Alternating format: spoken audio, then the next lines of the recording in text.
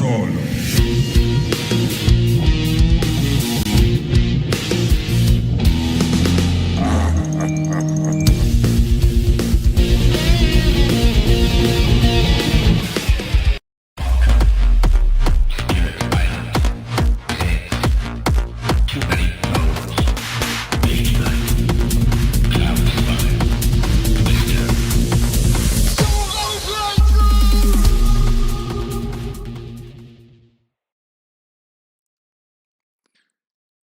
And hello, welcome to Solo Playthroughs. I'm frozen before the game even starts. So let me make sure I'm on here. This is not the way to start this. I'll tell you what. I mean, I could probably pull this game off without seeing what is happening on screen. It isn't just not the ideal experience. All right, so we're running live on YouTube, so that's a good thing. Let me catch up on some of the chat. I fixed this once in the middle of a stream, and not really sure how that works. Yeah, thank you. Let me get to some of the comments here. I really do appreciate that. So I want to pop this out. Will all this be here?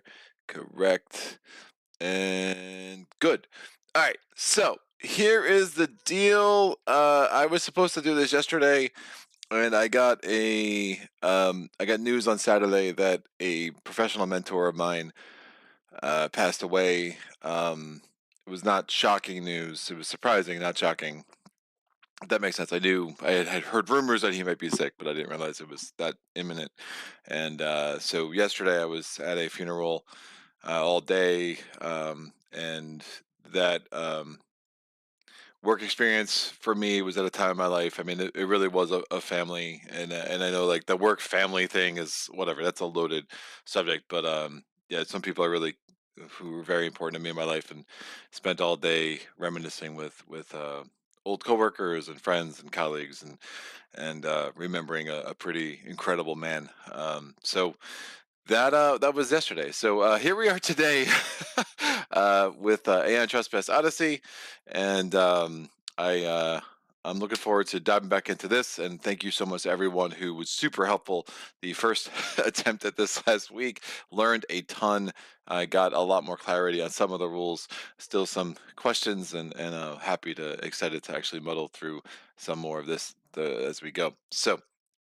Sad says, wow, dude, so sorry to hear. Condolences, and you can bet I will be around. Ophir says, hi. Guess there's some bad news. Sorry to hear that. No, thank you, sir.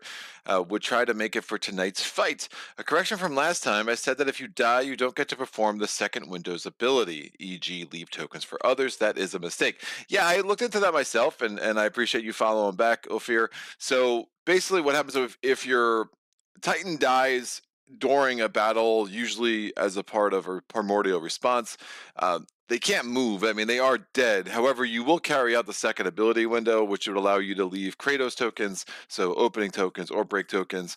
And I think thematically what's going on in there is like you attack the primordial, making him more vulnerable to the next attack, but in that attack you also died, right? So I think that does make some sense that you would be able to leave Kratos tokens in the second ability window.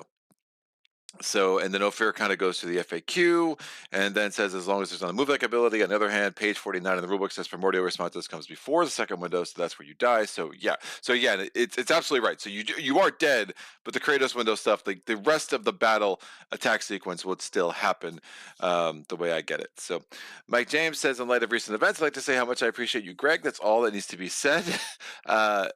Mike, I thought you might have been talking about my funeral I was at, but I think I actually know what else you're talking about. Yeah, I don't want to spend too much time talking about recent board game events. Something happened. It's unfortunately less surprising than it should have been. There is a fuzziness to the relationship between publishers and content creators. I should say now that this was a review copy sent to me from Into the Unknown. I think I've gotten enough review copies that I hope I've built a level of trust that if I really just don't love a game, you'll kind of hear why, or I'll like a base game but hate an expansion or whatever. So that said, this was a $300 game that I didn't have to pay for shipping for either. That was sent to me for free. Um, I'm human. where that factors into how I experience a game and how I appreciate a game, we could argue about that. I am very engaged in this game. I am very much aware of, some of the things that I think could have been a lot better, especially from a player friendliness standpoint. I went on that. I talked about that a lot last video. I'll probably bring it up again at some point as we play through today.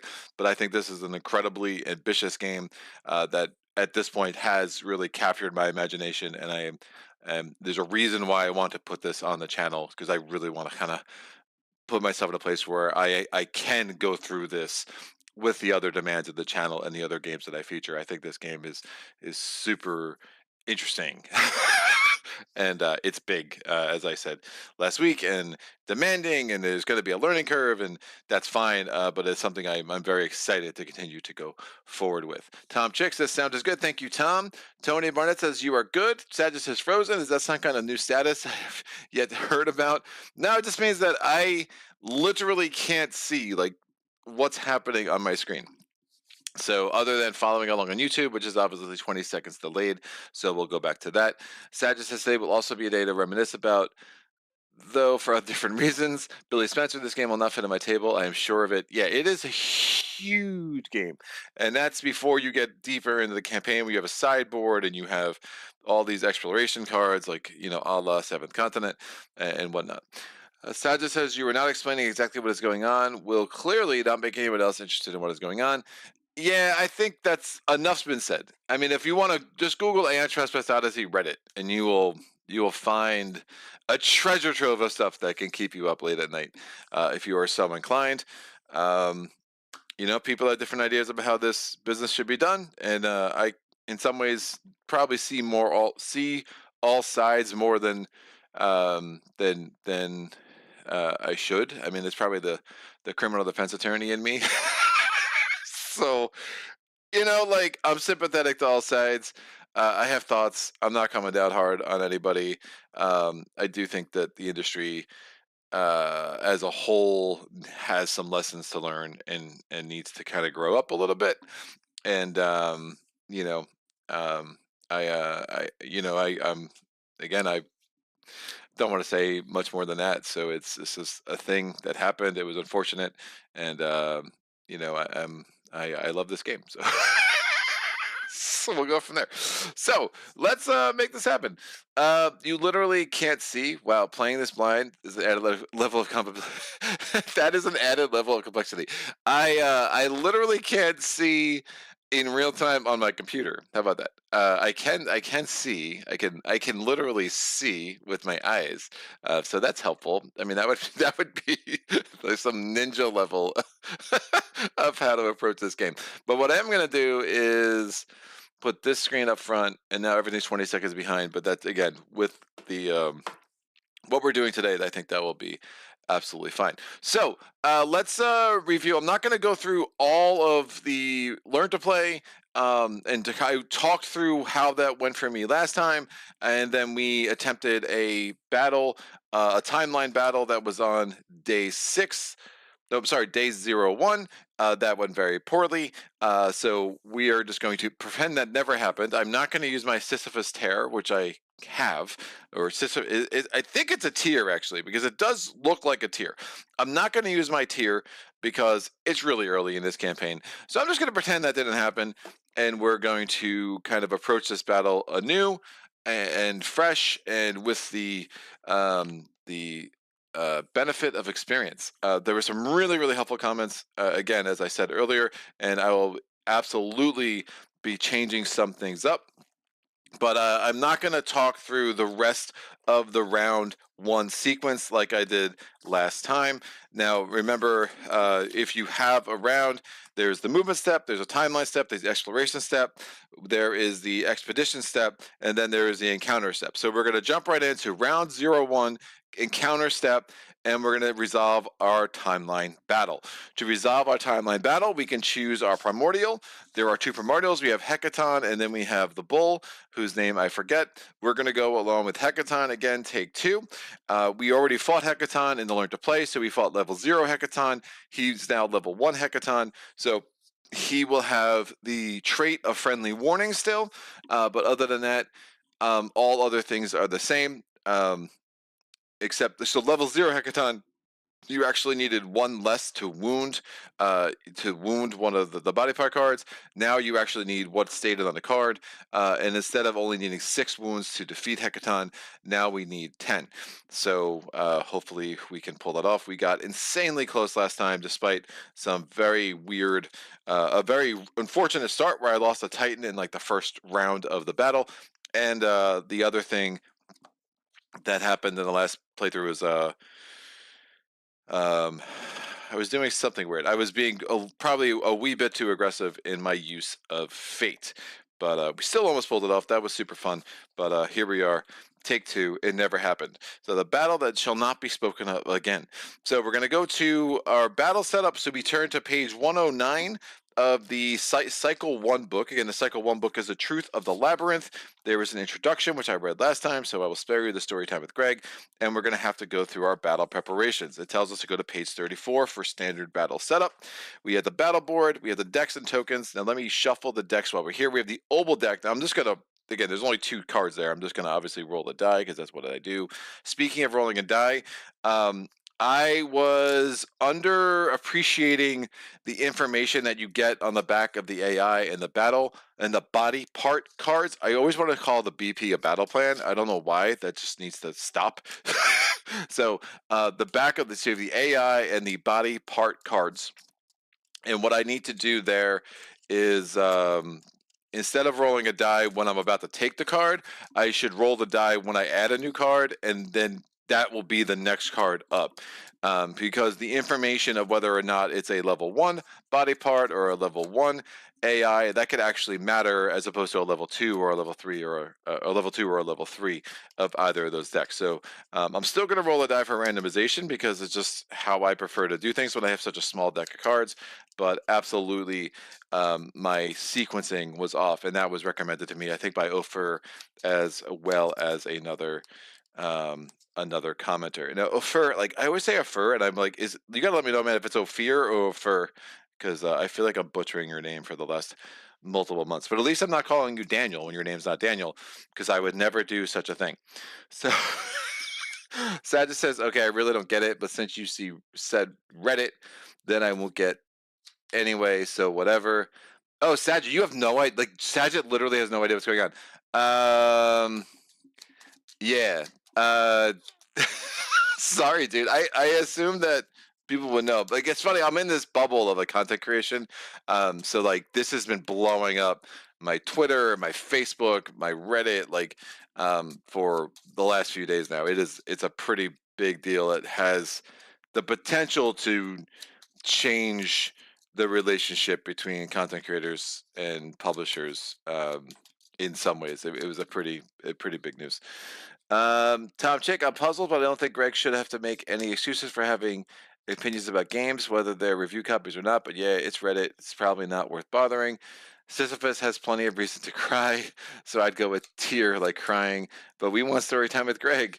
The Saddest says Tom Check. Indeed, there are many things why I can see people get mad at this company game campaign who have not played it and will never play it. Happy to let them talk and not care. Hey, Kanji, what's up, man? Greg, what's going on? How are you liking it so far? I'm very much liking it. I'm not like deep enough into it, be like, this is the best game ever. But like, I am very impressed with the scale, and I am kind of blown away with what they attempted here. Whether they pulled it off is another question, but I think when you see 9.3 on BGG, you're probably like, all right, I'm inclined to think they probably did. Not that those ratings are always amazing, but there's definitely like, oh, people just justifying how much they spent on this game or like whatever. I've seen all that. That says, I mean, this game, the biggest flaw of this game is how player friendly it is not. And as Sajid said last week, there are aspects of it that are player hostile with like the way the rules are organized. And I think that's absolutely true. The game really could have used a better player aid or 2 or 3, and the game very much could have used a better insert. So I think that's unfortunate. Like the way the information is gathered. I mean, there's information on the back of cards that really should be on the front, and so I think there's some serious like user face design choices that are among the worst I've seen. And I've seen some really bad ones. There's some really bad choices that were made here from the design of, again, just playability. But the design of the game itself, the rule structure, like I think it's really smart and it's really ambitious and it's I think there's reason to think that it's as you get more equipment and as you get better Titans, that I think it will get better and better and better. But we'll indeed see about that. All right, so these decks that I'm shuffling right now are the trauma decks. The bottom deck is the minor trauma deck. The middle deck is the major trauma deck. The top deck is the grave trauma deck. And if you ever take trauma that goes above 9, you have to pull an obel card. The obel cards have words on the other side. One of them says you win. One of them says you die. I'm sorry, one of them says you live, not you win. One of them says you live. The other one says you die. So getting above 9 trauma is super dangerous. And that's actually not even trauma, it's 9 danger. I have 2 danger on the Ocules because we picked up danger when he was the our leader in some other stuff along the way. So he's coming into this battle with 2 danger. You actually reset your Triskelions at the end of a battle, not at the beginning. I have everyone equipped the same, except I switched the equipment for both Heraclides and Raz. Raz now has the Siren Teeth and the Sail Spolas, and Raz now has the Kratos Kappas. And the reason I gave the Kratos Kappas to her, and this was also a comment, she has that equipment has the carving ability, so after she causes a wound, she rolls a dive, she rolls an 8 or higher, we get extra resources. Now I did get an extra resource on the last playthrough. I have since we're mulliganing that playthrough, or at least that combat, I have since gone ahead and erased that and taken that off. You know, again, that all resources are reflected on our little Argo sheet, which is over here. So since she has +1 in wisdom, we'll actually be able to get extra resources on a 7 or higher every time that she causes a wound. So that should have been something pretty obvious that I should have done. And somebody pointed it out to me in a comment. I was like, oh yeah, that makes sense. And then we have Olympia over here who has the Shipwrecker Shield. We have all of our Mimos cards. So I was saying Nemos last week. I was told that was wrong. It is the Mimos cards.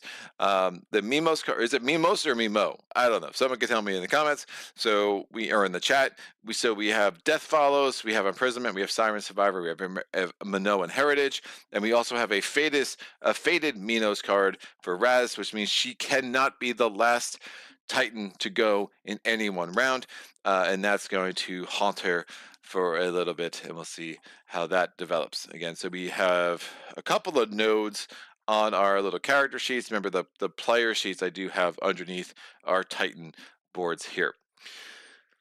Sadge says, oh good, oh god, don't tell me it was the duck channel again. Let me walk away swearing and just get it out of my system. It might have been the duck channel. Maybe. Kanji says, I'm hoping someone creates a fan-based one page for all the symbols and quick reference. Yeah, dude.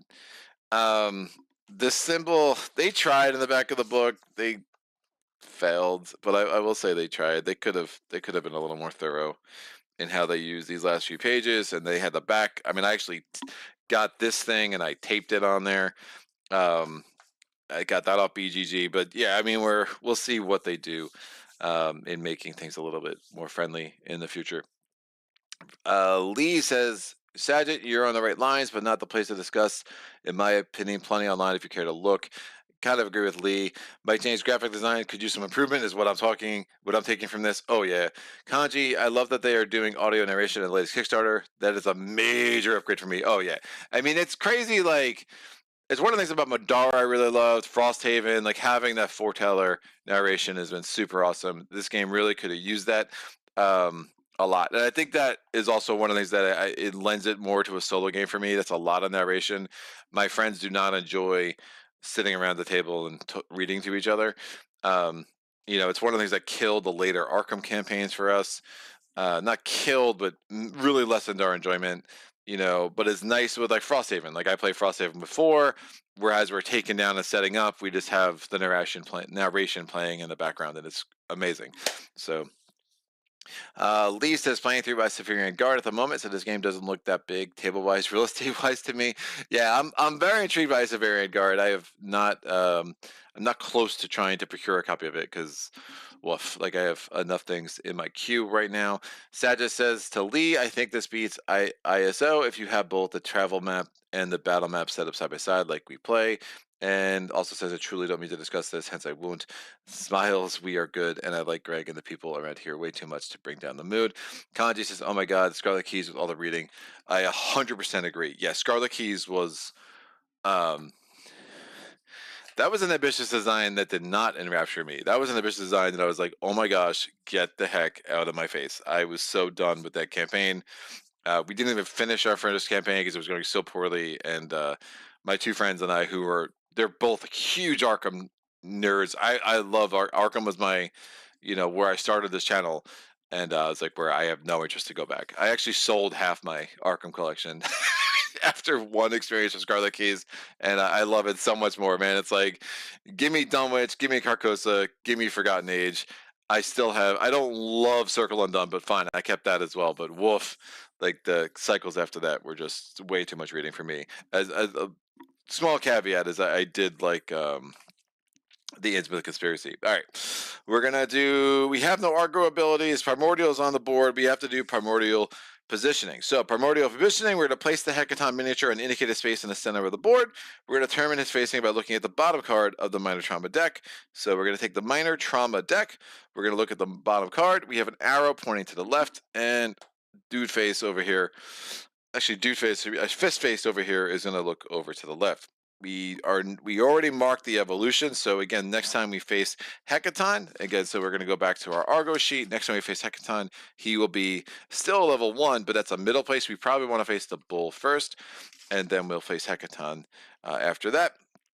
Additional setup, there are no additional setups, there are no traits, etc., etc. So we could put this over here to the side, although we might need it for the beginning pages, which talk to us about the labyrinths. Our labyrinth tiles, which there was a lot of confusion about that last game. Realized a large part of that was me failing to read the small print on the labyrinth card.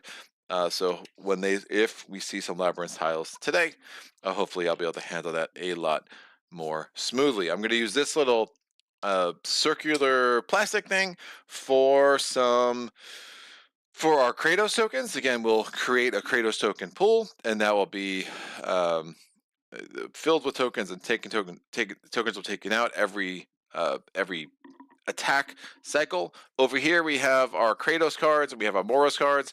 Got a little more clarity on these. Guess Kratos cards, I guess you pull when you're told to pull them. And then the Moros cards, you pull one of these. So there's only 8 of them. You pull one of these if your fate ever has to go above 9. Now you cannot voluntarily put your fate above 9. So if you get your fate to 9, not your fate, these get pulled every time your fate goes above 9. You cannot voluntarily make your rage go above 9. So I was conflating 2 things in my head, but that's fine. The rest of these cards over here, we have our generic single and double wound cards. We have some clue cards. Remember, I do have the old spinner because I did not take the Minoan guide. We have all of our Minos cards, our Mimos cards, our Fated Mimos cards, and then we have our terrain cards for the terrain that is in play right now. So the terrain one of the pieces of terrain that probably will be in play that is not, we have they're labyrinths. There's 4 different kinds of labyrinths. They come in different shapes. They are indestructible. The red lines of these tiles should be treated as obstacles and obscuring. Now, if Greg knew how to read, I would have read that last time, and it would have saved a lot of mistakes and trouble. You may freely move through spaces not separated by red lines. Connected labyrinth tiles are considered a single terrain tile. See detailed rules in the Cycle 1 storybook. We have our city tiles. Now, city tiles are here and here. They are 3x3. These are obscuring and inhabited. They are reinforced destructible. When the Primordial moves onto this tile, or a Titan is involuntarily moved onto this tile, flip this tile and the terrain card. If a Titan is on that tile, they have cover, so their evade rolls get +1 to all dice that are rolled. If we are allied or at war, there's certain other effects. We are not allied or at war with the Minoans. Again, this is where our Argo is. I just have this on top of our little story card over here and progress card. So we're in a Minoan card.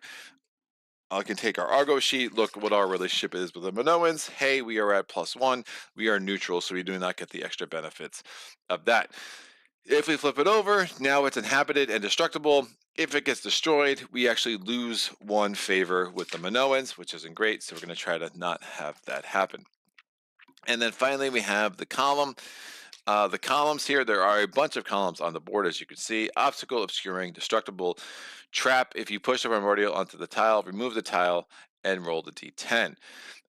So that's if we're pushing the Primordial, which indeed we have not actually pulled off yet. So we'll see how that goes. At the beginning of the battle, Primordial does take the first turn. So I'm going to, it actually doesn't matter for the very first turn, so I'm just going to go ahead and do this now. So the Primordial is going to roll the die. He rolls a 2. This will be his first action. And then all the body parts in here are all 1s. So again, there's no reason to get too crazy about this.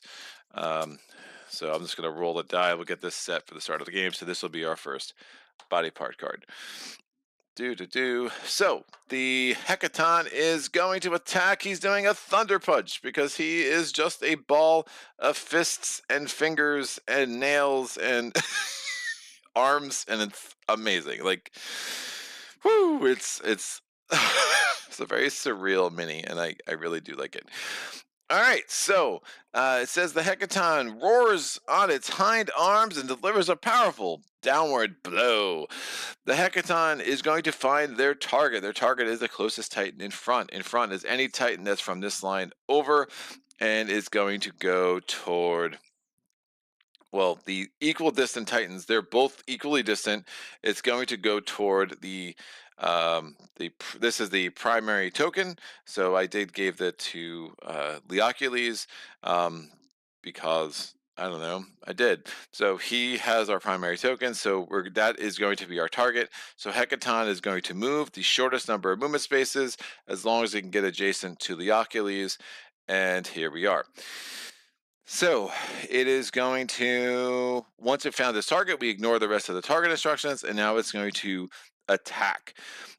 Now, the attack is well, my fate is not a 3, so we don't have to worry about the pushback 3. That does not happen. Each hit is going to deal 1 danger. Now, we don't ever roll for the hit for the Primordials. It's one of the things I really like about this game. I'm not sure if Kingdom Death Monster does the same thing. All we're rolling for is our ability to evade. So we know we have a punch coming into us that's going to require us to roll 3 evade dice. Every time we roll the die, you always have to roll 1 crit die. The crit dice are the white dice. Generally speaking, they only trigger effects based on your equipment. If something says that it actually is triggered by a crit roll, what is on the crit die? If you roll a 1, that's considered the crit fail. If you roll the symbol, that is considered a crit success. That matters more when you're attacking than when you are trying to evade. So we're rolling 3 dice. We have to roll a 9+ to have a successful evade. So if I don't roll any 9s, I'm going to take 3 danger because it's going to be, again, 1 per hit. Looking at over here, I do have some armor that will help try to reduce the amount of hits I get, but I don't think it's going to matter that much. So I'm going to roll these 3 dice. I rolled nary a 9. So I could take fate to re-roll this roll. That doesn't make much sense to me. So at this point, I'm taking 3 hits, and that's going to mean I'm taking 3 danger. I'm already at 2, so this isn't great, but it is what it is. I have armor, and the armor allows me to roll 1 red die. If I roll the little triangle, I can reduce the amount of danger by 1 for each of those I roll. I also could do a reinforcement where I could take a fate to roll 2 of these dice. I just don't know how long the Oculus is going to live around here. But I won't take that fate. So I'm just going to roll 1 of these. I did not roll a shield, so I took a full 3 danger. So this gets me up to 5. Now, since I took danger from an attack, and that's the important part there, since I took danger from an attack, I go to my trauma table. 4 through 6 means I have to pull a major trauma card. So I did just shuffle these. So what's going on? We have a predict moves. Now, the major trauma card I pulled last time had me put a labyrinth tile out first, and it just became an utter crap show. And then this dude came and basically smushed me on the face. Now, one thing I should say, like, they don't have any basis to distinguish colors and stuff, so you're really only knowing like who is who based on the artwork. So I should point out this is the Oculus. You can tell based on that, like the crossbow coming out from that Titan. I mean, as a crossbow, I still do not have the ability to do ranged attacks. This is going to be Raz's. It's like the club down here. This spear is going to be Heraclides' Titan, and this sword and shield is going to be Olympia's Titan. All these Titans are the same. They are all Dreamwalkers, so they're of the same class. And you don't have, there isn't like a permanent link between Argonaut and Titan, so you can choose who gets who every turn. I just kind of randomly threw these out. The linking between Titan and Argonaut, though, again, you use the same Triskelion and stuff like that. But other than that, there's some. Oh, he's gonna knock me down too. What a jerk. But yeah, other than that, like uh, the linking is a little bit weak in a sense, and I don't mean weak in like a negative sense. It's just like you have Titan, you have Argonaut. The Argonaut is controlling the Titan, but they are not one and the same in any holistic sense. All right, predict moves. Look at the top card of the body part or AI deck. You may put it back on top of the corresponding deck or onto the corresponding discard pile. All right, so the major trauma cards are pretty helpful. So I'm going to go ahead and I'll look at the top body part card. That needs a 4. Woof. That's too much. The 4s are hard, man. And if you do a crit hit, gain an ancient shell, and you perform a bonus attack, but I don't know if I have a 4 in me. So I'm going to actually throw this in the body part discard pile, and that's going to be off the screen to the top a little bit. And this major trauma card, I will just have a discard pile over here. I'll put the oval cards up there for now. Most excellent. So this is the AI card. Do I have a discard pile there? We'll see. I'm worried I'm going to put too much on the board, and then all of a sudden the battle's going to move into that far reaches, and that's going to be a big problem. But we'll make it work. So yeah, I'm actually going to put this over here, and we'll get a new card for the top of this. I rolled a 1. That will be the next body part card. And for the AI deck, I'm going to roll a 5. So that will be the next AI card. Most excellent. So now we go to, and then we have to carry out the rest of that card. So knockdown, he gets knocked down. I'm not going to say I get knocked down 100 times again, although it does want to just emerge from me. So the knockdown card, here we go. Falling, you are knocked down. Place your miniature on the side as a reminder. You cannot move voluntarily, attack, or use actions or abilities unless stated otherwise. If this card is discarded by another effect, stand up, see the other side of the card. At the end of your turn, flip this card. So that means the Oculus is pretty much going to not be able to attack next turn, and that's not great. So we will only have 3 Titan turns this round. And Olympia has an ability to move 6. 1, 2, 3, 4, 5, 6. That's super helpful. So we're gonna do that. What I don't want to do is attack with Raz, and then Hekaton might actually do a pushback and move away from these guys. So I want to make sure that all 3 can attack. So, or at least try to make that happen. So I'm going to take Olympia. I'm going to exhaust this. So we just turn that on its side. So she gets +1 movement, and she's going to move 6, because the base movement of the Titans is just a 5 that's shown on the Titan card. Again, there's a lot of components here, so I am covering this information. I do apologize for that. So she's going 1, 2, 3, 4, 5, 6.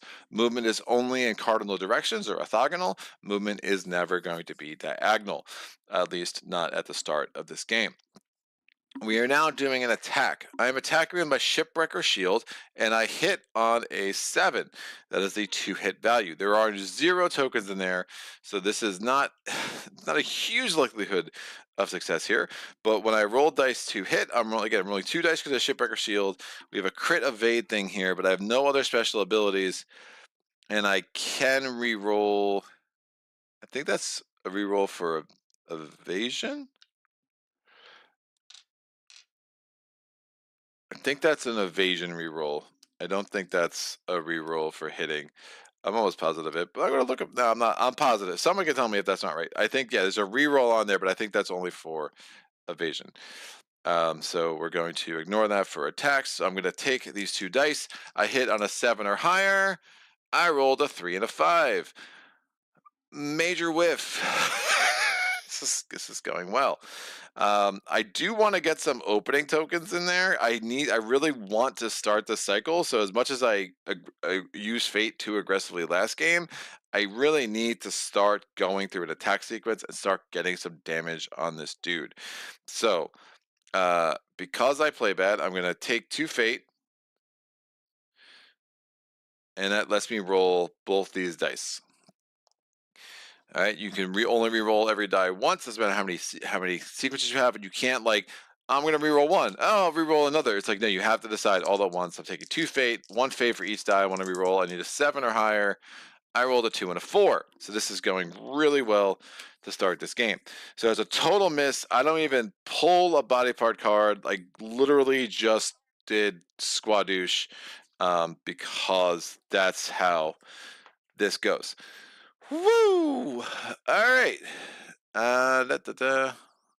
What's going on? Sad says, so second try. I still think 2 Titan deaths are more or less guaranteed, but let's see if we can win this.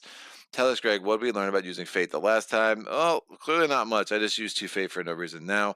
Kanji, Greg, you're doing amazing as usual. Way better than I for sure. This is fantastic. Tom Chick, by the way, the Hekaton Mini is like the final boss monster in Evil Dead Rise. That could be a spoiler. Nice.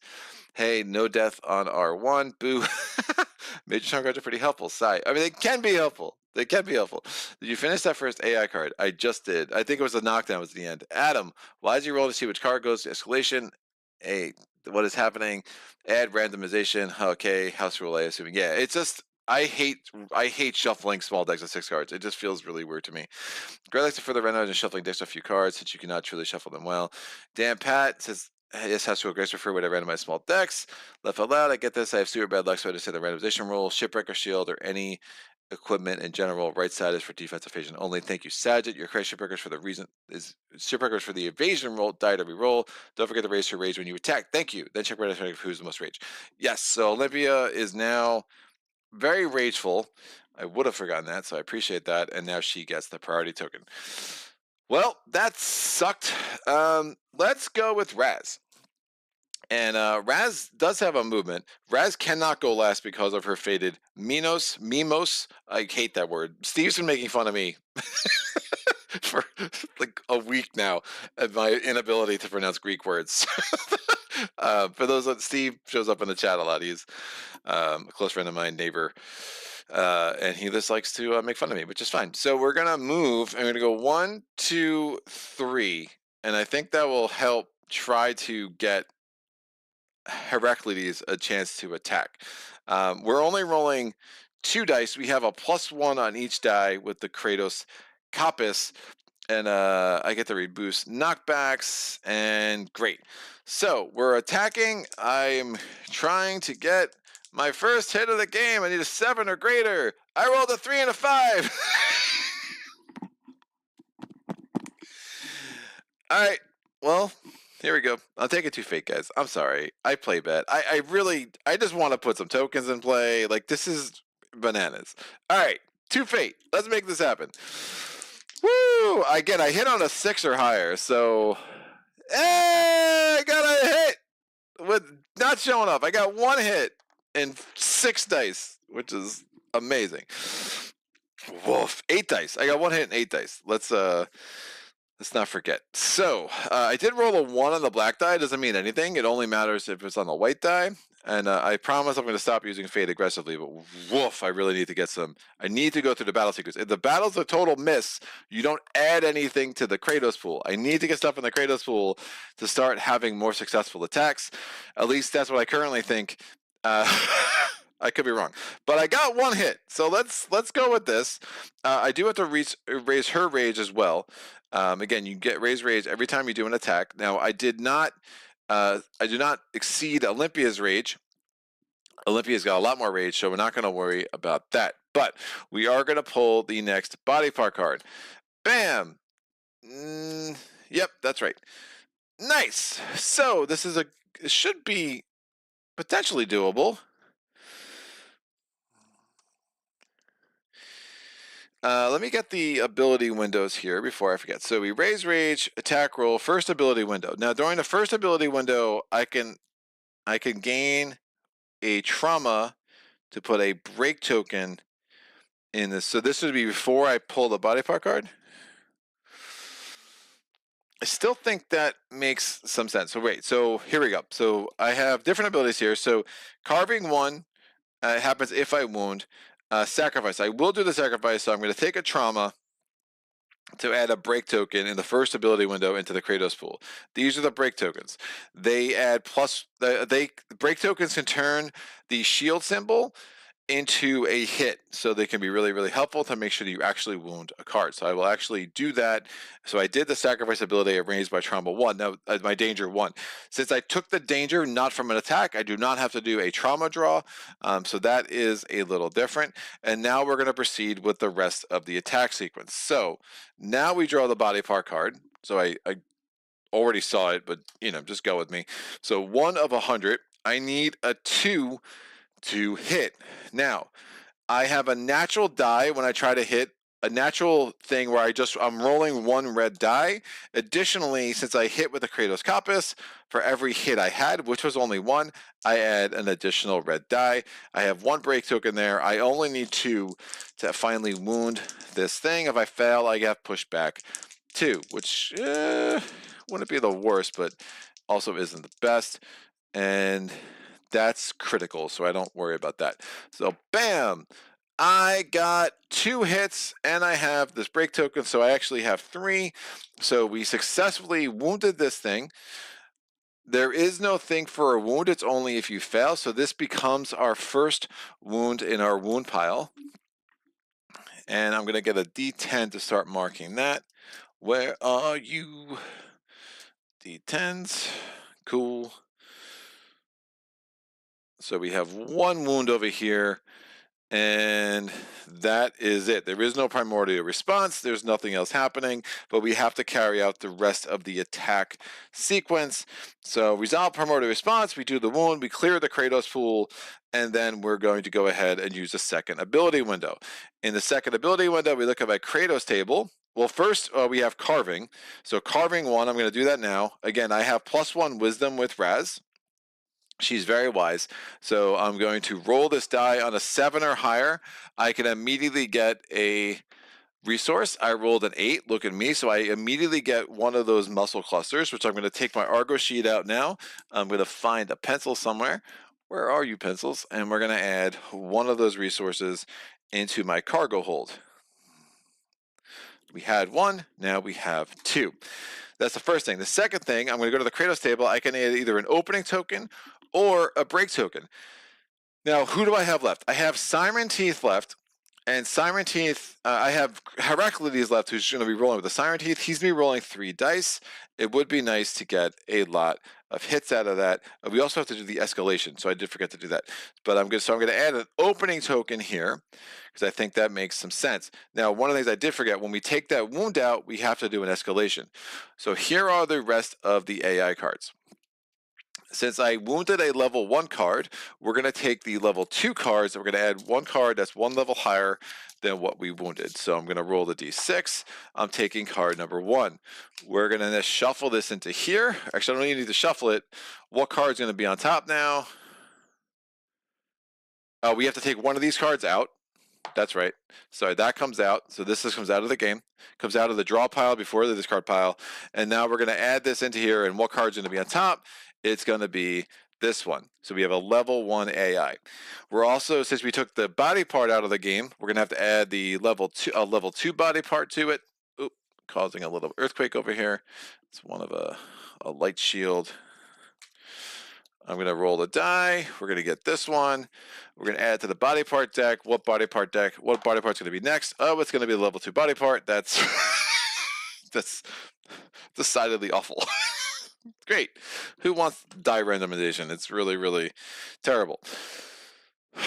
wait, so since I know that it's going to be a level 2 body part, maybe I want to add a break token instead. You do the escalation before you do the second ability window. So again, sorry, I forgot about that. So hopefully we get a bunch of hits, and then hopefully this break token will prove useful. We're going to go to Heraclides this turn. The problem is 1, 2, 3, 4, 5, 6. Heraclides cannot get there to attack, so he can just move 5. And we're going to want to leave him on a different plane because, again, if this thing starts moving or knocking back, it could be really, really gross. He'll move 1, 2, 3. We'll just kind of get him like nearby, so hopefully he can get an attack done next turn. Again, I just don't want them on the same plane as any others. That should be fine. Now, since I did not do the attack sequence, I keep all the tokens in the Kratos pool. Leocles on their turn, at the end of their next turn, they're just going to flip this over. Remember, they got knocked down on Hekaton's turn, not on their own turn. So now next round, they'll be able to stand up as the first thing that they do. Let me check out the chat. All right. Tony Barnes, great start to this episode of Greg Will's Bad. Addis, you're welcome. You're doing great. The battles are designed to be swingy. The more rage you get, the more stronger you get from the Kratos table based on rage. So important to remember to raise it. So dice rolls, Hell, Darkness, my old friend. Sagittarius says bananas. Adam, tip the primordial target who is closest. Position yourself accordingly. Also, you can activate Titan turns in any order. Doing so to shift the prio target to lower danger Titans is a must. First escalation, woof. Woo, I predict about 7 escalations this game. You do the math how that works out. Yup, we're getting there. All right, Hekaton's next turn. So we're going to take the AI card off the top because I already randomized what was going to be next. Bam, I'll do that. Oh, if there's escalations, well, just in case there's not, I'm going to roll a die. Currently, this one's on top. So 1-2 punch. He's going to do the closest Titan in front. No! Don't attack somebody. Attack priority, dude. Gross. So, Leocles again poured on. Leocles died last time, and it died this time. Oh, man. End signature. All of this is super gross. So this is where the knockdown thing, if you move voluntarily, attack, or use an action or ability, stand up. It's already your turn. Stand up. I mean, I'm assuming that ability includes like the panoply armor, right? So I think I have, since I'm standing up, I think I have access to everything if I'm reading this right. But this could be super bad. Each hit's going to deal 1 danger. But if I can reduce this to 0, that would be amazing because I am worried about these trauma rolls. Or maybe I can get a chain break, and that would be even more amazing. So I'm rolling 2 dice because that is the evasion amount I need to roll. I would like to roll 2 9s. I rolled 2 2s, so it's like 2 9s. It's just not great. My fate is a 0, so I don't have to deal with that. Just rolling, the chance of rolling a 9 is like so stupid small right now. Woof. So each hit deals 1 danger. I do have the shell. I'm going to take 1 fate to reinforce my Siren Panoply armor. And hopefully I can negate both of the danger that is coming my way. So I'm going to roll 2 red dice. I have 1 red die naturally, and then I took a fate for reinforce 1. Block them. Nope, I block 1, but not the other. That means I take 1 danger. And since I did an ability, I think I stand up. Because I was standing up, so I had access to the ability, so I think this goes away. Someone can tell me if that's wrong. And now I took a danger from an attack. I have to do another major. Again, looking at the trauma table, 4 to 6. Bam. Flood of memories. Your past comes rushing. Gain +1 Mimos node for a chosen Mimos, then unexhaust that Mimos. Okay. So we only have 1 Mimos, so I guess we're going to add a thing to that. Where's my handy dandy pencil? So Death Follows gets the first Mimos. If I got to the third Mimos, I would unlock the second ability on there. I'd also, there's like a code I write in that's in very, very small print, which I still don't fully understand. But that's that. All right, so I took one danger there. So we're still alive, but here's the problem. Now it says move. So we moved an attack. We did that thing. And after attack, perform the signature. Whoa, what indeed is the signature? Well, over here we have the Hekaton card. On the left side, we have the routine. On the back of this is the Mestis routine, which we're not going to worry about. But on the right side over here, we have the SWAT. That is the signature attack of the Hekaton. So it behaves very similar to this. Again, the signature is the last part of this, so this can go away. The SWAT says target closest Titan in front. Yep, that's me. And it's going to attack with the same thing and then give me knockback 5. However, friendly warning, the knockback is going to be reduced down to a 3. So I roll 2 dice. I roll 1 crit die, 1 black die. I can evade this on a 9+. I rolled, I'm rolling really bad, kids. Woof. So that gives me 2 danger. I'm going to take a fate to do this armor roll. And hopefully I can negate some of this. I negate none of it.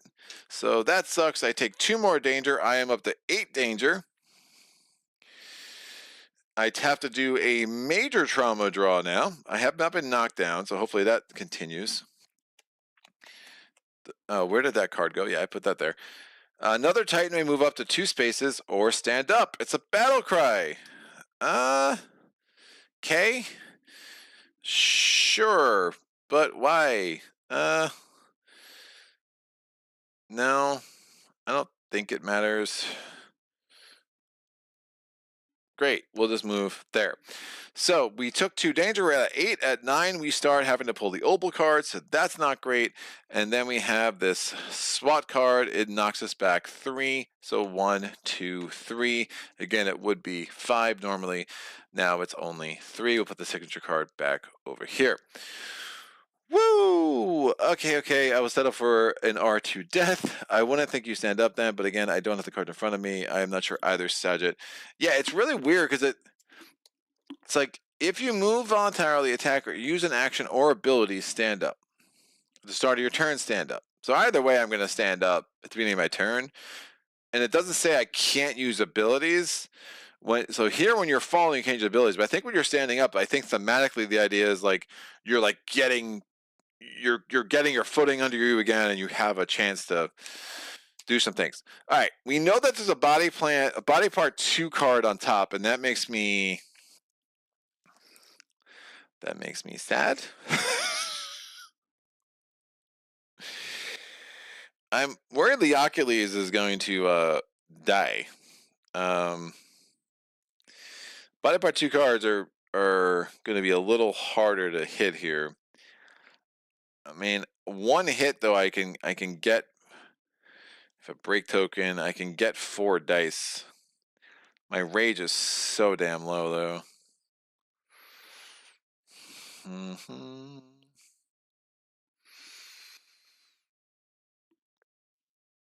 I also have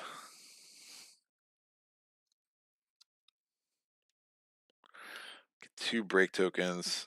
Why not? I think Leocules is going to go out in a blaze of glory. Hopefully he can get something good done in the interim. So he is 3 away. He has the danger to do this. So he's going to, yeah, I don't want him to move anywhere. That's fine. So I'm going to take a fate because my danger is over 2, obviously. My fate goes up to a 3. And I'm going to move with +1 movement. I'm moving just the 3. As long as I was at least 3 away, I could do this. And I'm doing a rush attack. I had to use the shortest path possible. I obviously did. And again, I was 3 away because I got knocked back 3. All super exciting stuff. My attack, I'm attacking with the boat mace. That means I roll 1 die. When I only roll 1 die, it has to be the crit die. And I will hit on a 7. However, the boat mace gives me +2 to my die roll, so I essentially hit on a 5. And I rolled a 1, which is a crit miss, which might trigger other things. But I'm going to take a fate to try to make that 5. to check one more time to get a 5. I rolled a 6. Look at me. I hit. So the crit miss would still apply. So if there's anything that says crit miss, you have to still do it. In addition to the fact that I got a hit on the 6. Now, I would like to roll a 10 one of these days, but you know, that might be a little bit too much to ask. Now, additionally, remember, I do increase my rage by 1. So we have 3 Titans that I have a rage of 1, and Heraclides is just like, you know, hanging out and having a good old time. So first ability window, I have auto break 1, so that would actually happen in the first ability window, which means I do add another break token to the Kratos pool. And that's super cool. And now we draw our body part card. It is the level 2 card. I need 6 to hit. That's probably not looking good. I will roll a die for this while I have the chance. It's a 1. This one is now on top. Great. I need 6 to hit. I don't think that's going to happen, but we're going to try anyway. So in my try to hit, I have 1 red die naturally because of my Titans sheet. Again, all these Titans have 1 red die at the top. Every hit I have gives me 2 more red dice, and I can exhaust this card, so it's basically no longer usable. So it has a discard symbol, but you don't discard, like you just basically say, all right, we've already done that. So I've used my Minmos ability to get me another red die. So now I have 4 red dice, I have 2 break tokens, and I need a 6. So you're saying there's a chance? Not really, but why not? Let's see what happens. So no rerolls here, just at the mercy of the dice. I rolled a 1, 2, 3, 4, 5, 6 because I have a break token to turn that into a hit. Success. All right. There is no penalty for wounding. So there's also a penalty if I fail, which would have been super bad. Wolf, because I would have gained danger, which would have made me draw a noble card. No, I think you draw a noble card if you're over 9. Yeah, so we're good there. And then this is going to go into here as our second wound card. Most excellent. Thank you, Leocules. You're going to die soon, but I appreciate your contribution to the team. We're going to get a escalation now. So since that was a level 2 card,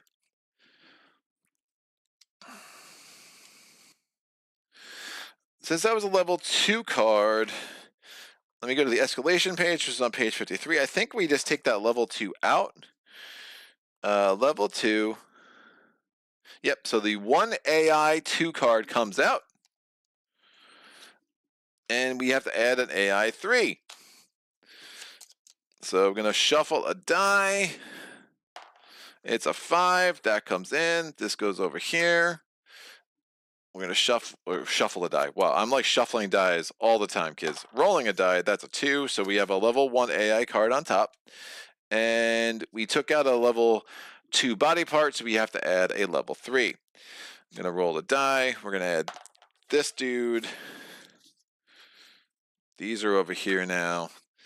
And then I'm going to roll a die to see which body part's on top. Please stop rolling a 5. A 6 is not helpful.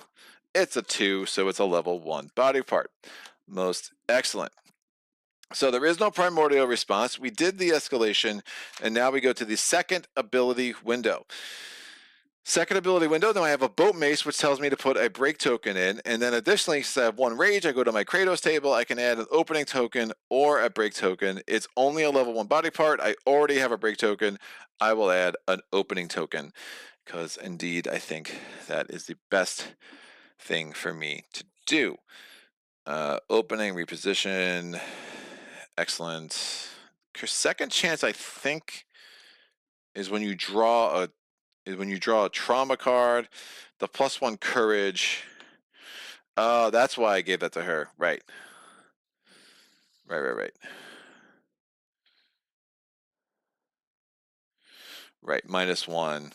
Right. So I originally given the Siren Teeth, the Raz to offset the Fata's Nemo, which took away her Minmos, who took away her +1 courage stat, because she starts with +1 courage on her actual card there. But yeah, it makes a lot more sense to give her the Kratos Koptos because she has the wisdom, and we'll give the Siren Teeth we'll give the Sail Spalas to Heraclides, who now has the courage. I mean, I guess I could have given, I don't know, I could have done a lot of things with the equipment. So that's like the next level of this game where I'm still kind of confused. I'm a little bit confused, but a little good luck there, but that's fine. I rolled like crap before then, so I'll take it. And we're good. Except for the 8th danger and the 4 fate. Leocules, you're struggling. All right, let's make this happen now. We're gonna go. Raz can't go last, right? So we could go with her next. I kind of like that. We have an opening and a break token. It's only a level 2 card, right? She's got the 1 red, another red. She doesn't add opening tokens though, so maybe it makes sense to do Heraclides. If we do Heraclides next, it's a reroll a power die, which could be super helpful. Well, she'll be rerolling a power die.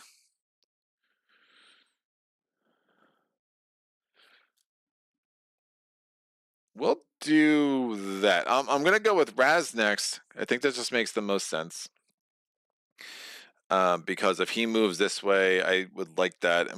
I feel like my tokens might be a little off. Pursuer battle. The bull. All right. So I'm trying to think of like, if I don't want to attack with Heraclides and then Fisty Face moves and like jumps over both of them, Raz is kind of like on her own plane right there. So I think it just makes sense to go with Raz. So Raz, again, you do a move action and an attack action. You can do them in any order. We're going to do the attack action first. I'm going to attack with my Kratos Kappas. So that's going to mean 2 D10s. And we have 1 opening token, so basically every die I roll is going to be enhanced by 1. Plus we have a +1 naturally on the Kratos Kopis, I don't know, something like that, Greek. It's all Greek to me, as I said in my title of my last video. So it's actually going to be a +2 on both of my dice. Can I please roll well? Oh, look at that. We got a crit and a 9, baby. That's 2 hits. That's exciting. So we're going to resolve any first window abilities. I have no first window abilities, and that would be a crit hit. So this could be super exciting. I do raise my rage to 2. And that does mean that I am now the priority. Yeah, rage. So we're pulling the body part card. Bam. Only 2 to hit. Gotta like that. I'm going to put another card on top. I rolled a 6. There's only 4 cards here. I rolled a 1. This will go there. Now, we have to attack the little runt. We have a natural red die, and each hit gives me another red die. Most excellent. And since I rolled the crit on my hit attempt, we would get the critical effect here, which can be super freaking awesome. So I'm rolling 3 red dice, 1 for each hit and 1 for the fact that I have a natural 1 there. And boom, I rolled at least 2. That's all I need. Now, since I did a critical hit, we read the second half of this. You destroyed a weak support arm riddled with siren shell slivers. The monster is left wide open. During the second ability window, place 2 additional opening or break tokens in the Kratos pool. Big fan of that. Let's do the escalation. And again, this is a crit hit, which gives us a nice little benefit. So we have 3 wounds over here. We're going to add a level 2 AI card to here. One of these level 1 cards has to come out, so let me go ahead and do that. This one is out the game. Adding a level 2 card to replace it. Again, between the discard and the AI deck, you'll always have 6 cards that you're working with. This comes over here, and the body parts, you'll always have 6 body part cards in play, because the other ones that they're between the body part card and the discard pile, and then you have your wound pile over there, which is kind of a separate thing. The next one on the AI deck is going to be, I keep rolling 6s, that's too many 6s, is a 4, so we will have a level 2 AI card, so it's going to be a pretty nasty attack coming up. Most excellent. Yeah, I'm a little worried about going here, and then we're just going to have some serious pushback stuff going on. I could, well, I have to go with Raz next, right? I can't go with Heraclides because I have this faded Mino. So it doesn't matter what I would like to do.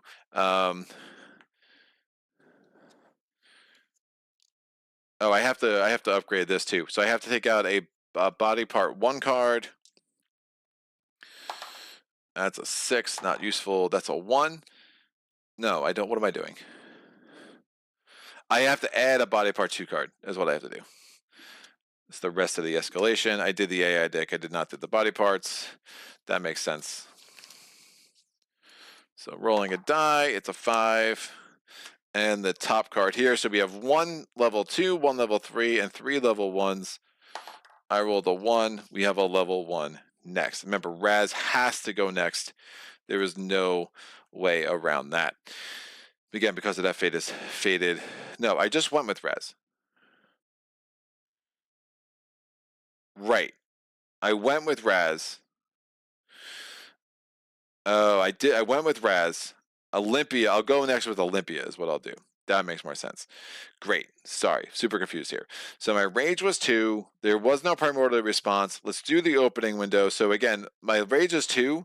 On the Kratos table, I could have re-rolled the power die. Obviously didn't need to. We're going to clear the Kratos pool. And then I can add 2 opening or 2 break. And then I can add an additional break or an opening. So I think I would like it's a level 1. I think I would like a rolling 2 dice. I think I would like 2 break or 2 opening and a break. Oof. It's not the easiest decision. I'll add 2 break and an opening into the Kratos pool for the next person. Great. So we attacked with Raz over here. I think in my head I was attacking over here, but no, I wanted to attack with Raz next because I can't attack with her last. And even if he had turned around as a pushback, Olympia and Heraclides would probably still have been in range to make some things happen. All right, so the Heraclides just went, Raz went, and now we're going to go forward with Olympia. We're going to keep Heraclides kind of chilling back here. Olympia does not, oh, we still have a movement with Raz. That's super interesting. Raz, you want to move? Maybe. I mean, I kind of want to not have the Hercules die. You can't go through your other dudes. If he's going to attack who's in front, we're just screwed.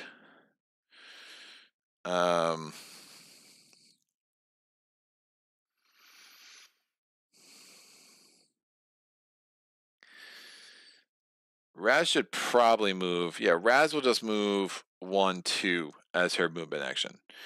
And that will kind of clear the way, let Heraclides come in there or whatever. That's fine. So Raz is just right in the center. So we now go to Olympia. Olympia is doing her attack action first. Yeah, this should have been over here, right? Because she raised her rage to 2. That makes sense. So Olympia is going to raise her rage to 2. She does not get the priority token. I don't know why I moved that over there. Pay no attention to me. And we're going forward with the attack. We're attacking with a Shipwrecker Shield. We're rolling a white and a black. Let's make the magic happen. That's a 9 and a 7, people. So the opening token makes it an 8 and a 9. Again, it's only a 7 to a hit. So I absolutely have smashed this dude again, except this time I did not roll a critical. We're going to take the body part. Again, it's another level 1. We need a 4 to hit. If we fail, some bad things happen, including a knockdown. And we have 2 break tokens in here. We had 2 hits. Our Shipwrecker Shield gives us 1 red die for each hit. Our rage is now 2, so we will have a reroll. And we do have 2 break tokens in there. And then again, we get another red die because that's what we get with the Dreamwalkers. So we're rolling these 3 dice. Again, we're attacking with Olympia right over there. And that is indeed another 4, because I have the 2 break tokens. I have 3 abilities to turn those into hits, and we get the 3 hits automatically. So another hit, no effect for a wound, only effect for a fail. It was not a critical hit, so we don't have to worry about that. And we got the 4, so this comes over here. That's up to 4 wounds. We're now going to do the escalation again. We have to take out a level 1 AI card. There are only 2 of them left in here. So one of these 2 is coming out. I rolled a 4. We're taking out this one. We're adding a level 2 AI card. I have 4 left over here. I rolled a 2. We'll take these 4 cards. We'll figure out which one is next. I rolled a die. It's a 1. It's going to be a level 3 attack. Woof. We take out a level 1 body part card. There's only 2 left in the deck. I rolled a 5. Take out this. Nope. What am I doing? I don't take anything out there. I'm adding a level 2 body part card. That's a 5. There's only 4 left in the deck. That's a 4. So this one comes in. And then we're going to see which of these 5 body parts is on top. That's a 6. There's only 5 here. So it's a 4. It's a level 2. Alrighty then. Now we carry out the rest of Olympia's attack. Again, there's no primordial response. We have the ability to add 1. Well, we clear the Kratos pool. And we can add an opening token or a break token. I will add, it's a level 2. I'll add a break token, again, using our Kratos table. Whoo! Let's see what's going on. All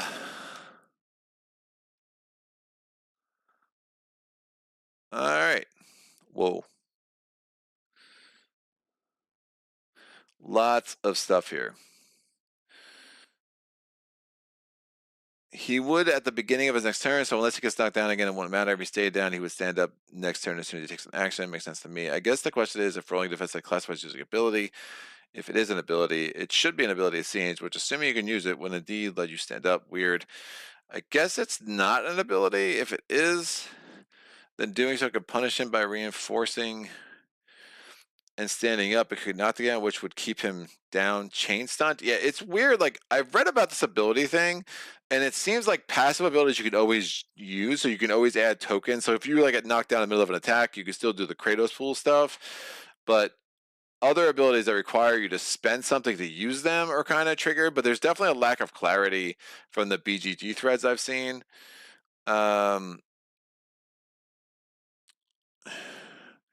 printed die in the armor is not an ability, it's a defensive characteristic, but activating reinforced with the extra die is cool. But it can also help in case there are multi-attacks and would negate being knocked down given the given turn. Jesus, what a hit. Also, is just me or is the camera focus really off? I cannot see anything from the dice. Ooh, it's a little quality. 1080 looks about right. I thought last time it was clear. Maybe I wasn't there for the last one. Let me. Yeah, I'm having a hard time. Let me. Man, I'm a freaking delay. Let me put a couple of dice in here. I can try to tweak that, Sag.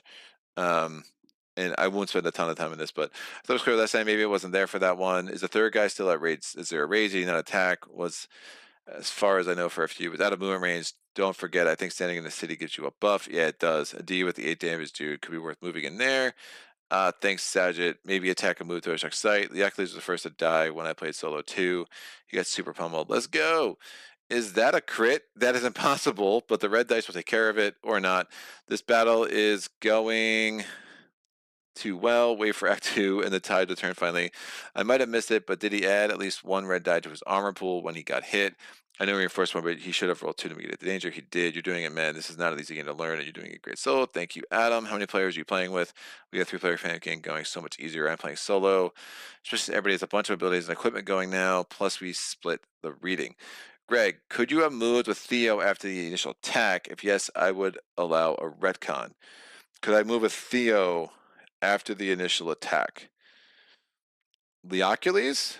Leo? No. Because I did the move, I did the complicated move, I did the rush. So he's stuck there for sure. I showed 3 other friends a few weeks ago how to play. They liked it, but said they need to try one more game to give a real opinion on the initial rush. Through the tutorial, left them with uncertainty. Yes, Edge, I'm looking at the camera now. I don't think I can get that clearer. I'm so far away from the screen, dude. Like, I'll mess with it before next thing to see if I can is anything I can do off camera.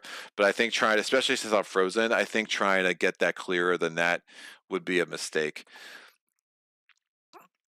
Just need a few more loops to better understand the whole thing. Totally reasonable. So yeah, I am hoping they join me for the long haul. Sagitt, we were used to long campaigns, Hidden Grail, Isis, Vanguard, Etherfield, Sleeping God, Seventh Continent. We have played some of them to basically 100%. I have 2, but all solo, so trying to rope them in this one. It is so good. Greg's doing a good job.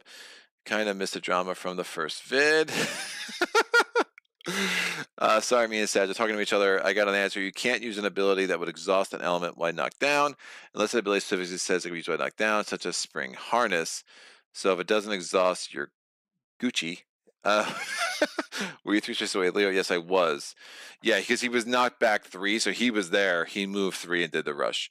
This is more with the red dice visibility. The D10s are completely okay. Yeah, okay. I'll look into it for next video.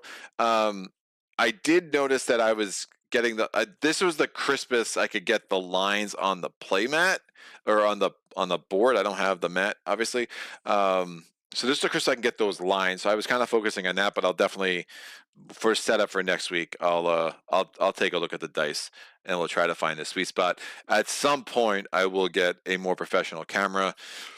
I am streaming on a 4K camera, a 4K webcam, which effectively becomes a de facto 1080p when I'm actually in the middle of a stream, just the way the electronics works, which I only partially understand, admittedly. So, but yeah, I'll see if I can tweak some settings and what I can do. It's like I just know the further I go out, the more like you're just again we had the fish eyeing in the corners. Like I do have some equipment limitations for sure.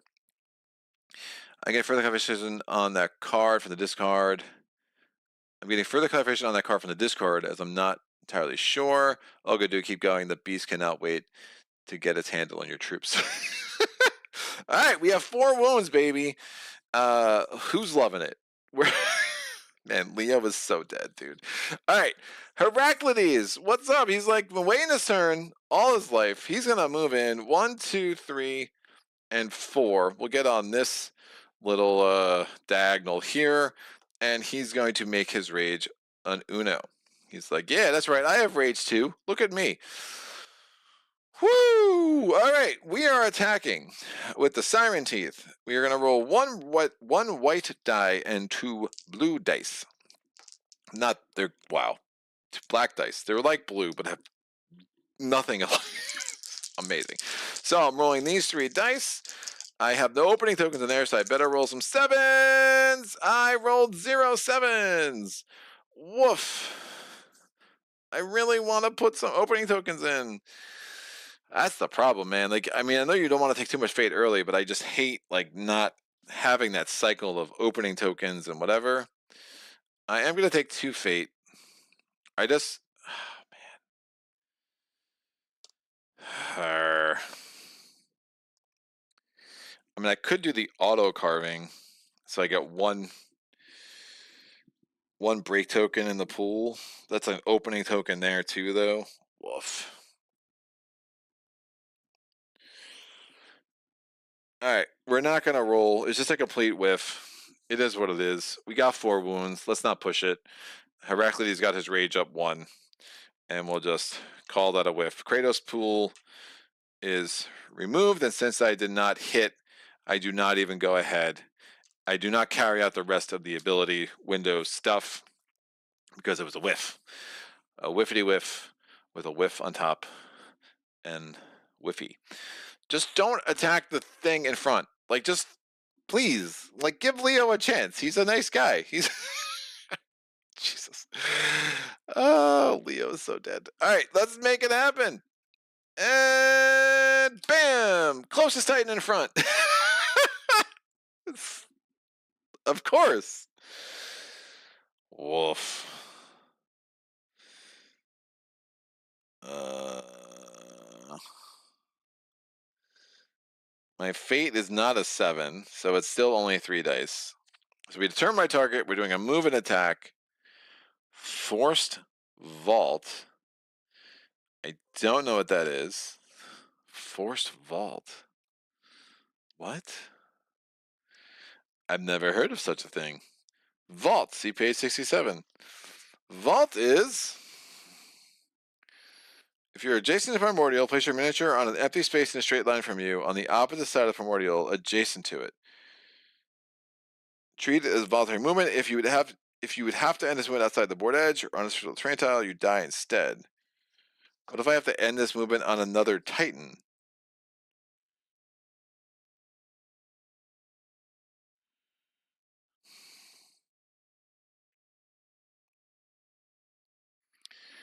I mean, what if I'm ending another Titan? It seems like a pretty obvious question. Woof. All right. Well, let me see if I even live.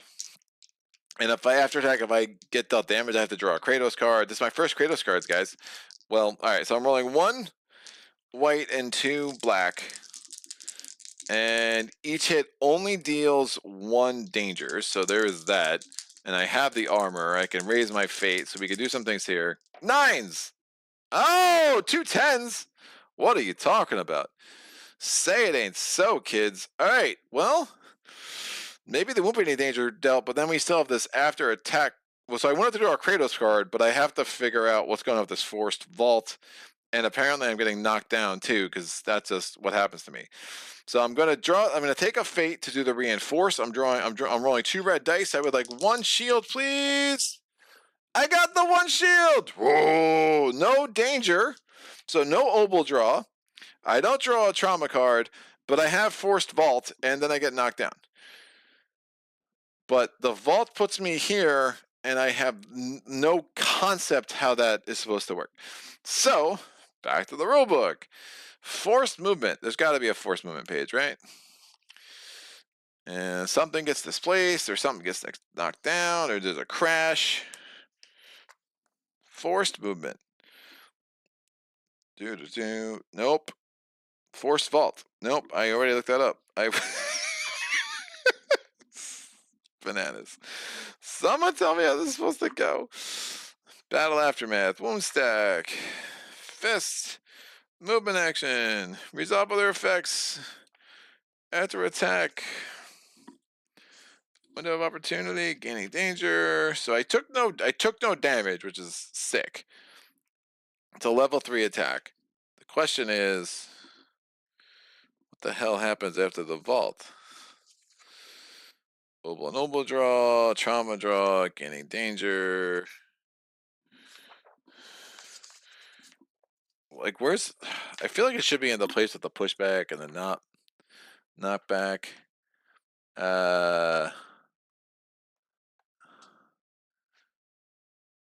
Wolf. Oh yeah, I've heard about the Abazu camps too. I think Kanji pointed that before. The answer copy and paste is above. As suspected, mechanically it makes sense to be able to use it without standing up. Otherwise, you could be chain stunned and out for way too many rounds. Agreed. So do we need a whiff T next to the woof? Look, if you lose 1 Titan, 4 damage by parts, you win in 2.5 Titans. He always attacks closest Titan in front. Think left out. Sometimes you want to forgo an attack round to get who is be close out of the way. Vault is a fun one. Also, someone is standing in the way. You crash and get displaced. You get knocked down. Then you shift towards a target for the following round, so the Titan can't take any more danger. To forgo the Titan's attack. Shift the target to the next online, rinse, repeat. +5 to all hits rolls when Adam. Then you should immediately leave.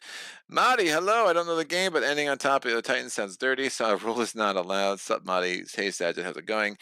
I think last video we ended on another tile, and the other time was displaced, but that wasn't a vault. Displaced moved to an adjacent space with no danger added. Okay. That's fine. I'm trying to remember.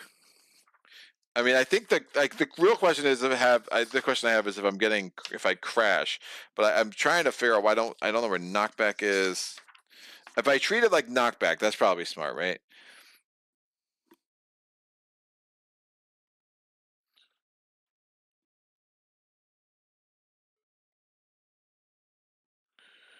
Um.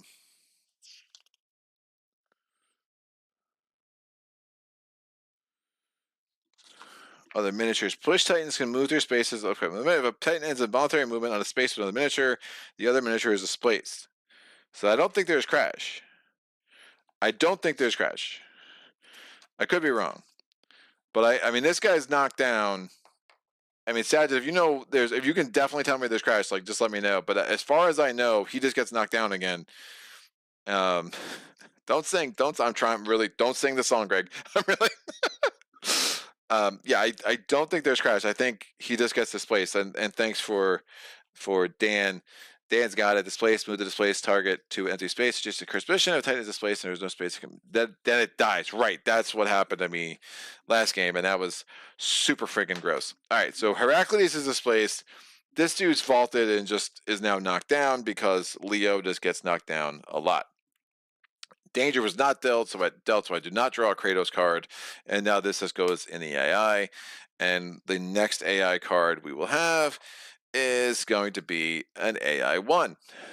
Most excellent. Now we still have a body part 2 card that is absolutely going to be a thing.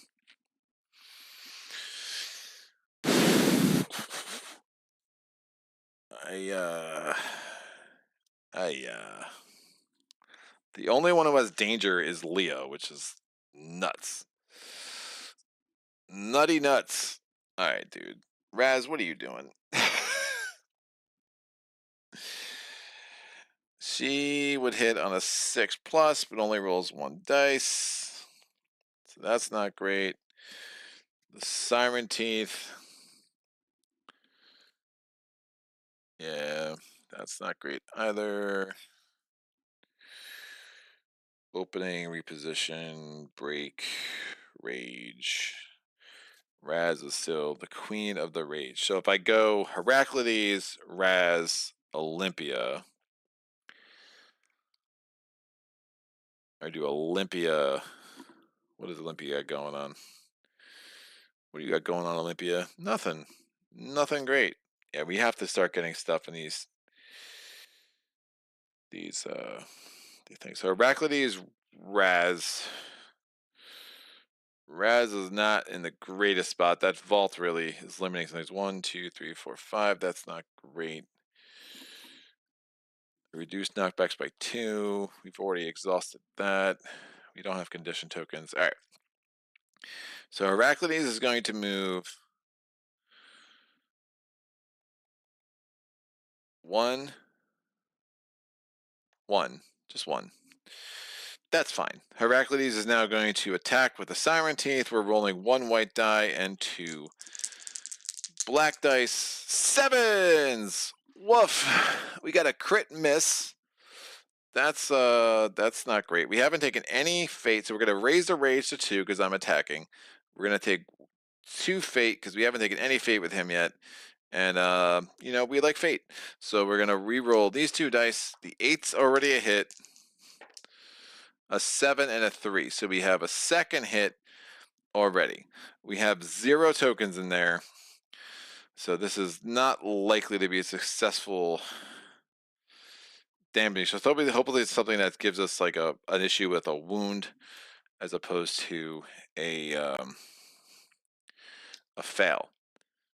Great. So yeah, we're pretty much not killing this. What's the next one that's going to be on top?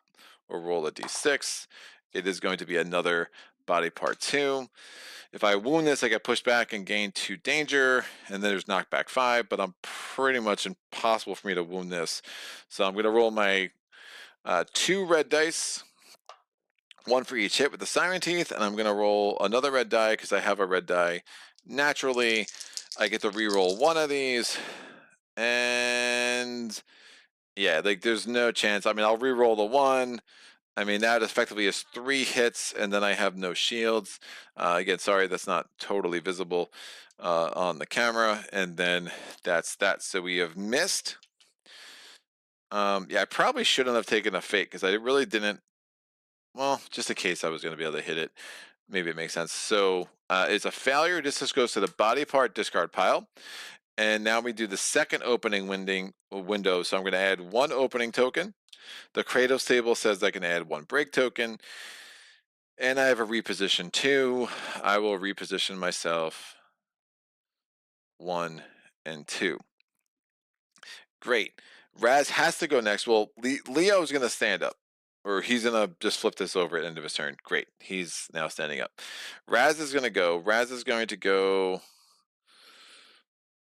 It's going to seriously put Olympia in danger. Well, actually, Leo still takes a turn even though he's knocked down, right? So in theory, I could have him go last. So that's not a big deal, right? I don't see why I can't have him go end of your next turn, so he still has a turn. So I'm going to go with Olympia first, then we're going to go with Raz. So Olympia's going to go. She can do her attack first, then her... Oh, Heraclides still has a move. No, he was displaced. He was displaced. Right, so never mind. So he already did his move. Olympia's going to go next, then Raz, then Leo. Olympia's going to go. She's going to attack first. We're going to roll the Shipwrecker Shield. We're going to roll 1 white die, 1 black die.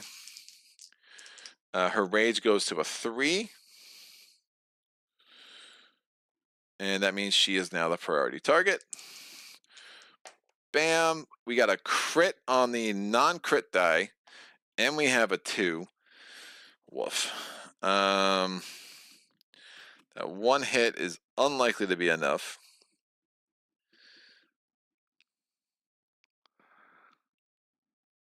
She doesn't have much in the way of tokens that she can add either. We'll take the fate. Again, we're plus 1 with the opening token, so I only need a 6. I would like 2 hits. I rolled a 3 again, so we totally missed again, using fate a little too liberally, but that's what I do. And now we're going to draw a body part card because we got a hit. It's a level 2. Ooh, it needs a 5. A fail is super bad. We're going to see what the next body part is. It's a 6, so it is a level 1, so that should be good for Raz. Great. So we are attacking. We need a 5. I got the 1 hit, so I'm only rolling 1 red die, and then we get another red die naturally. There's no way I can get a 5. We have 1 break token in there. It's not a lot. So I got a 2. We failed. When we fail, we gain danger equal to the primordial level. The primordial level is only a 1, so that gets me up to danger 2. We're going to go through. I have a reroll, but it doesn't matter. I did use my reroll with Heracles, but it didn't matter. So since we're at level 3 rage, I can actually add an opening. So we clear the Kratos pool. Wait, the fail was, yeah, I got the danger already. I could basically add 1 opening or break token and then another opening or break token. I will add, it's a level 1 card, 2 dice. Hit on a 7. I'll add 1 opening and 1 break. Or do I just add 2 breaks? No, I can do the sacrifice to add a 2nd break. Great. So there we go. All right, that's it. She doesn't move. Now she has a move action. I'll have her move up here and get out of the way. We now go to Raz's turn. Raz is going to move here. Raz is going to do an attack with the Kratos Kopis. Oh, did I do another wisdom roll? I don't think I did. Right, because she wounded a 2nd thing. She wounded one of these 2. I think she actually critically wounded the runt. So I never actually did my wisdom roll with a Kratos Kopis. And we actually would have got another muscle cluster. And that's super nice. That's going to give me a 3rd muscle cluster in my cargo hold.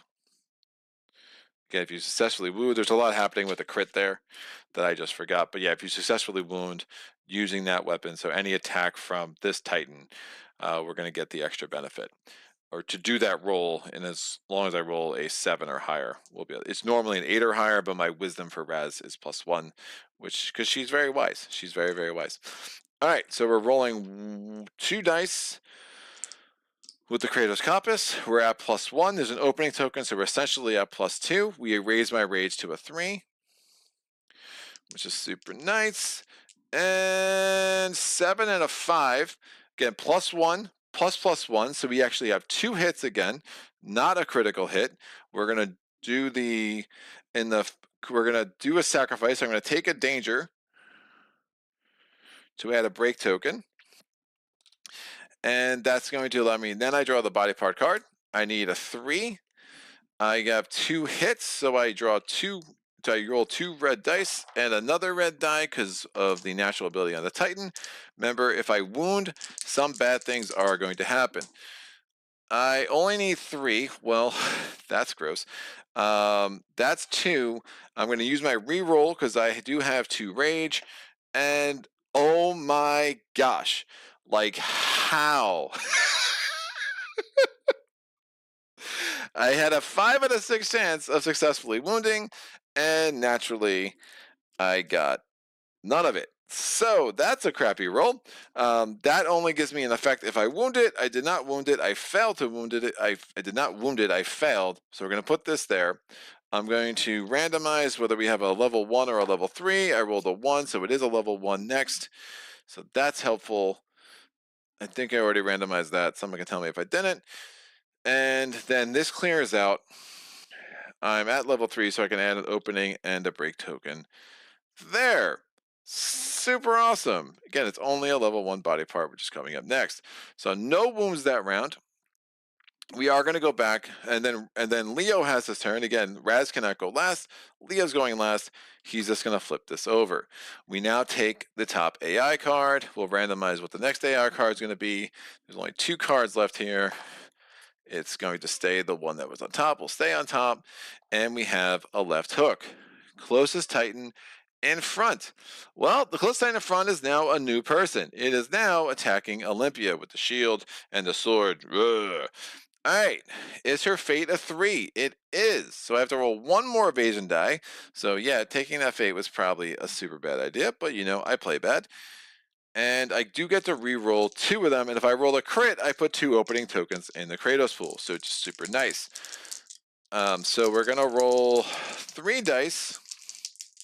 I only have 8 on 10s, and I rolled no 10s. So that's a thing. I take 1 danger for each trauma, so I get up to 4. Oh, I get re-rolls. I do get re-rolls. I get 2 re-rolls naturally for the Shipwrecker Shield. Still no 10, so I take 3 trauma. So I get up to a 4. We look at my trauma table. That means I draw a major trauma. I Pale of Despair, cycle 1 only. I gain 2 despair tokens. That's not great. So I gain 2 of these stupid things. Which, where are they? I think these are here. These are a cycle 1 thing. What does that mean? So I'm going to look at the Truth of the Labyrinth. I'm going to look at the rules in the beginning of the book. And it tells me that if I have a despair token, I have -3 precision.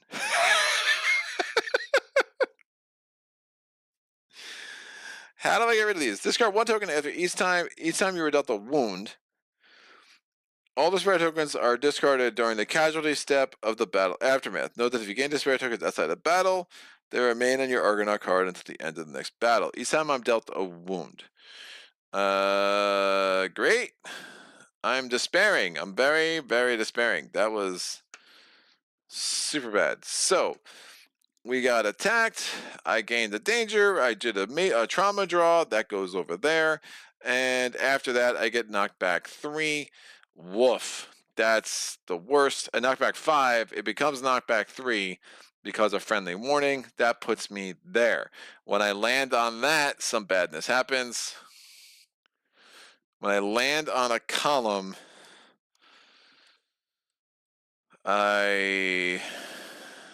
terrain cards. I think I suffer crash.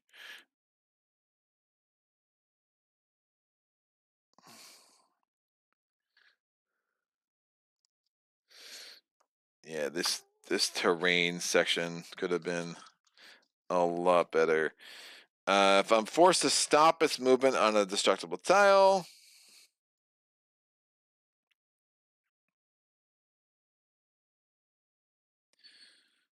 if it's more to move through a destructible obstacle.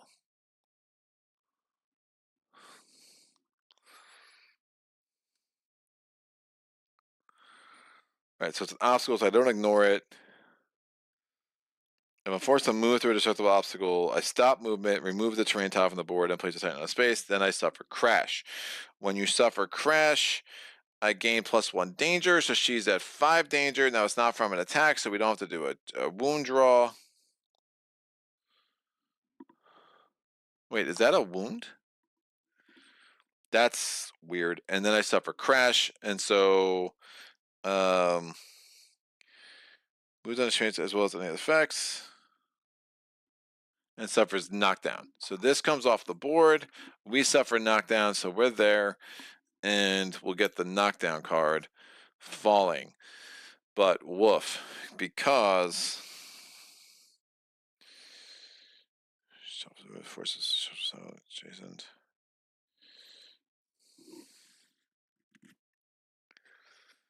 What's a wound? Is that trauma? Does that count as me suffering a wound? Wound. See main abilities. 36. Wait a second. When the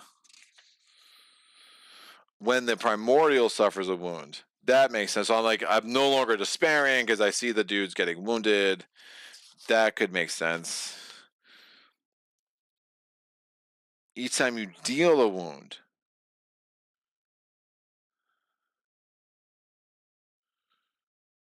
As long as you have spirit and you don't stand adjacent. Got it. So if I'm adjacent to another Titan, this doesn't affect. If I'm not adjacent to another Titan, I have the minus precision, but if I deal a wound, I get rid of a despair token. All right, I think I get all that. Cool. Nemos. Dude. Oh, hilarious. No crash in the D. My tuition was wrong. Current board state looks correct. You mastered this yet? Heck no. Try to shift who it will target next to someone with less damage, says Adam. Why? That'd be so boring. Putting the Titan in front of the Primordial, even if someone else has to forgo the attack. Read second opinion about not spending fate there. Dan, good news. Leah was no longer in front. Yay! Technically, he would finally bite it, would not be in front either. Just saying, easier solution.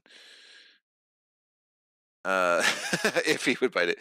It is pronounced Nemos. The M is silent, says Triforce. Haha, I was just saying that this was not the case in Greek. Last video, not sure how the designers of the game pronounce it, but Minmos is a Greek word. We don't have a silent M. I guess mnemonic is pronounced with a silent M in English. Hi, George A. Just in time for when it gets nasty. Wound when you wound the hecky. Yeah, thanks, Sajid. I got there. It just took me a second. So, Olympia crashed. And that's fine. That's fine. She's whatever. I did roll those dice, so that's all good. So I got to figure out how I can try to wound this sucker. And those despair tokens only come off when it's actually Olympia that's doing the wounded. If she gets a third despair token, she can't attack at all, which is super fun. Why not? Woof. I know the only other body part in here is a level 3. Now, mind you, if I wound a level 1, we'll have a level 2 in here as well. But realistically, that's not great. Leo could get this party started, right? I'm a big fan of the boat mace. His rage is only a 2. Woof. Man, I have to look at the back of this. Pushback. Turn towards a primordial, then move it towards it, pushing it X spaces in a straight line. You reach this ability. So that is push. We actually are pushing the primordial and moving in the same direction. That's interesting. Who should go first, people? So many options. We have one opening token in here and one break token. Rage is 3, 3, 2, 1, because Leo has just been sleeping a whole bunch.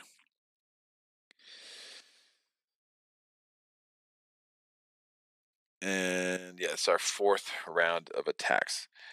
All right, we got this. I think. Maybe. No. I don't feel very confident.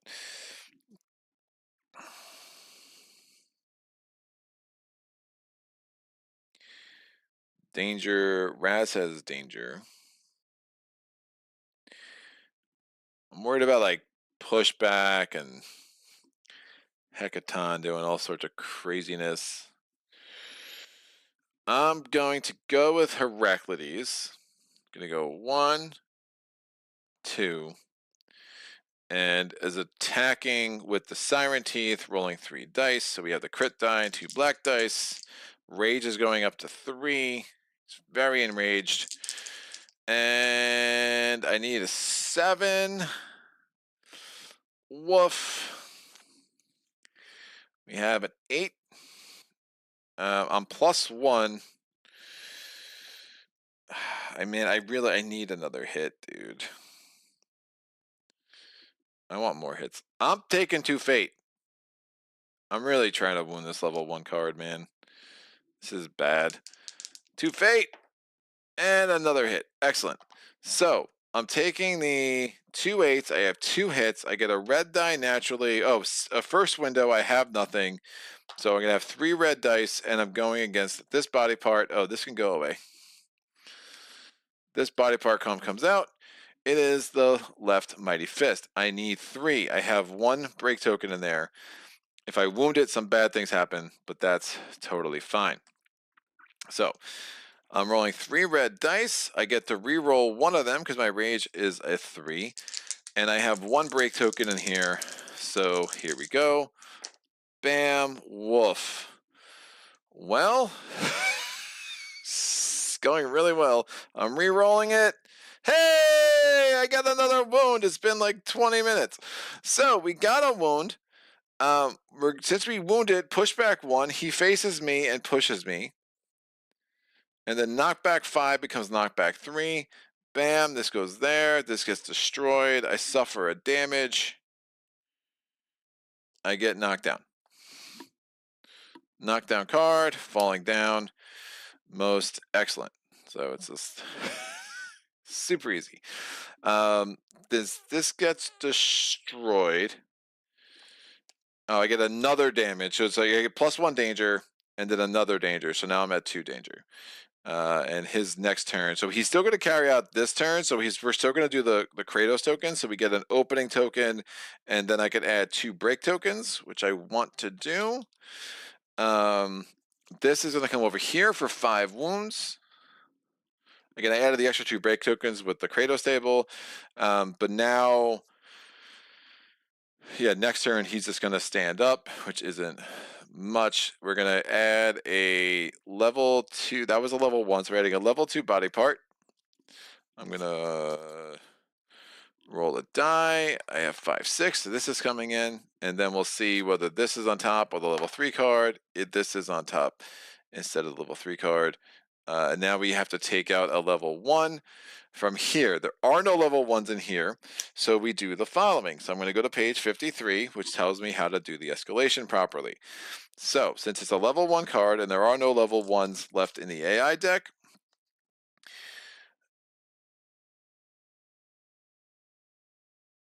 yep, we're going to take a level 1 out of the discard pile. 3 of these are level 1s. I rolled a 6, so this is going to come out, and we're going to add a level 2 card into here. Which level 2 card? I have 3 left. We'll take this one, and then we shuffle all this into the deck together, and I'll just roll a die, and level 2 card will be on top. Most excellent. All right, so that's fine.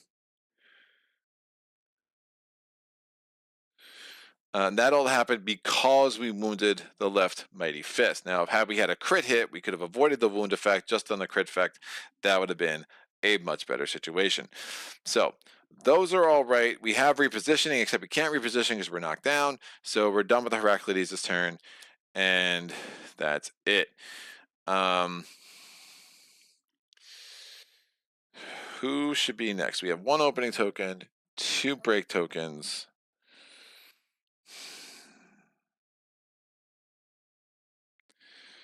Just have the 1 die here. I just don't know how. Well, I don't know why it's better to attack with Leocules, because he'll just stand up, or if it's better to attack with our girl Raz. We will attack with Leocules. So he's going to stand up at the beginning of his turn. Hello, I'm back. Look at me. Oh, his rage is so low. It's really bad. Because whoever, if we get a wound in this level 2 card, we're just going to have level 3 cards. So you're like, woof. 2 break tokens. We already did the Death Follows card, which was sick. Kratos break. Nah, I still think it's Leocules. So he gets the second rage, which is fine. He's rolling 1 die and only 1 die. It's +2 plus the +1. Again, we still hit on a 7. I rolled a 5. That becomes 6, 7, 8. So we are definitely there. We're going to do the first opening window. There's nothing that happens there. We're going to draw the top body part card. Bam! It's the exposed back arms. If we fail, bad things happen. We only need a 4. Now remember, we get a red die naturally, and since we had 1 hit with the boat mace, it actually gives us 2 additional red dice. So we have 3 red dice, we have 2 break tokens in there, and we have a reroll ability for 1 of those red dice. We need 4. And woof, I am killing it, kids. That's actually 3, believe it or not, because I have 2 break tokens. I'm going to do my reroll ability, and there we go. We get across the edge. So we have, we can turn 2 of those things into hits, and then you have 2 hits naturally. So that's a 4. That was a lucky card. If we failed, bad things happen. Wound, nothing bad happens. This comes over here. That's our 6th wound. Leocules is going to only be able to add 1 token. He's going to add a break token, which is not great. I'm just going to have to get lucky with Raz's roll here. And then we're going to do the escalation. So we take out a level 2 AI card, which there are 3 of in here.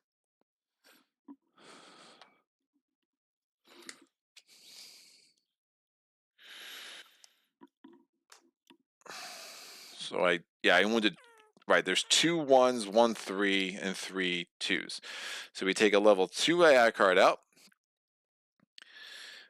So I'm rolling a d6. We take out this one, and we add a level 3. It's our second level 3. That's a 4, not a 5, Greg. So we do this. And then we'll see which of these is going to be on top. Again, all 6 of the AI cards are in the deck right now. That's a 4. So this one comes to the top.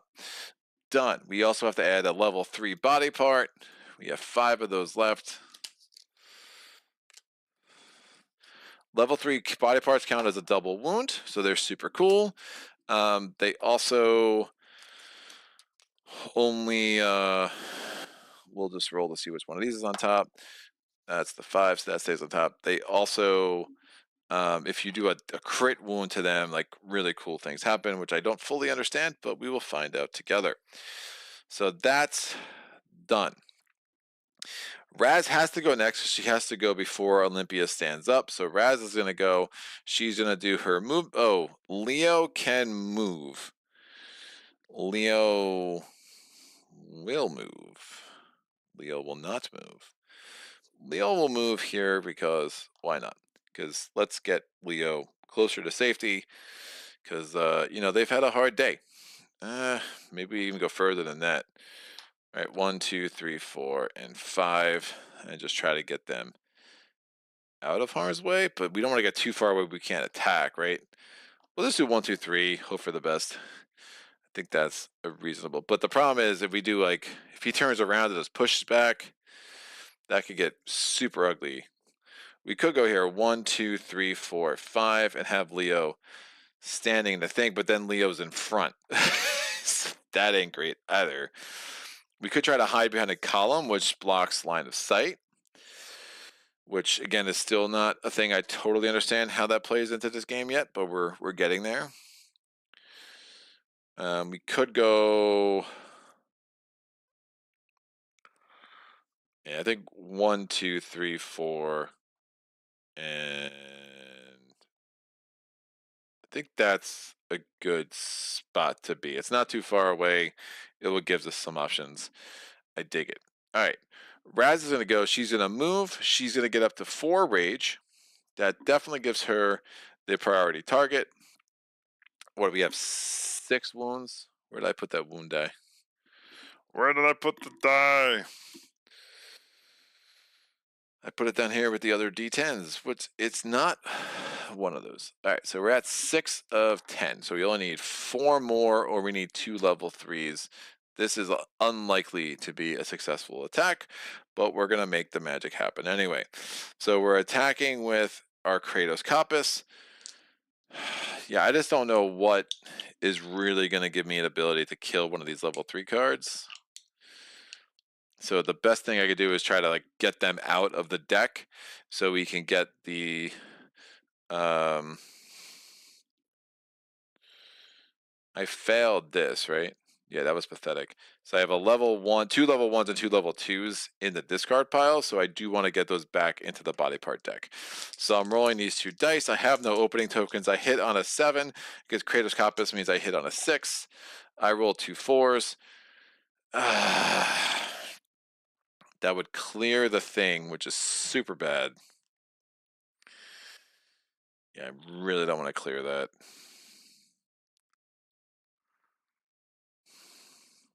I want to get through those body part cards. I'm going to increase fate to a 4. I'm going to really want to get a hit here, which I rolled a crit on the non-crit die, and I rolled a 2. That's fine. I got a hit. I'm not going to do sacrifice. I really don't have a chance to actually wounding this. I can do carving if I wound this, but I'm not going to.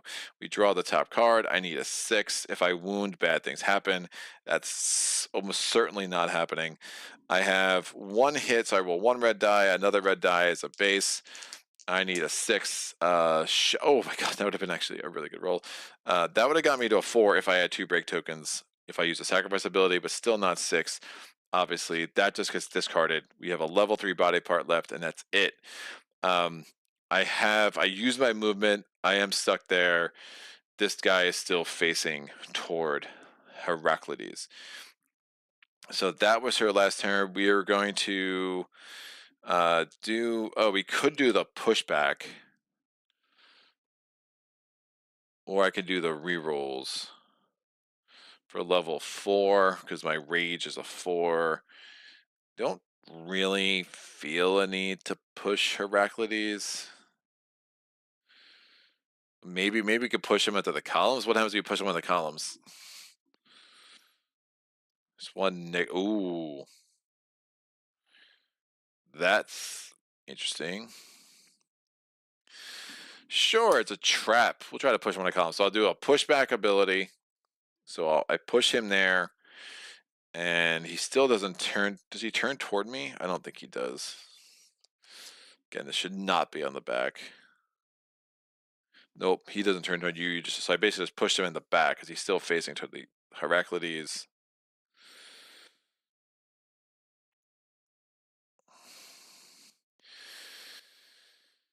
Yeah, I mean, at some point, I think there are some where they go for the priority target, but it has to be like in front and range. I'm worried about the city getting uber destroyed. It's fine. Leo's kind of in the middle of nowhere, which is fine. He's close to death still. So we did that. I will add an opening and a break token to that. But if I keep using this pushback, I can potentially push Hekaton into one of these columns and potentially get a -1. Where are those modifier tokens? Like a -1.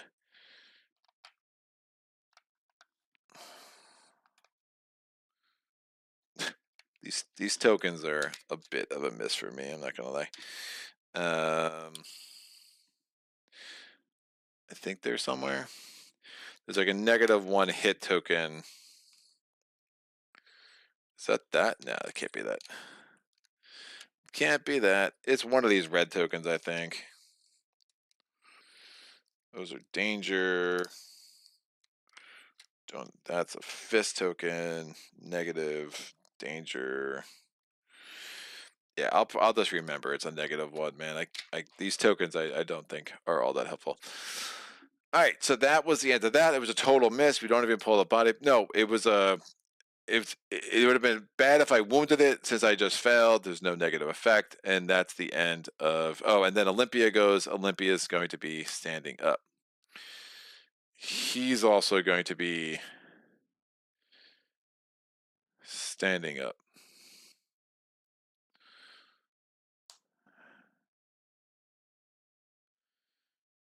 Right. So no, he's falling down. He fell down on his attack. She's standing up, right? Because he attacked, and then it was the primordial response after the wound that.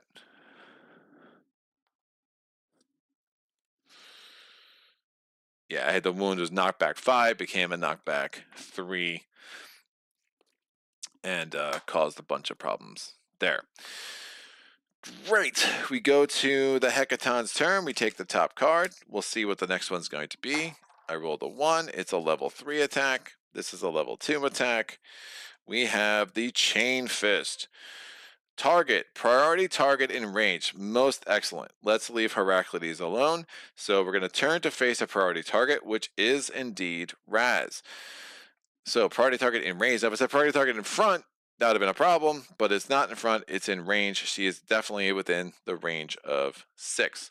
Let me check the chat. Odyssey is not great. It's such a nice assessment.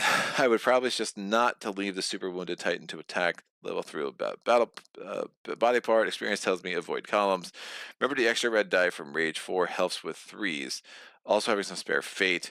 Actually, Rage 5 grants extra die. Sorry. Yeah, no, I saw that, dude. You're good. You good. All right.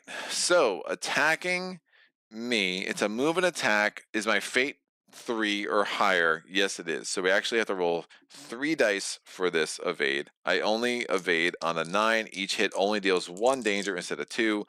And if danger was dealt, I had to repeat this again. Woof, woofity woof, and a woof on top with another woof. All right, let's make this happen. Bam!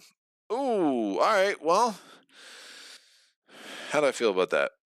I mean, I can't take more fate. I'm going to take 2 danger. It is what it is. I got a crit evade.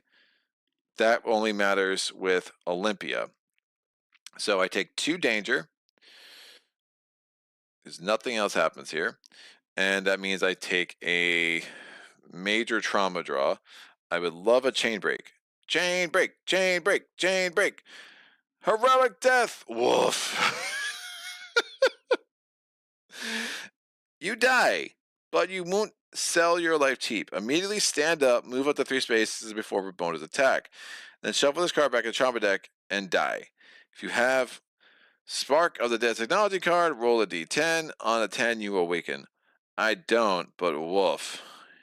And then there's a symbol, but I ignore the symbol for the Chaser dude because he is not in play yet.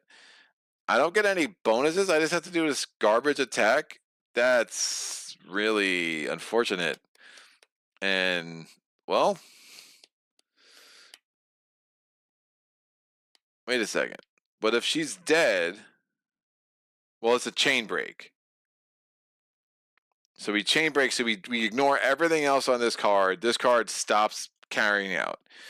So at least we don't do another attack, but yeah. Raz, it was nice knowing you. Raz has the most rage. She's the one I least want to kill right now. Woof. All right. Well, crap. So hopefully we can get rid of this level 3 body part at nothing else. So we're going to attack with the Kratos Copus. I'm rolling 2 dice. One's got to be a white. Heroic death. You die. Shuffle this card on the trauma deck and die. Woof. That's a major? Yikes. Alright, well, here we go, kids. I would like at least 1/7. I got a crit and a 9.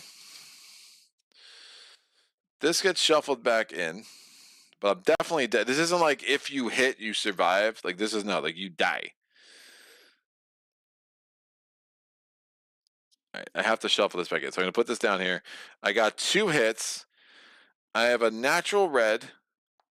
Oh, well, if I'm going to die anyway, I can take a danger because of the 5. Add a break token. So you have 2 break tokens in there. I have a natural red. I had 2 hits, so I got 2 more reds, and I can re-roll. I'm doing an attack, so I actually get up to 5. So that's nice. That gives me another red. So I have 4 reds. 1 from the level 5, 1 for each of the 2 hits, and 1 because of my Titan. I also have 2 break tokens in there, and I have 2 re-rolls. So let's make some magic happen. So we draw this. What do I need?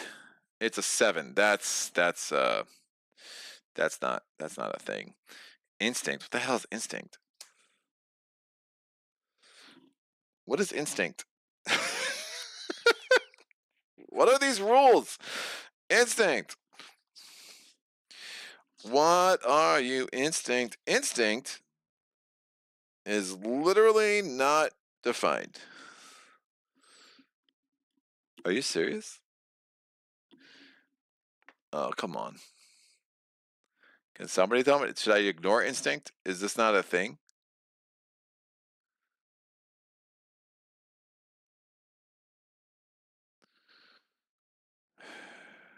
I mean, is it going to just push me away and then I just don't get the knockback? Instinct is not defined over there. Do I have some trait cards? Maybe it's defined on that. Vicious, backwards momentum. Nope, not defined on these. Bunch of terrain cards here. What is instinct? What is instinct and why is it not defined? Or why is it not in the index at minimum? That's a problem. 63, hide, knockback, doomed. Check where the body part cards are. Sacrifice.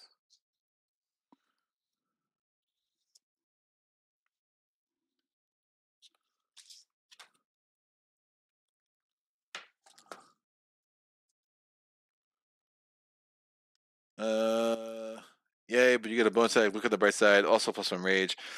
Man, this is a part of the reason why I love this game. Such a great systematic room. It's instinct. Instinct equals happens regardless. You do it anyway, wound or miss. Instinct is either wound or fail, just not crit wound. Unless crit. I always wonder if Greg will look at the chat. Alright. Excellent. Yeah, I mean, it would be nice if that was the index, but, you know, what do I know? I need 7. Like, that just seems super not happening. It's definitely not a crit. I rolled a crit on the black die and I had the white die. I mean, we have a chance. I would need to get exceedingly lucky. I mean, something like, I mean, even something like if just two natural hits. I only need 2 of the shields. I mean, we can do it, but it's just not looking great. So rolling 4 dice. Remember, I have 2 rerolls. Bam. Well, not good. I'm going to reroll these 2 dice, and I need a natural 3 because I've basically spoken for both of my break tokens here.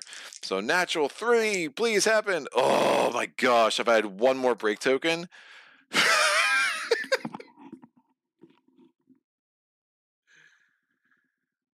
Oh man, that's so painful. I wish I just put like a bunch of. I put an opening token in there with her last attack. I wish I just put a freaking break token in there. That's super gross. So it doesn't matter. I don't know what the order of operations is there. I mean, if she gained 3 danger, it's not from an attack, so it doesn't matter. But yeah, ultimately she's just dead. And that's fine. So priority token is going to shift over to Olympia or Heraclides. But we chain broke everything else, and I'm going to flip this Titan card over to take stock of what's going on there. But Titan down. I was 1 away. I did have level 5. I could add some break tokens. I can't do any movement abilities, so I can't do like pushback or anything like that because I am super dead.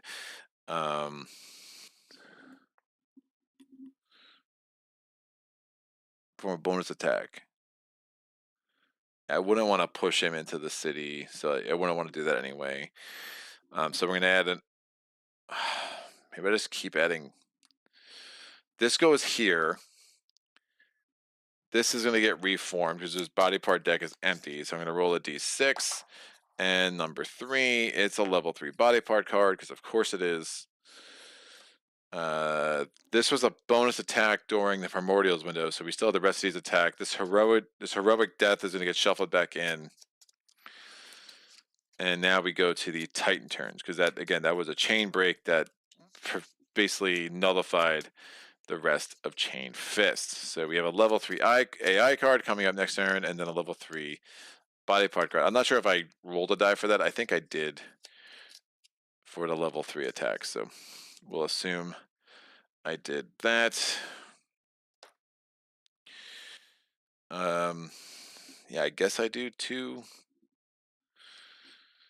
I just got to get the hits. Now I'll do an opening in a. I just don't love. I got to get the hits. I got to get the level 3 cards out of there, and then that will really help. Again, my rage is only a 3, 3, and a 2, so I kind of took a step backwards with my attacks here. All right, and Leo is still very close to utter death. So we go to the Titan turns. We don't have to worry about order anymore because Raz is out. Olympia is just going to be standing up. So that's her whole turn. I can't even like forego a thing to like make that better. No, she was already standing up. Right. She was already, so she can stand at the beginning of her turn. That's the thing. Leo's going to be standing up because he got knocked down in the middle of his last turn. So we have a turn from Olympia, and then we can get a turn from Leo. We have a 1 and a 1 in there. Leo is still the best dude to really have a chance here. That level 3 is just super gross, and his rage is only a 2, which is really bad. They both have enough danger.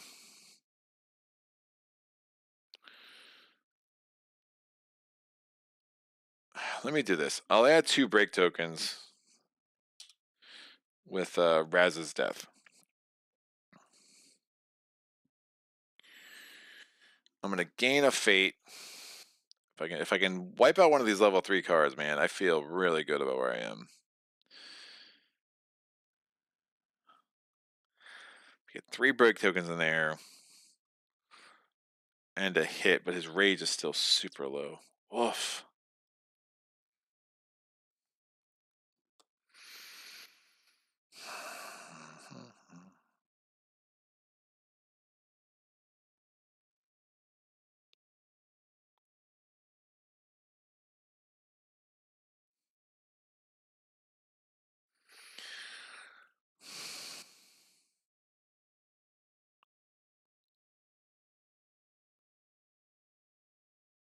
Five danger, 8 danger.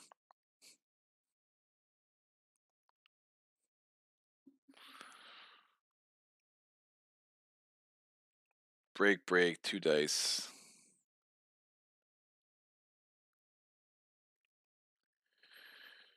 4.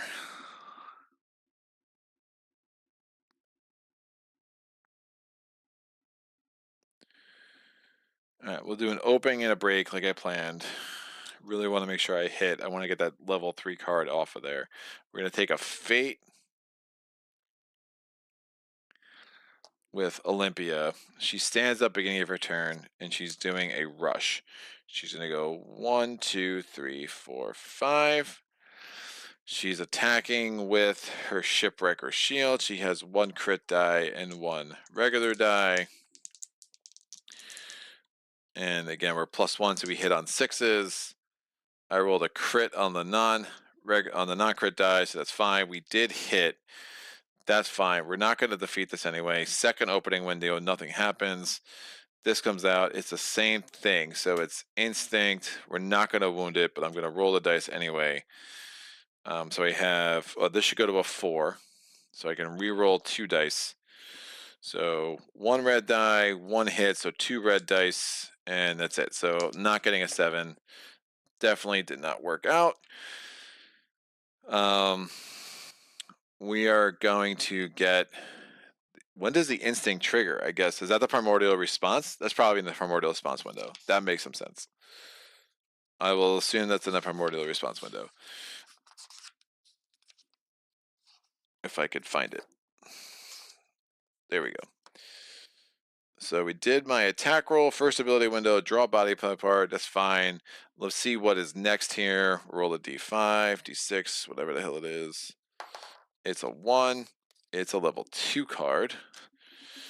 So pushback 2. 1, 2. Did I do too much? 1, 2. That makes more sense. Yeah, I think that's right. Yes, because we were here. 1, 2. Gain 2 danger, so she's up. Oh, her precision is garbage too. So yeah, she had 0 chance. Oh, but that means that she still hit. Yeah, I rolled a crit. So even if you subtract 3 plus the 1, I got the 7. So the math is fuzzy. I forgot about the precision things, but that's fine. She still would have hit. That's all I wanted to do. I wanted to cycle that level 3 body fire card off the top. Push back, and then knockback 5 becomes knockback 3 because of friendly warning. She gets thrown over there. Naturally. So pushback 2, knockback 3, gain 2 danger, and that's it. In the Kratos window in the end, she's going to add 2 opening tokens. And let's see about this. Boat Mace, we will hit on a 5+. Anyway, is 3 away. We could do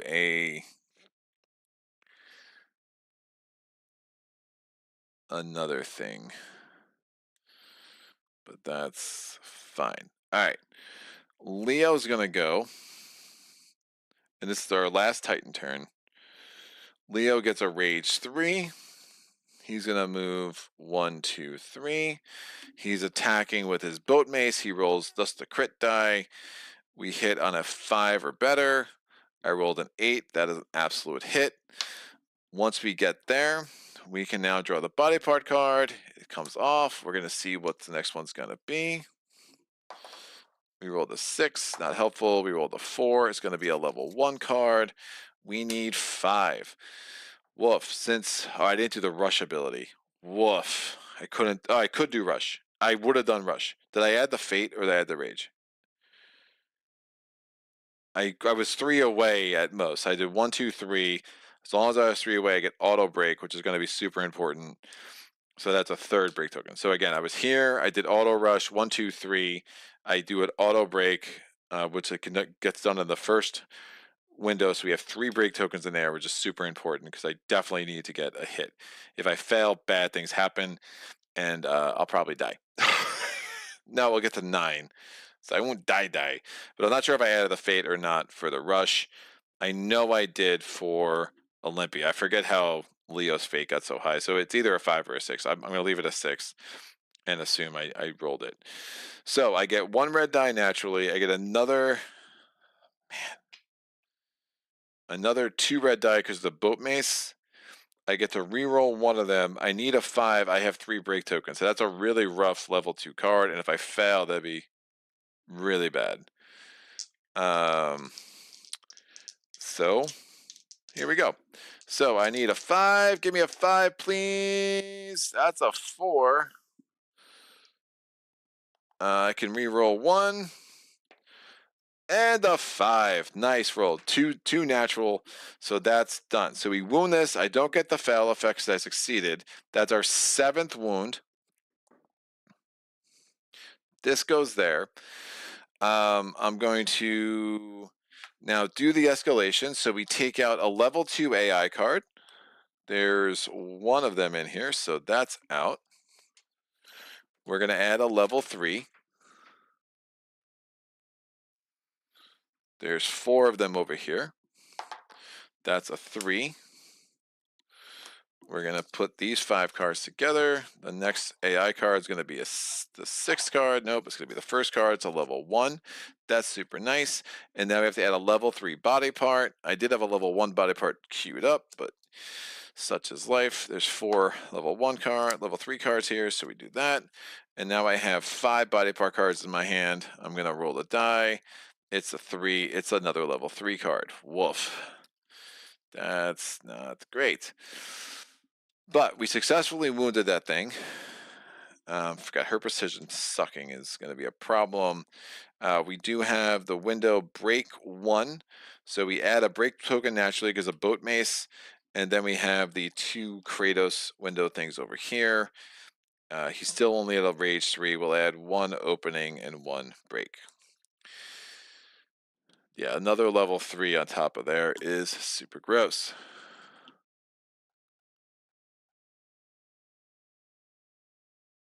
Don't forget rerolls. You can do it. Saget, why would it be in the index? Who needs that? To be fair, they didn't put wound or foul in the index either. Also, the icon list is super incomplete because, of course, I've had 6 rolls of an awakening so far and all of them missed. One of those I am pretty great looking forward to, just to, cinematic. Basically, you're the toughest battle part of the whole deck. I think the others are all 5 or 6. Raz is definitely the name for my next metal band. Response window correct, same as wound fail. You rolled a crit that always hits correct. I think crits always hit despite math. Sag, natural 10 is an auto hit. Yeah, excellent. All right, so we got one more wound on there. Heraclides is like, "Hi guys, I'll be there next turn." So we're good. So 3 rage, 3 rage, 4 rage. Olympia hopefully will start adding that extra power die because we are sure as hell going to need it.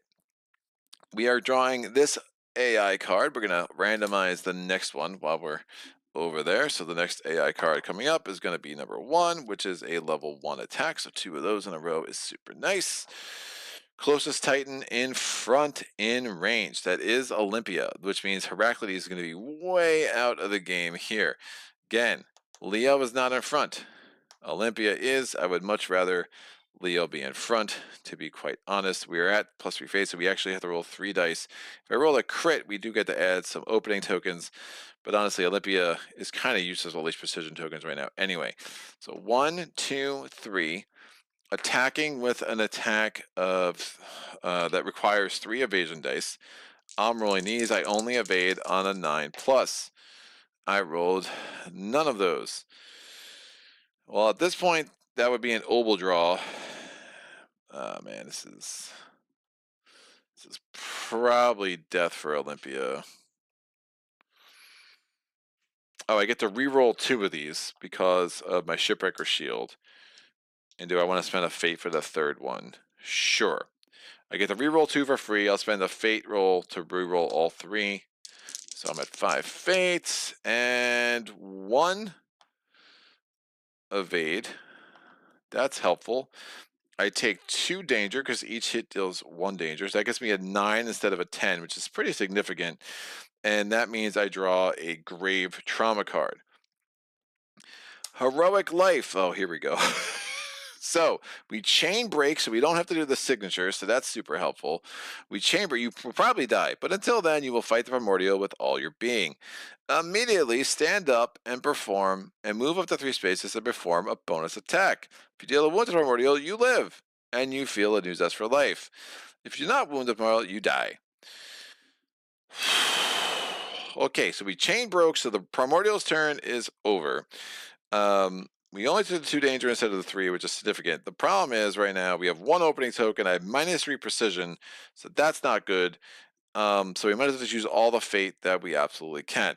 So we're attacking. I'm attacking with an attack of 1 white die and 1 black die.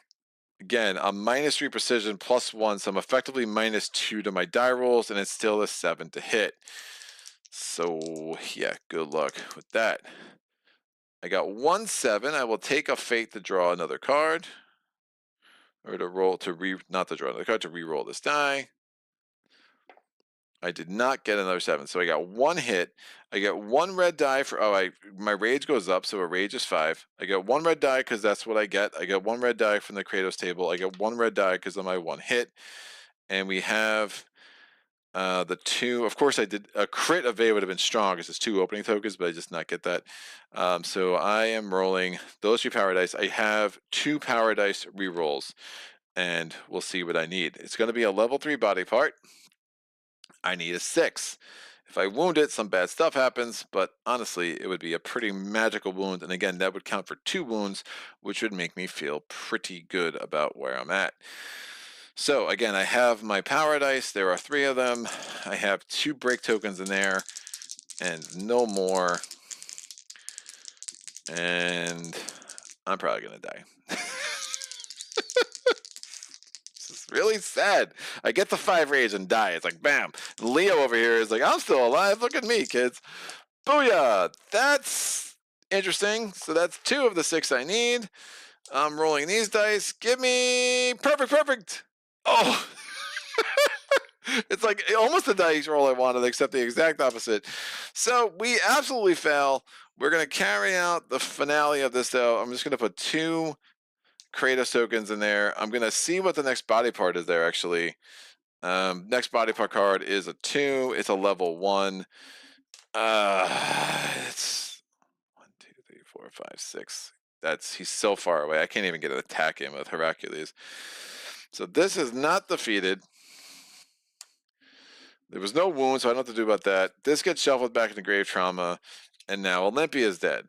The rage token goes to Leo. No, or her.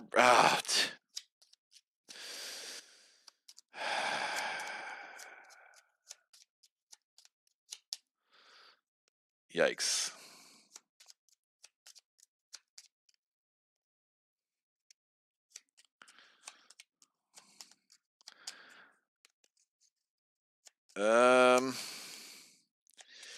Bad. All bad. Do I want to put 2 opening tokens in there? I guess. 2 break tokens in there. I guess, because why not? I don't know. It's a level 1 body part card. I'll put an opening and a break. And that's just probably better. For Leo, I don't want to have to take any more fate than I have to. All right, Olympia, it was nice knowing you. Thanks for playing. Come again. Booyah. And Raz is over here. And this can come off down here so I can see all of this. Great. We are going to now go to the Titan turns. Again, that was a bonus attack, so I have a full round of attacks with the rest of these.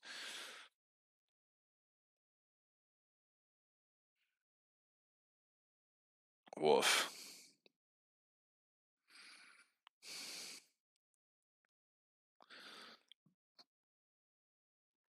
We need 3 more wounds. I'm losing a bunch of Titans.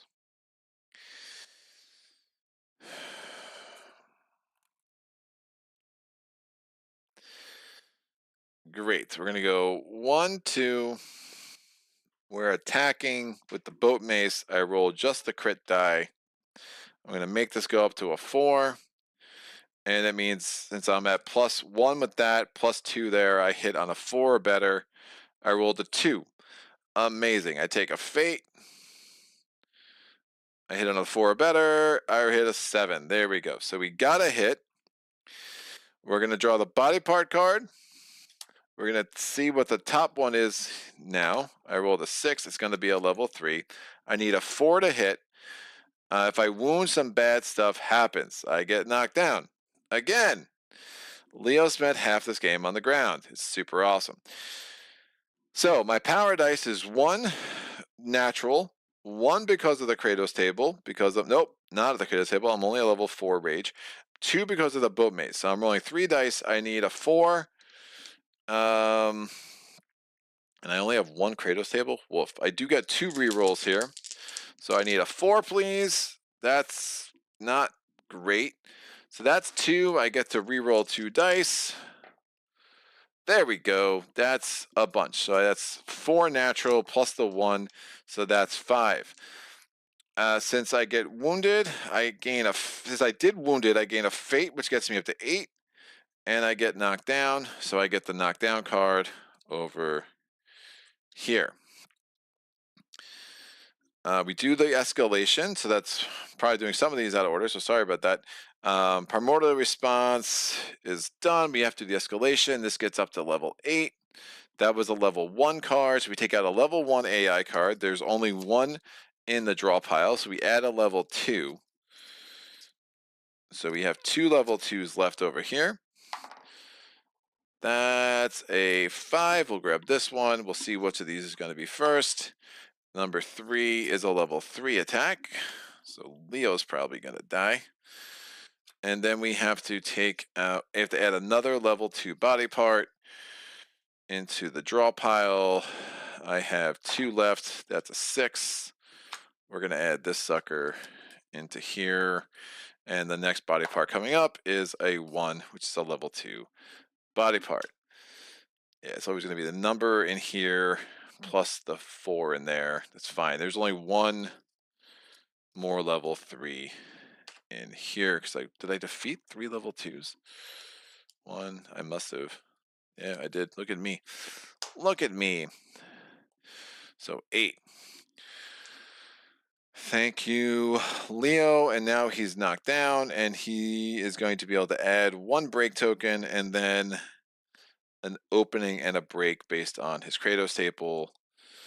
We're going to go Heraclides' turn. Heraclides is going to stand up and then can move 5, is going to be out of range to attack. Is going to go 1, 2, 3, 4, 5. So Heraclides might have to do this by himself. We still have the second chance. We have the courage. Just don't have a lot of rage or what have you.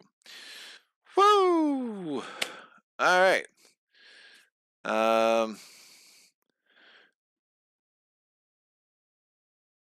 Remember to choose physical something you're done, or is it 7 enough?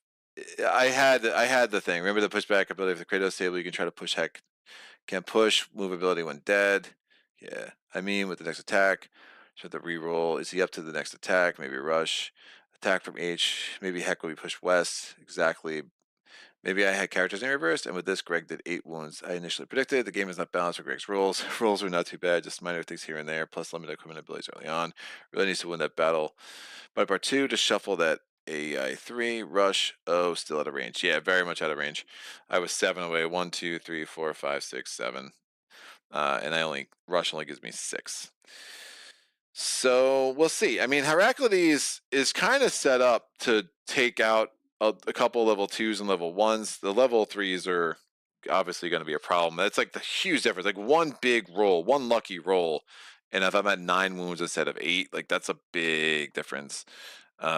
So I still also have the second chance. So if the trauma draw is really bad, I can do something with that. But Leo's probably going to die now. It doesn't matter. Leo's also knocked down, so it doesn't really matter if he doesn't die. Woof. Here we go. Target zone 3. So 1, 2, 3. Heraclides is out of the target zone. Attack with an attack of a 7. Attack with 2 dice. And then it's +1 die if we're at 7 or higher. We are 7 or higher in the fate, so the evasion roll is going to be 3, but each hit does 2 danger. So let me get the next AI card lined up.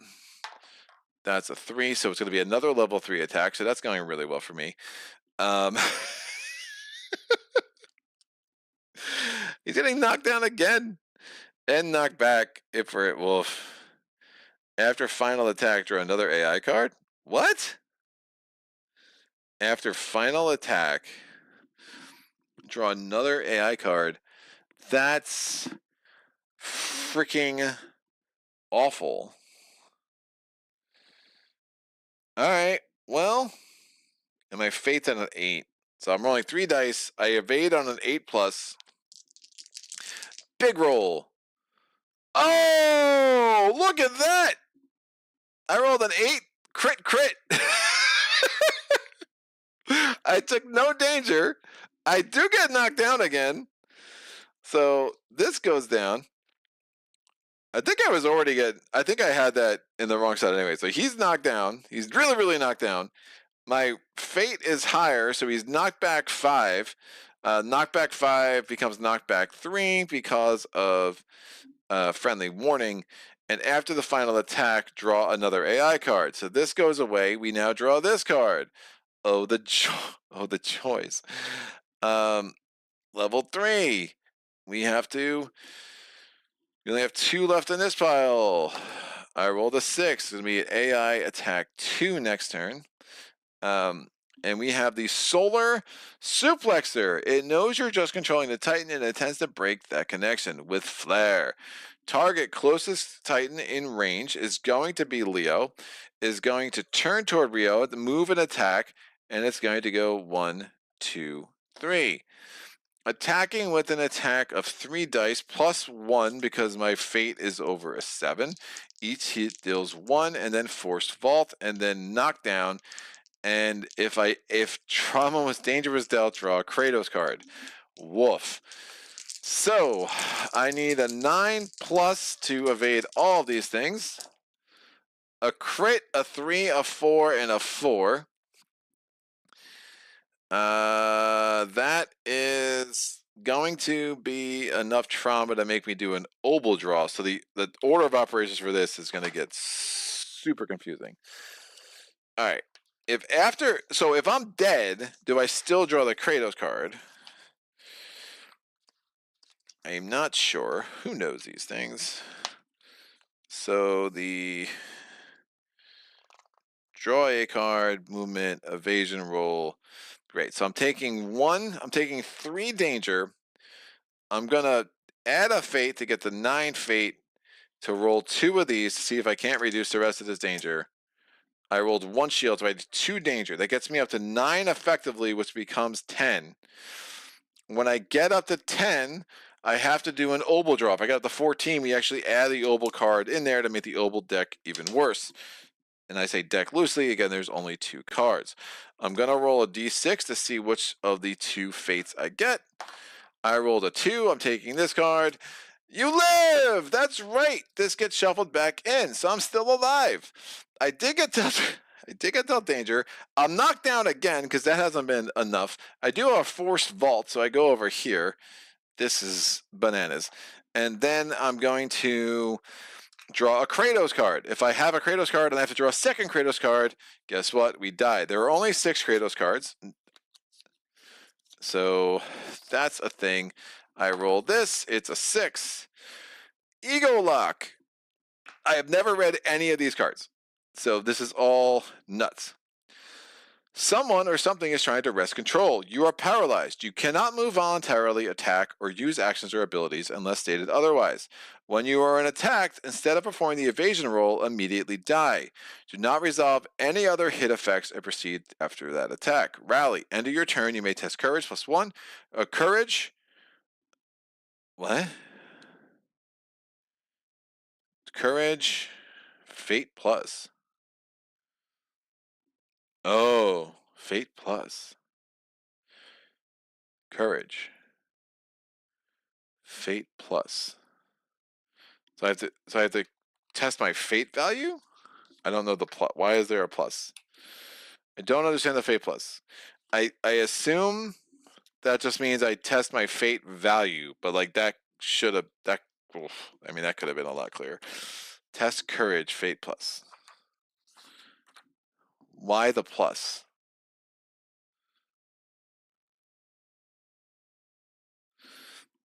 I don't know why the plus, but at the end of my turn, my courage is just a natural. It's not modified, so it's just a 0. So I think I just have rolled a die. I roll 1 die, and if I roll a 9, I succeed. There is a thing about tests, and I can take fate to like re-roll cards, but again, my fate's at a 9 already. See adventure and test rolls 31. See test in battle page 60. And this rulebook is falling apart. All right, test in battle.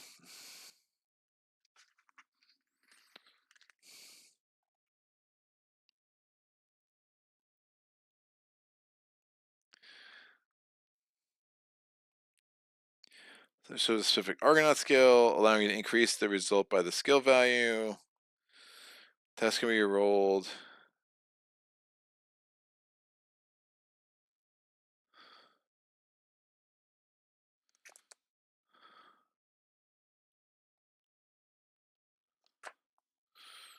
Venture tests. I'm assuming it just means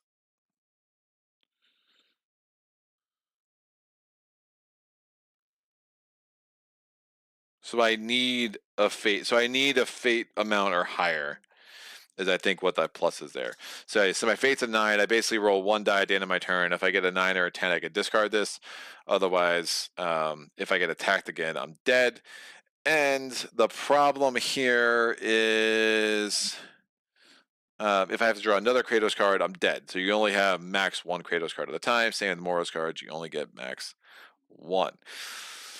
So Heraclides better end this game sooner rather than later. So that was the AI's turn. Remember, we had to draw 2 cards. It was super fun. And Leo is at 994. Oh, the joys. All right. Woo! All right. Da da da.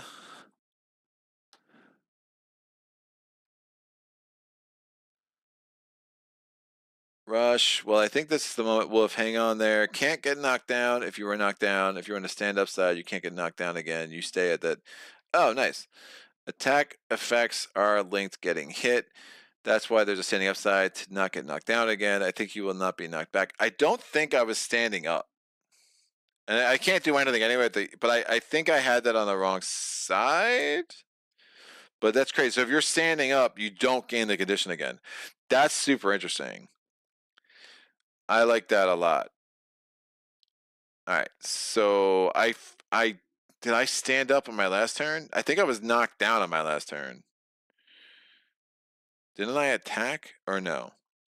I don't know what's. If I'm standing up, somebody let me know. But it doesn't. Again, it really doesn't matter. I cannot attack or do anything at the end of my turn. I have to test this, so it's effectively going to be the same thing. Doesn't matter much. Just positioning of the battle map.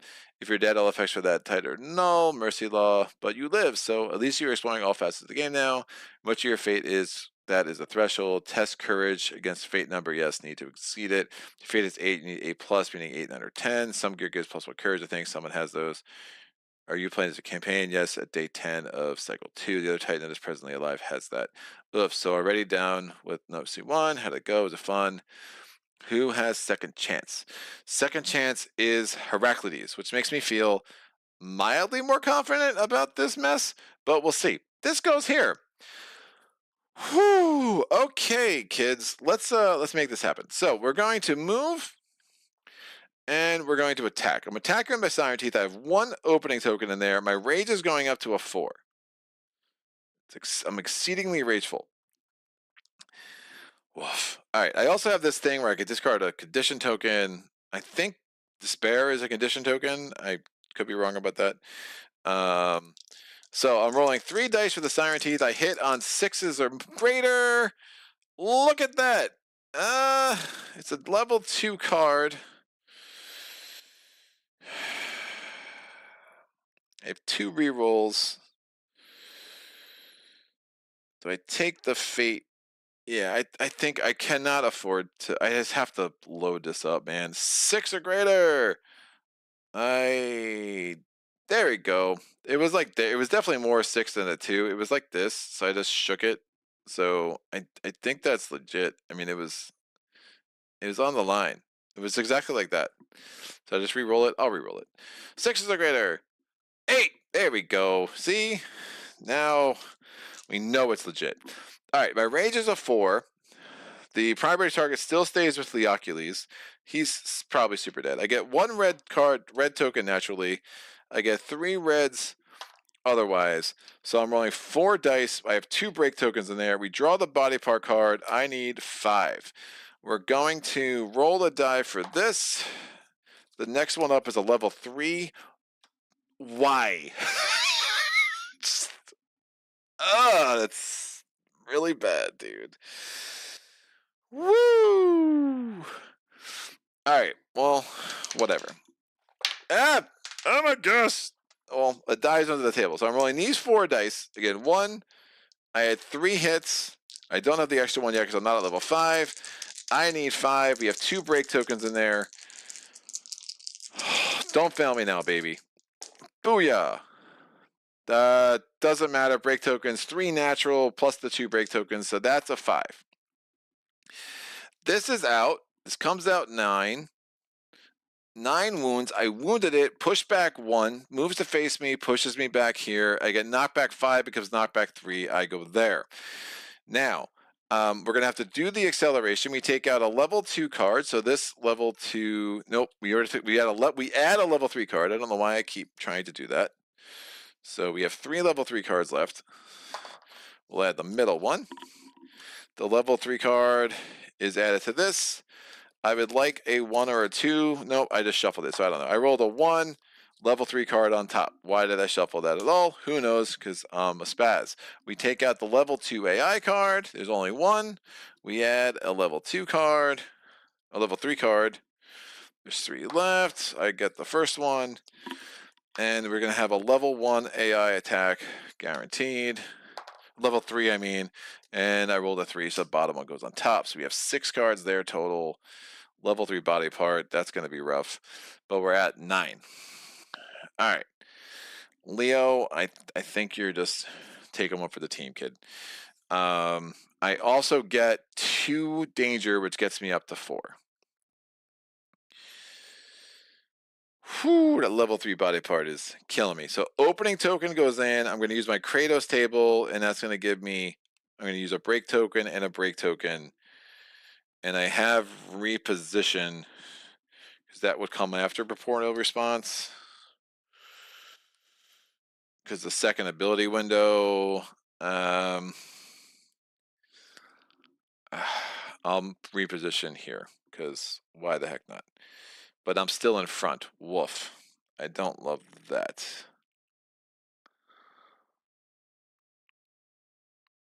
I'm still in front. I don't want to get too far away. It is what it is. All right. Leocules can't do anything because we have this Eagle Lock. At the end, he's going to roll a die. We have no Fate reroll, so I need a 9 or a 10 to get rid of this Eagle Lock. And I rolled an 8.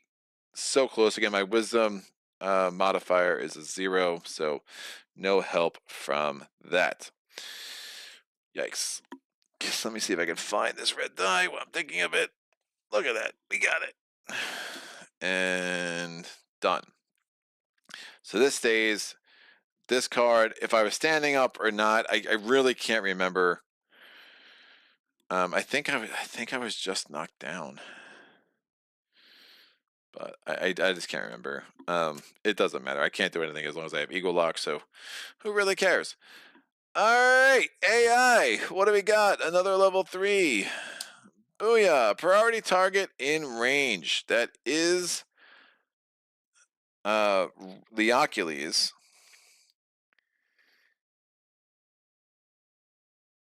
Yup. Yep. And yep. So we are going to move and attack, and Leocules is dead.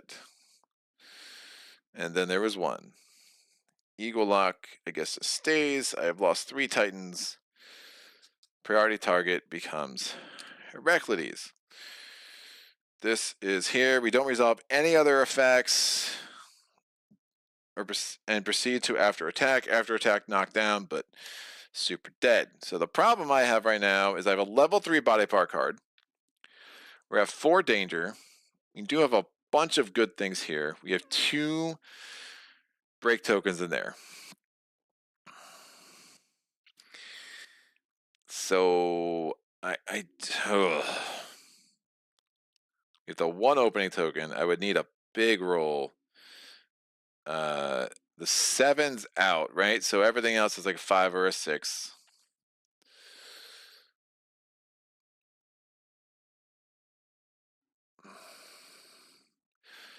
What do we have? 2 level 3 body parts on here? Yikes. I mean, I could add another break token if I rush. I got 3 break tokens. I would be at level 5. I mean, if I roll good. All right, let's make it happen. We're going to rush. 1, 2, 3, 4. I'm going to make my fate up to a 6, which seems super bad, but we're going to do it anyway. My rage goes to a 5. We auto break 1, so we have a 3rd break token in there. I'm rolling 3 dice with the Siren Teeth. I hit on 6s or better. Big roll. Crit! Look at this! This is it, kids. We're making this happen. So that's 2 hits. I'm taking a fate to re-roll the 1. That's up to 7. It's a 3. That's probably bad. I think I was in a need. It's a crit on the crit die, but this isn't going to be great. I only have 2 hits. I get an extra die, and I get the 1 die for being at level 5 rage. So 4 dice. How many hits do I need? I only need 5. So you're saying there's a chance. I'm gonna see what's next just in case. It's gonna be a level 1 body part, and it's a crit, which is super cool because like other stuff happens when you do a crit hit on a level 3 card. I'm rolling these 4 dice. I have 2 rerolls, and I only need a 5. Make it happen, Heraclides! We did it! All right, so that's 4 natural plus the 1 for the break token. I don't need any of my rerolls. We have a crit hit. So we ignore instinct. We go right to crit. You've smashed the head. Hekaton gains 2 negative precision tokens. To the end of the battle, all AI cards target a random Titan in range. It doesn't matter. All that's out. So we would do the normal things, like special things happen now because we have that card, and I genuinely have no idea what's supposed to happen next. Body part 3, critical wound. Place the wounded card on the stack. It counts as 2 wounds, so I have 11 wounds. Just showing off. Search the body part. We don't have to do the rest of this. Who cares? 10 wounds. That is the end of that battle. Right. Let's make the magic happen. So, rewards and penalties is over here. Victory! Primordial slain! Proceed to rewards and penalties. Reset Triskelions. So we have everything goes to a 0, 0, 0.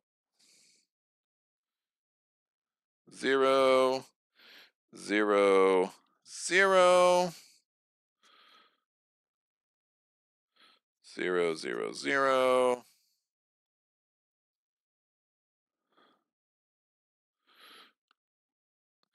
This takes a little bit of. I wish there was like a reset button where it just auto like zoomed back to where it's supposed to be. All right, 0, 0, 0, and 0, 0, 0. Heraclides is the hero. Unexpected. All right, that's good. We gain resources. Subtract 2 Argo Fate. We had no Argo Fate, I don't think. Where's my Argo thing? Yeah, we had 0 Argo Fate, so we don't have to worry about that. Argo Fate is like Fate, but it's like it's the inverse of the image. So it's like the white is now dark, the dark is now white or light. So we take our wound stack, and for each BP card on the wound stack, you gain the resources indicated in the upper right corner of the card. Gain 1 Hekaton core resource for every critically wounded battle body part 3 card. Great. So we're going to get a Hekaton core. So I'm going to write that down here.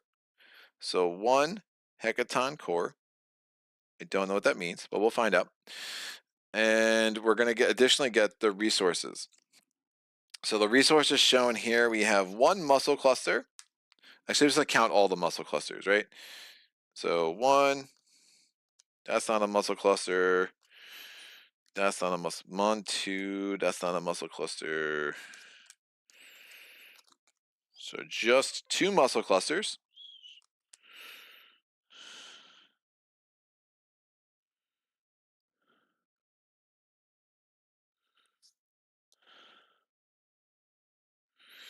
Did I mistake that symbol as something else? I think I did.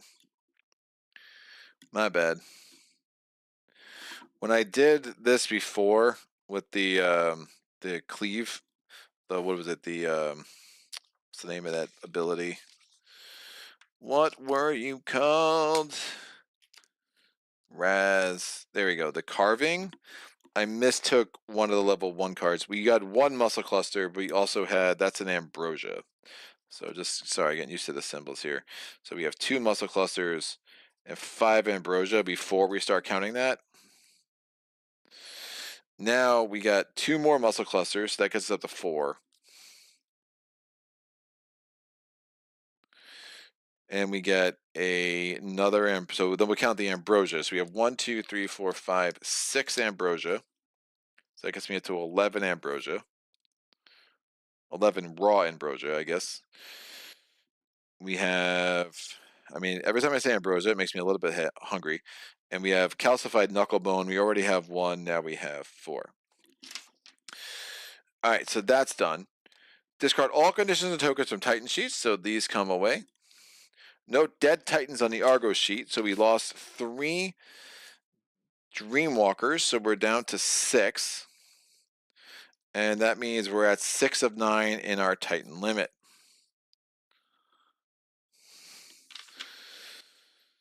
Discard no dead tokens. Shuffled exploration cards removed until the next timeline battle back into the exploration deck. I had none that were removed to the next Titan timeline battle. Is that would the cards tell me that?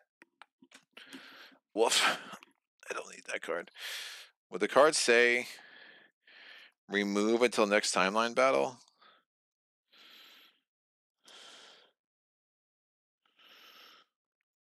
Once until the next timeline? Yeah, I don't think I had any of these.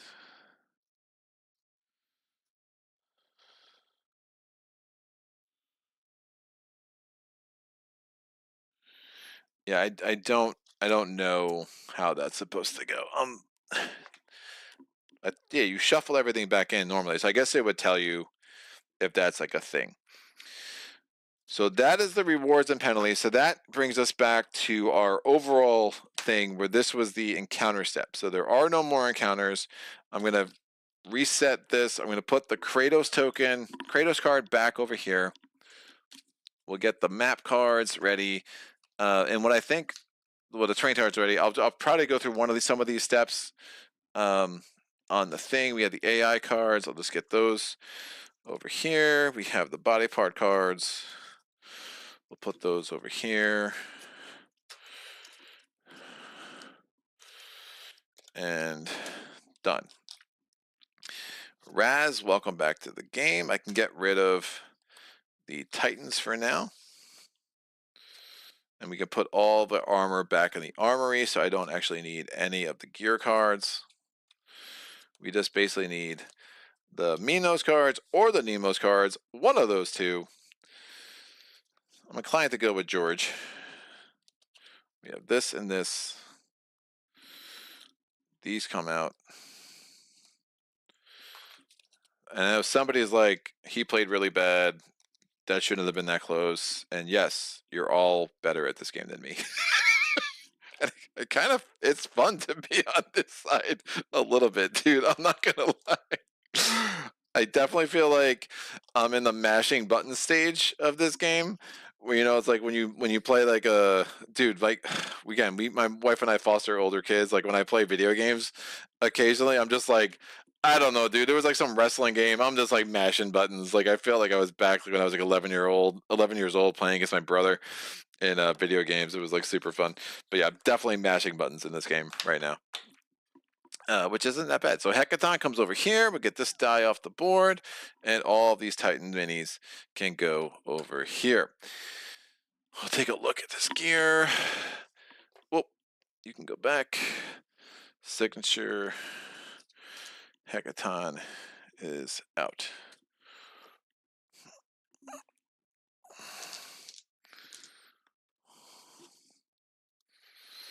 Minoan Heritage is in. That will go there. And here is all my gear in the armory. So leader will still be, well, leader's gotta be Heraclides because the man.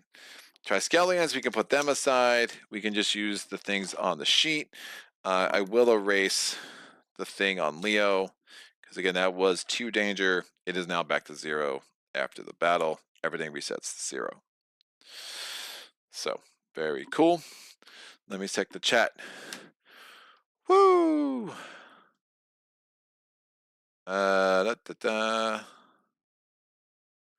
Who is second chance? Played C1 twice because lost on day 72 or something. Some hubs I still did not finish, so there's something for next run. It's a good cycle. Fights are kind of stay hard, but doable all the way. How many tiers spent? Because better gear, the enemy tactics of evolution, great system, major aspect on that role. Huh? 2 maybe. I hoard them. C2, 1 story is bonkers.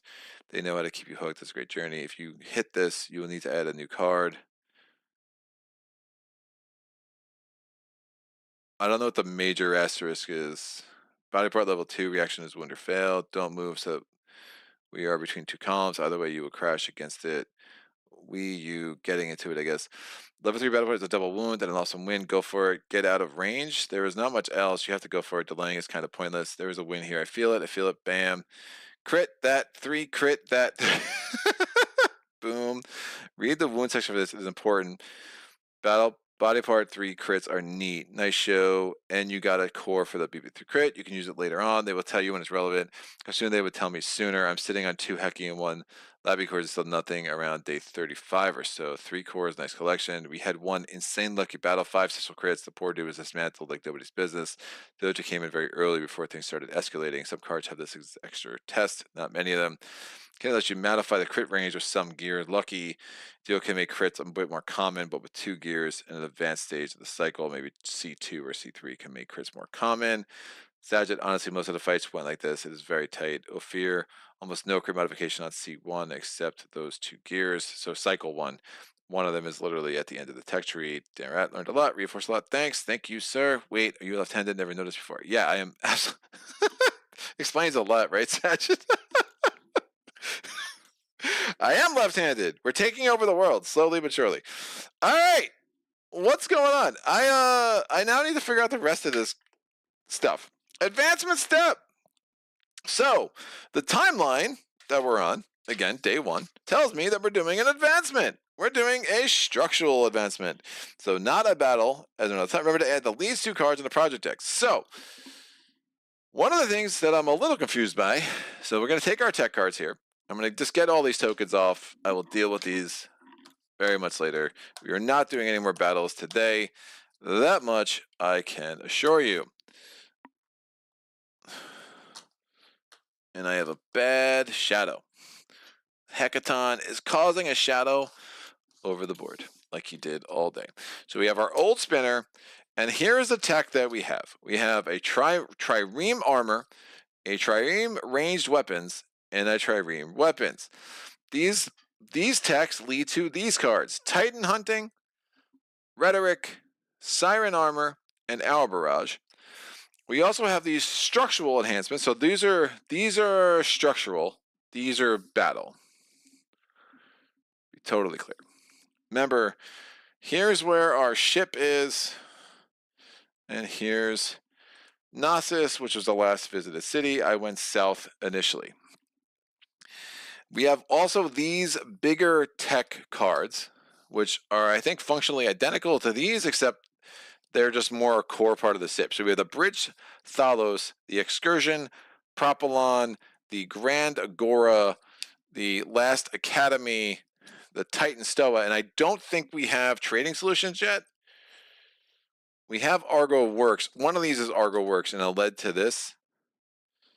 But that it's confusing to me that Argo Works is on one side of the card and not the other. So like, I don't really know how this is supposed to go, but I don't think we have this yet, and I don't know if we can upgrade to it or what. But we probably need more Titans. I just lost 3, and that seems significant. It seems like a significant amount of my Titans that unfortunately were led to their demise. So in the event step, so we're going to research 1 card. I will research requirements, Last Academy. I have that. Leads to Anti-Indoctrination Philosophy, Minoan Investigations, and Titan Hunting. Oh, so the requirements are Titan Ogenesis and Rhetorics. We don't have Rhetoric yet, so I cannot take Titan Hunting. We do have Titan Ogenesis, which is now the Titan Stoa. So like, is this on the wrong side? I don't know. Like the fact that, again, the words on the different sides are really kind of annoying. So I can't create Titan Hunting yet because I do not have Rhetoric, and I need Rhetoric to do that. So I'm going to upgrade to Rhetoric, which now says on the other side, let all who doubt their purpose despair not, for the ship is in itself a message. We are here for a reason. Persuasion, save gain +1 Argo Fate when you're about to gain a stranger to test diplomacy.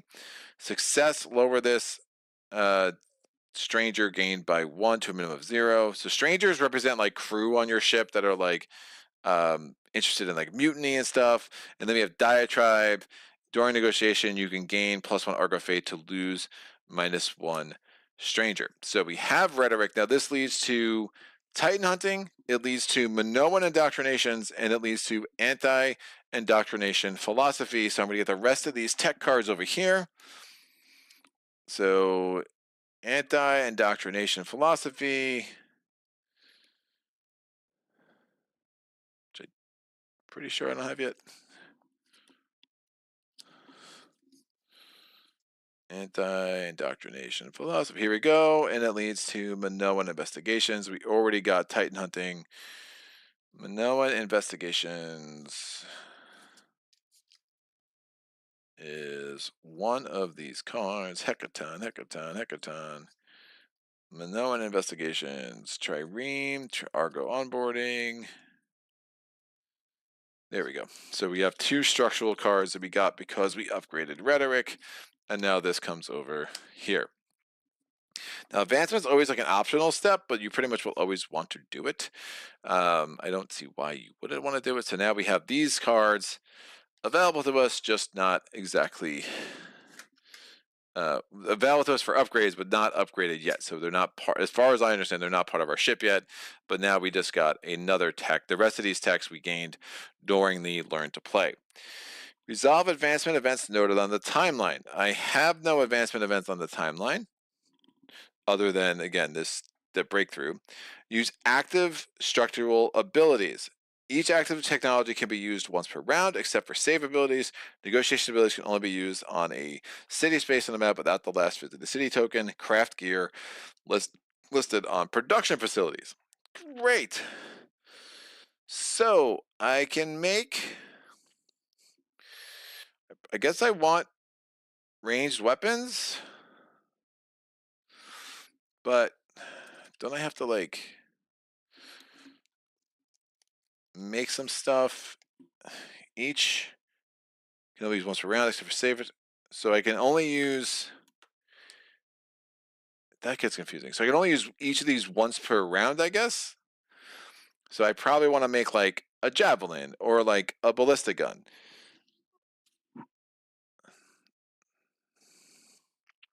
I'm not negotiation. I'm not getting exchange, so this is useless. This only matters in exploration.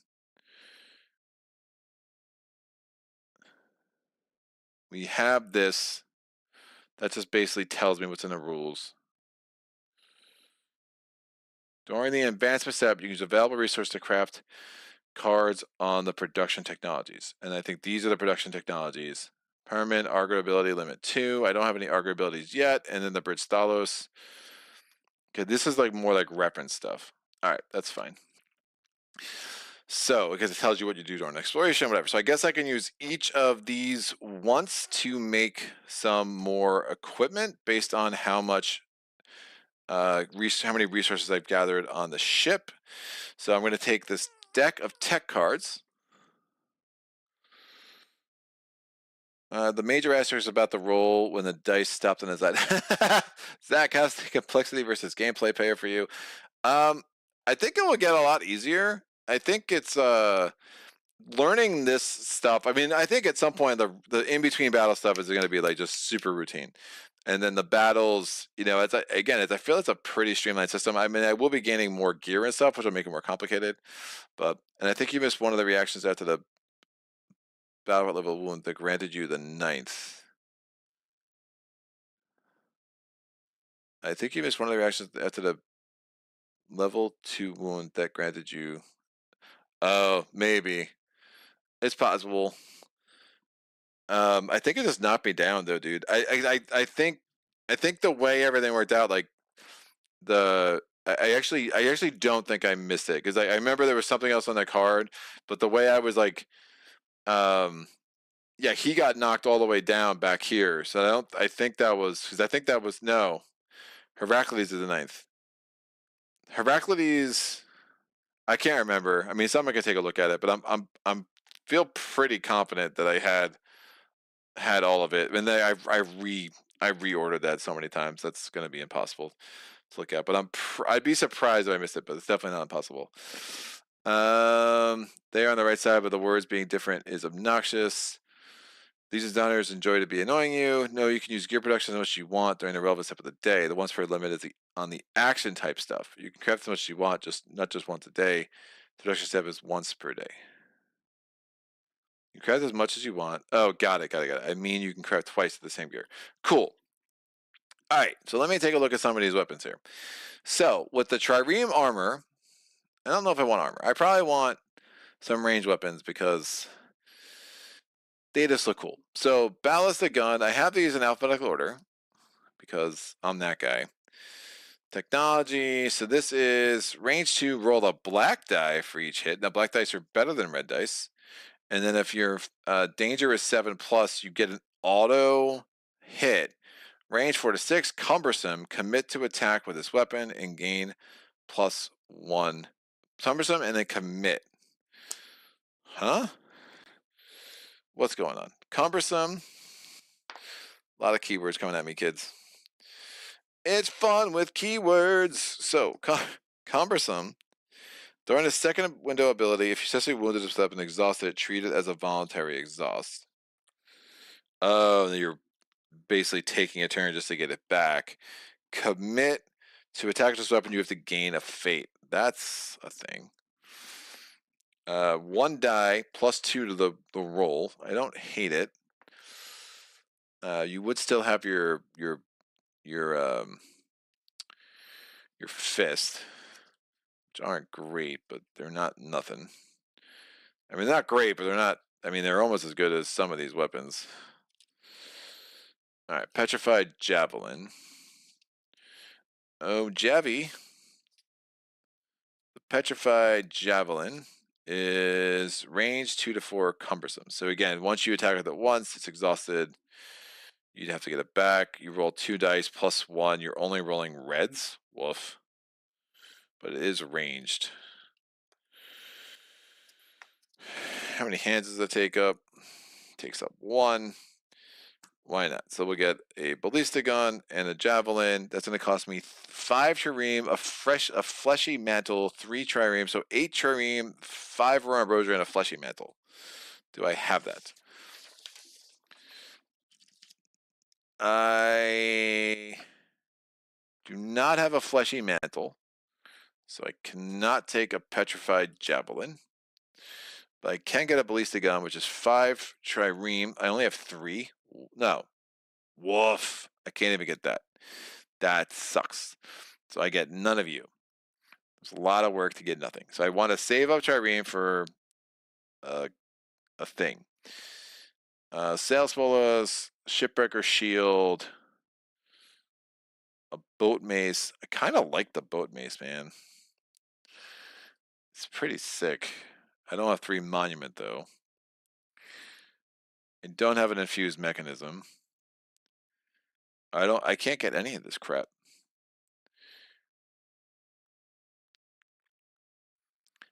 I can't get any of you. All right, we're not getting crap.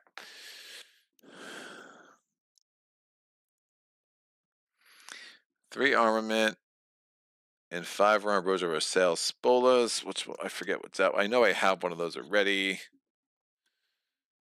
2 armament. And a muscle cluster for a shipwrecker shield. Sail spoilers did not do much for me. Shipwrecker shield. The rerolls, that's not great either. All right, we're not building anything. But I will put these 2 on top because they are high pry for me.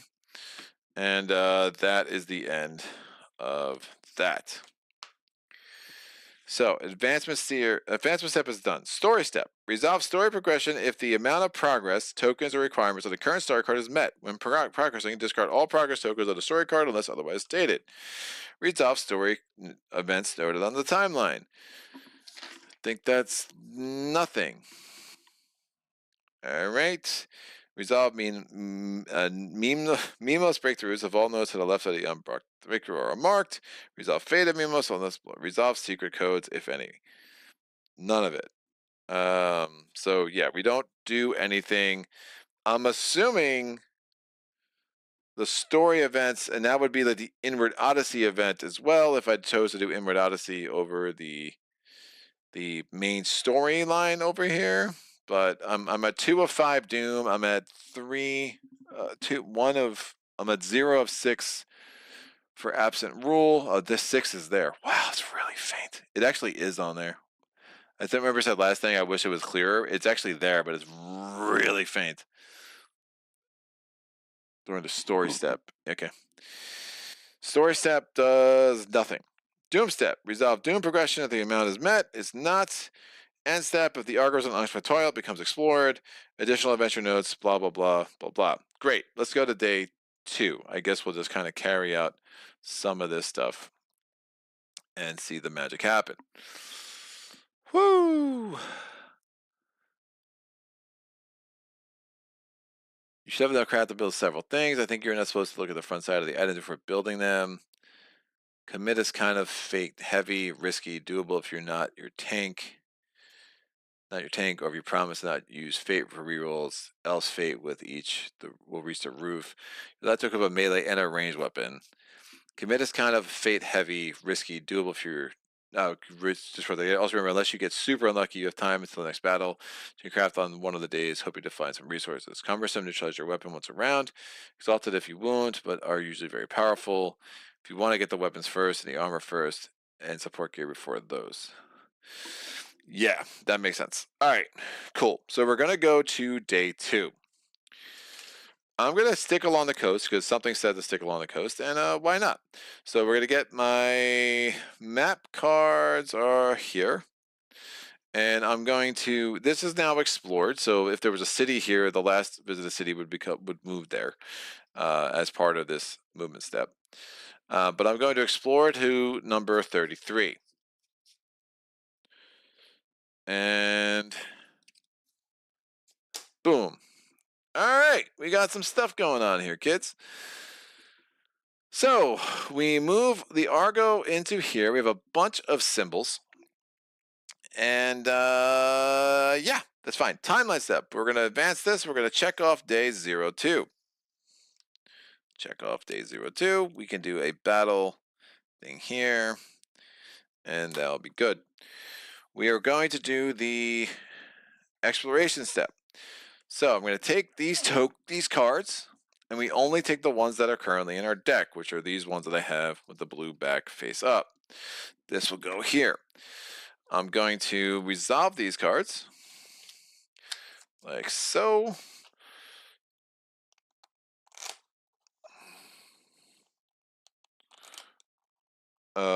Well, first we have to look at the symbols. So we're still on Minoan territory, which is fine. And we are going to have to add another Doom token to our thing over here. So where are my Doom tokens? They're here. So we now have 3 Doom tokens on top of that. Now we do the draw. So we draw from the exploration deck and resolve each card one by one until we get one with an end stack symbol. So first card coming off, it does not have an end stack. So we gain 1 Titan. Titans are good. I'm a fan. So thank you, +1 Titan. So where's my Argo? Our Argo Titan. We now have 7 Dreamwalkers. They are the most basic Titan. We will get one of those. We are not friendly, or chosen Argonaut gets +1 Fate, but that doesn't matter because no one has more. So we are neutral with the Minoans. We are not friendly. It says draw another card. Excellent. So that's Untamed Titan, and now we have Heart of the Maze. You're ambushed by the Tremonus himself. At the end of this exploration step, resolve a Tremonus battle. Note special aftermath 006. At the start of this battle, escalate 1. All right, we're going to do that battle next time. So we're just going to do exploration, and then we're going to do battle with this. At the start of the battle, escalate 1. I don't know what that means, so I'll have to figure that out. Oh, if my Argo fate was 8+, which is not, with escalate 1. So we don't have to worry about that. So I think the Treminus is the boss Primordial, which is nuts. So we're going to battle him. We're pretty much not ready for that. I have no extra gear, but that'll be fun. And at the end of this, resolve a Treminus battle, note special aftermath 0006. So I'll write that on the thing. Special aftermath 0006. That seems sketch. Remove from the deck permanently afterwards. So this comes out forever. Was this supposed to be in the deck this early? Because woof. Am I using the wrong cards? Did I use the wrong sides? There's a chance I use the wrong cards, kids. Yeah, I used the wrong cards. I'm sorry. This is nuts. Right? There's no way I'm battling this guy already.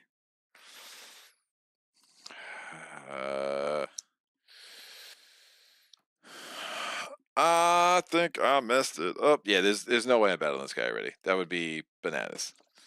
But spoiler alert. Now you know. Where's the learn to play? I think I just had I'm supposed to use a card with the numbers. They really could have made this whole exploration card system a lot better. So 28. Yep, I was using the wrong cards. So we just need, there should be 1 through 9. So 10, 11, 12, 13, 14, 15. There should be 16. 1, 2, 3, 4, 5, 6, 7, 8, 9, 10, 11, 12, 13, 14, 15, 16. Great. Undo all of that. So my Titan goes away. I never got it. So we're 6 Titans, not 5, not 7. And we're not doing this battle. So I can erase this. And now we know. So that's going to be in the future. Oh, the joys. Great. Those go away. This goes away. There's extra numbers over here. I don't know when we're supposed to add these in, but they're not numbers. I don't know. It is what it is. So sorry about that. Here we go. Let's do exploration again. Take 2. Do it again for the first time. Are there any story symbols? Nope.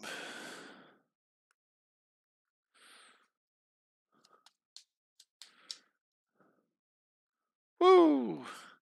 My current build is spend the first 3 rounds with a ballista shooting from afar, building rage and fate, then R3 for conf combat. When our tank is high in danger, replace him. Go, man, I usually die, but do super high damage.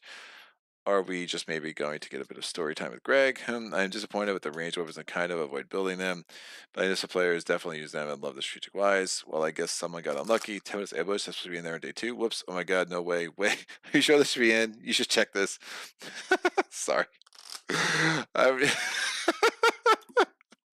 I was like, something felt wrong about it, but I was like, I knew I had separated the cards to be in from the cards that weren't. Again, this is partially, what happens when you have a really, really crappy insert that does not have the appropriate dividers that you would want for a game like this. But I digress. All right, let's do this over. So again, exploration. All right, we ignore that symbol for now. Gain 5 trireme. I am not allied, so I don't have to worry about that. So Egyptian Warfleet, but that is the end of that. So I get 5 more trireme, or trireme, and that's going to get me up to 8. So that's nice. And that's the end of that. And then we get this. It's gained 3 monument, and that's the end of that. Am I denounced? I am not denounced, so no stranger is added to my thing. But again, there's 2 of those symbols. We ignore those for now, as far as I am aware. And we get the 3 monument resources. Done. These get shuffled back in, as far as I know. Learn to play. Woof. Like throwing things all over here, kids. Expiration step is done.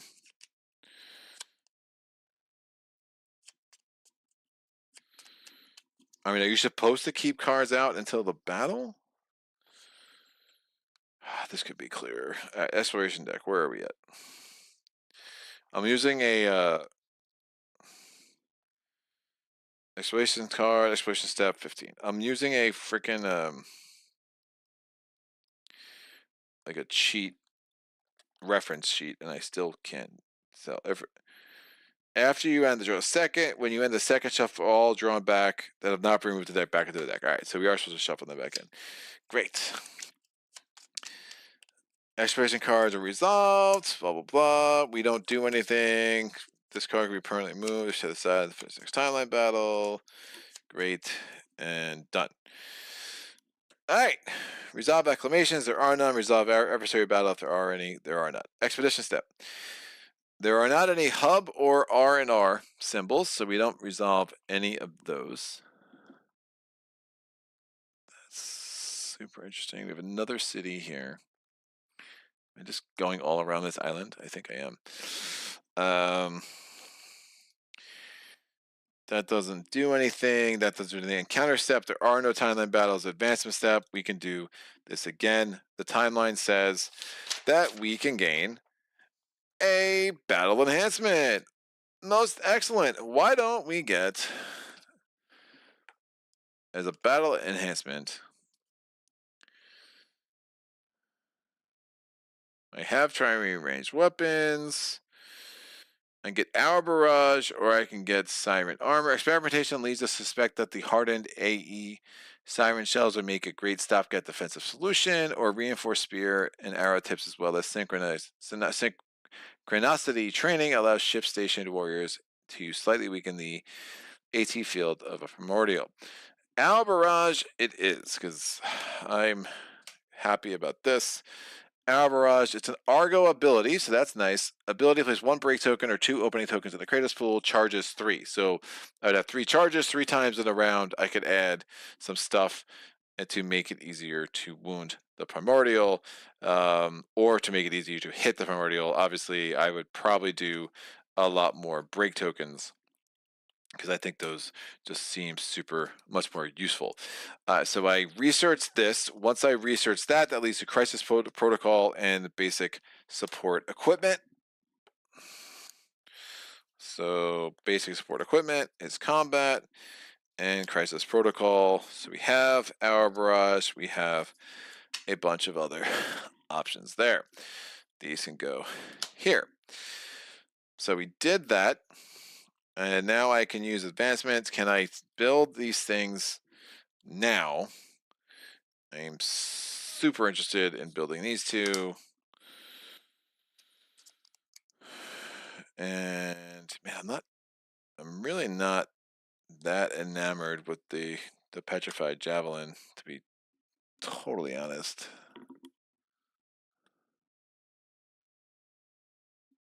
I don't have a fleshy mantle. Oh wait, I was looking at this wrong anyway. I don't have a fleshy mantle, so I couldn't do the ballista gun. I do have a javelin. It's +1 to die. I mean, it's not terrible. Could give me some options too for movement and stuff. And it's not like the gun's the one that adds the fate. So let me put this back, because I don't have a fleshy mantle, so I can't get you for a while anyway. So I'm gonna make a petrified javelin. It's gonna cost me 3 trireme and 5 raw ambrosia. So my trireme goes down to 5. My raw ambrosia goes down to 6. This now becomes part of my armory. Where's my armory? I don't know. One of those is an armory. It is what it is. Do I want to build anything else?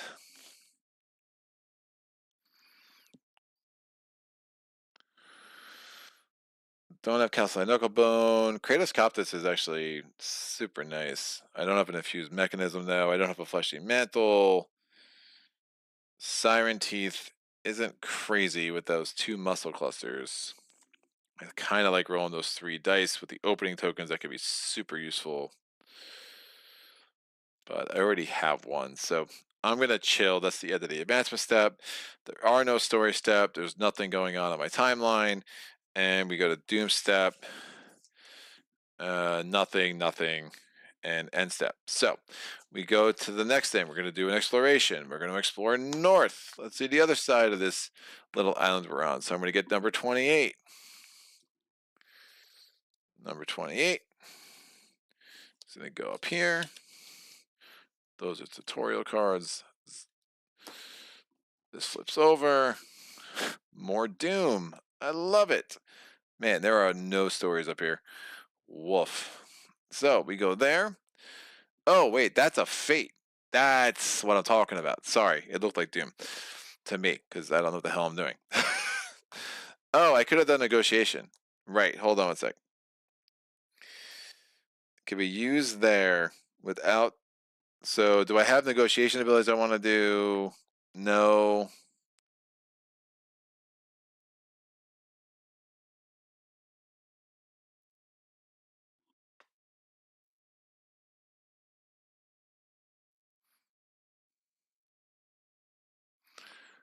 Reference. Yeah, I don't think there are any. I mean, do I have? I don't think I have this yet. But it doesn't say what kind of. I mean, do I have trading solutions?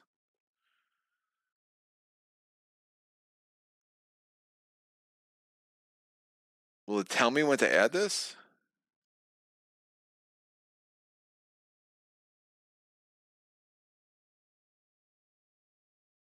I mean, I'm assuming this is structural then, because it doesn't have the symbol on it. So like, I don't. The trading solutions card really confuses the hell out of me. And then it says this leads to trading solutions, but it is trading solutions. What?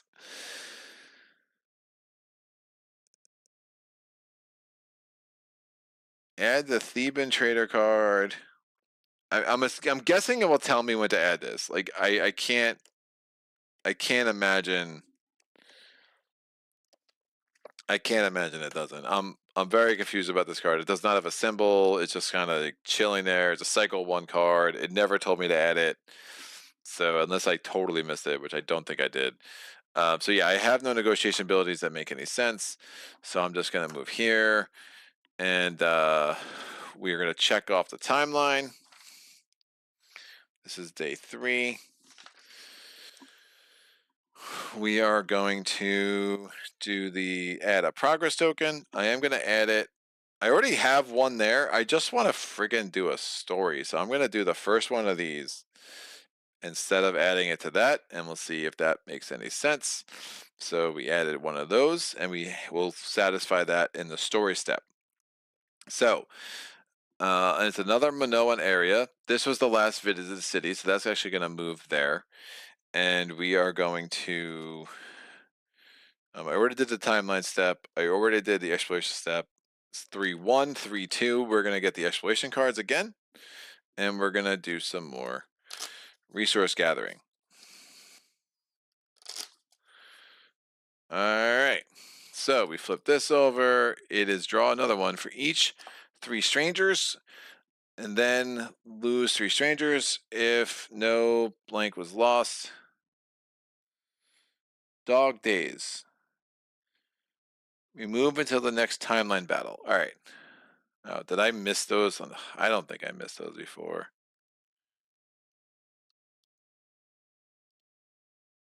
I think the X's don't have that. So yeah, okay, I feel better about that. All right, so for each 3 strangers, lose one ore. Lose 1 crew. Then lose 3 strangers. If no crew was lost, we gain a stranger. So we gain a stranger. So our stranger count is 1. Then, if our Argofate was 7 plus, we gain 2 more strangers, and then we remove this until the next timeline battle. Which, wait, is this not supposed to be in here? Why is that in there?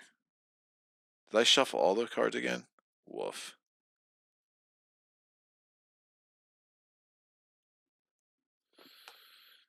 I don't think this is supposed to be in here. 1, 2. Yeah, he shouldn't be in there. All these cards got screwed up, dude. What's under here?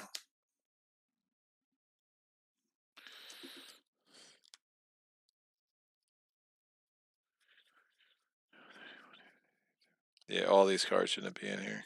I should have these, maybe? I gotta reset this exploration deck. I don't know what the hell happened. Dog Day shouldn't be in here, so...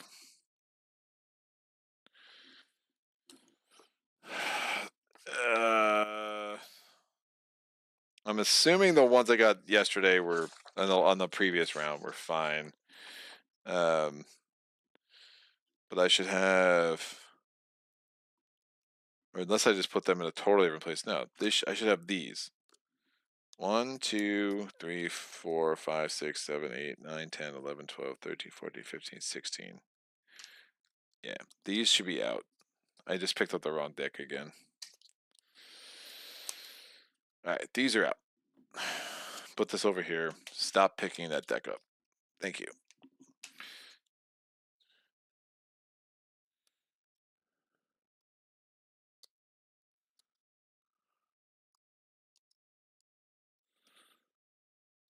I think I pulled from the wrong deck last time.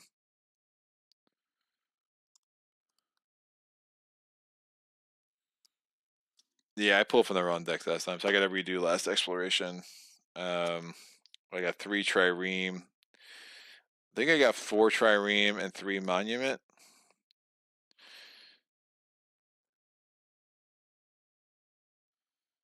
Did I get 5 I think I got 5.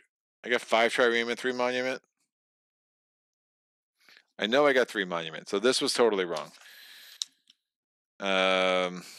So the 5 and the 3 needs to go away.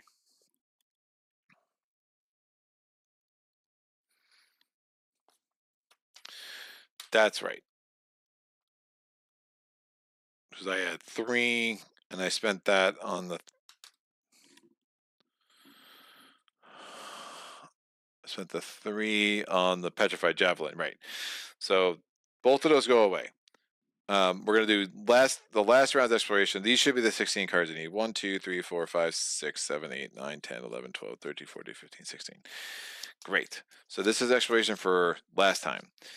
Hopefully it does not trigger anything crazy. Bam. So end, gain 2 armament. So 5. And next, we're not denounced. This is an end, gain 1 Trireme. This gets me up to 1. So I still would have had everything I needed to buy everything. And now these get shuffled back in, and now we do it again. Sorry about that. Wolf. So now this is this round's exploration card. Yeah, 5 felt like a lot. 3 felt like... I was like, I have no monuments, and all of a sudden I'm going to get 3. Like, all that felt wrong, but... Learn all the ways that you can screw this game up. You're welcome. Alright, done. We get 1 Trireme. We're not friendly, otherwise we gain 2, so we're up to 2 Trireme. And next is gain 2 more Trireme, so we're up to 4 Trireme.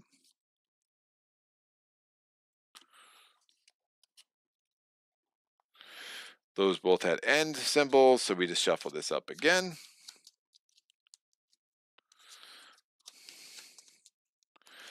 That's the end of the exploration step. We go to the expedition step. There are no hub adventures. There are no R&R adventures. We go to the encounter step. There are no encounters. We go to the advancement step. We have no structural or battle breakthroughs. We can use active abilities. I will choose not to. We're going to go to the story step. Story progression is the amount of progress tokens on the current story card. And resolve story events in the child, resolve blah, blah, blah. Great. So I have 2 here. When there are 2 tokens on this card, I can discard to gain +1 Argo knowledge. So we're at 1 of 0. And now we're going to resolve a story. When you reach a given Argo knowledge level during the story step, after all other events, resolve the corresponding inward Odyssey adventure. So we have Argo knowledge of 1, so we can read the Endless docks. These go over here, and I'm going to find the endless docks in the Truth of the Labyrinth thing. I don't know where to look for this. Resolve endless docks. Is there anything on here which tells me what endless docks is? No. Great. Endless docks, where are you? I miss you and I love you. What the hell? That's the Menace Theater Special Aftermath. That's nope. Minos Breakthrough. Oh, got it. I mean, is there like an index in this thing? Like this book is like something's going on. Tell me what's going on. All right. Gotta go. Good show. Great when I finished. Would like to see a Labby fight. Had a friend print an insert for me. Bought the file at Etsy, which made it easier to return and play this game. Good night, friends. Meet you at another game night. Thank you, Ophir. We just have a set of baggies. Also works pretty good. Cheers, Ophir. Night's Edge, Greg, all. I've done a lot of enemy response to only trigger if you are Jason, etc. Knockback range is a good way to keep the injured Titans in the fight and have less risk. The trading solutions came later, but it's been months. It says structural tech on it, right? It's the same, just a larger card. You can get it from a structural tech break on the timeline. I mean, they just specifically call the card out in the FAQ. It does say structural on it. It just doesn't have the symbol, which means weird. But yeah, I guess I can upgrade to that. Why not? Or at least the trading solutions. You can research trading solutions with a structural tech breakthrough. It is that you're awaiting project for now. Just ignore the sides. It's confusing. Is there a section for Inward Odyssey? Look at the front of the table of contents. There's a section for Inward Odyssey. All right. Adventure hubs, not useful. Table of contents also seems not very useful. Inward Odyssey. Oh, Inward Odyssey 92. Excellent. I know what's going on, kids. Woof. Inward Odyssey. Endless Docks. Story time with Greg is the moment you've all been waiting for. The metallic coffin is cold to the touch. As you move your hand over its surface, your fingers find subtle grooves, a pattern of some kind, hard to discern. The coffin has a window, a translucent pane, and through it you see the noble features of a dark-skinned woman, her face relaxed and gentle, as if she was asleep. And she very well may be. It's impossible to know which of the Argonauts interned in the mausoleum are just asleep, waiting for their turn at the Aeons, and which have passed away to Elysium, or whatever place souls journey to after the Eschaton. You look up. The tower-like crypts loom above, like the giant petrified trees revealed by the receding sea. How many of you are here? 100? 1,000? This is the third of your expeditions into the depths of the Argo. The old priests mentioned maps of the place, and for a time these were enough. But now you've reached the bottom of the mausoleum, and there are still chambers to be explored. There are always undiscovered chambers, holes sealed, decks untouched for dead gods know how long. This is a very special ship, said the old priest, the last time you breached the subject. And maybe, in time, we will learn its secrets. It's hard to keep track of time below deck, but the dwindling water supplies tell you it is time you turn back. Just as you reach one of the endless staircases, something big lumbers out of the shadows. A titan. You don't know how it got so close without you noticing. You raise your guard, but it doesn't attack. You notice it is wearing an Antikratos harness. It is of the common class, dubbed Dreamwalkers by the last academy. But something seems slightly different about this one. It's leaner and more agile. You decide to take it back to the Titan Stoa. If you have fewer than 6 Titans, gain +1. I do not have fewer than 6. I have exactly 6, I think. That's fine. And assign it the Aeon strain pattern. Otherwise, assign Aeon strange pattern to any of your current Titans. Name this Titan. Uh, who the heck? Who was Heraclides' Titan? Because we'll just do that. Heraclides. You did not have him. All right, the one with the spear is our named Titan. And I don't know. Somebody give me a name, and I don't know where these pattern cards are. So I swear I feel dumber every time I play this. Are you a pattern card? Nope. Nope. The Iapotis strain is a trauma pattern. All right, hold on a second. Otherwise, write Iapotis strain pattern on any of your current Titans. Name this Titan. Wait. All right. What is going on, dude? But she has a name. It's Ulyssia. What? What am I missing, dude? Like, okay. I'm hella confused. All right, so we have Heraclides, or can I do it on the Argo sheet? That probably makes more sense. Yeah, I guess I just do the names here. So one of them. So we have 6 dream markers, and one of them has to be named and has the Iapotis strain.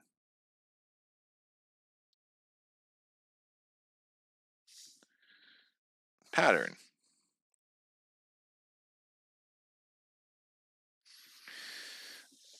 So replace the normal trauma table on the Titan sheet. Unlike gear, patterns are permanently tied to their Titans and lost. Return to the box when Titans kill. Take care of your Titans. See patterns on removals on page 47 of the rulebook for more detail. So I'm assuming the card then is going to be of this size. And it should... So these are new Kratos patterns. Woof. I have no idea where that card's going to be. These are clue cards. New Obel cards. I don't know where you would be, little one. Obel. Cronian strain. Sisyphean strain. Cycle 3. Cycle 3.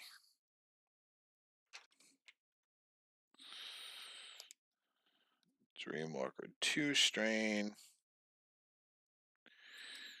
Yeah, I don't know. Are you here? Oh, here we go. Iapetan strain. So it just...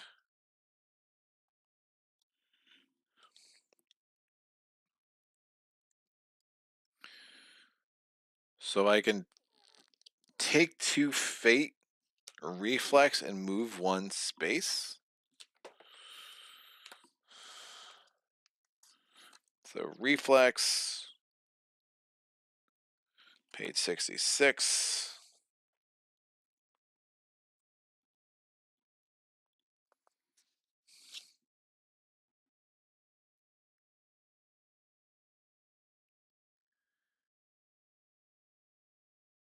Oh, so during a window, there's like a window of opportunity thing, I can move a space instead of getting attacked, I think. Maybe, sort of. But the rest of this is the same. Alright, so Ulyssia... She already has a name. Why am I naming her? I'm so freaking confused. Alright. I guess if they already have a name, we just leave it. So 6 Dreamwalkers, and then Alicia. I'm just going to keep her name as it is, unless somebody tells me I'm just a moron. And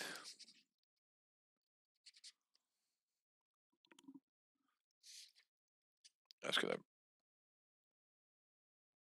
Is that the right one? I might have grabbed the wrong strain. Iapetus. This is Iapetan. It's got to be the same thing, right? Yeah, cool. So, this includes Alicia, or Ulyssia. And unfortunately, I had 6, so I do not gain a Titan, but I guess whatever. And she has the Iapetan strain. Most excellent. That's that, and we get 1 Argo knowledge, and if we get 2 more progress tokens that we put on here instead of here, we'll read the next installment of this. Not sure that was worth it, but we got there. All right, so that was the story step. Doom step, no. End step, this becomes explored. There's no city there, so now we can just go to the next day. I'll do one more day, and then we'll come back and jump into it next time. Right? That seems reasonable. 350. Well, technically, the moment I've been waiting for is for the scouts to properly recognize, as well as some much-needed wins for Team Manticore. Well, it looks like you're much better at reading stories in chat, at least. Pattern cards, you had them on screen. Well, with the not-in-use exploration cards, at least some of them. Pattern cards look like trauma. Creative stables on this Titan sheet. Note the thing symbol, very important. Just name her Liz. Excellent. So the exclamation point symbol, as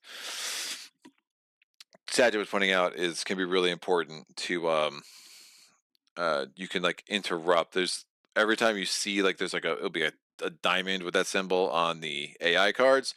It gives you like a window of opportunity to do some other things. All right, so we're gonna go to day 4. I'm going to explore onto 29. See if we get any more story time with Greg. This will be the last round for today, and it is it's a story. Oh, it's another group, baby. We are in the territory of, wow, these symbols should have been way more different, of the Labyrinthinios. There was no city there, although it looks like there should be. But we do have a story. It's a story about a girl. All right, so we're here. We're going to. She drank a river and drowned she cried a river and drowned the whole world, or something like that. We do the timeline step, so we check off 04. We're going to, there is no progress token symbol, there's no doom token symbol, so that's a nice thing. We're going to get the 16 exploration cards. Are these the ones? Yes, I don't know where I put the other ones, but I put them in a place where I cannot grab them. 4, 5, 6, 7, 8, 9, 10, 11, 12, 13, 14, 15. Excellent. So we're going to do this exploration step twice. First time coming. Bam. Gain 1 armament. We are not friendly with the Labyrinthinios. We are just completely neutral. So 1 armament resource coming up. That gives me 6 of those. Seems like I should be able to build some things there. That has an N symbol, and we have this. Gain 2 armament resources. I am very well armored, except I'm not. And that's done. These get both shuffled back in. All right, we go to, so that's the expedition step. We go to the, that was the exploration step. We go to the expedition step. There is a hub adventure. It is that. So hub adventures, I think I rolled a die. Right? Yeah, I roll a die. I'm almost positive this. I think I roll a d10. Adventure hubs. Story 1? Why is it story 1, story 2, story 3, story? What is happening? I'm pretty sure I'm on story 1, right?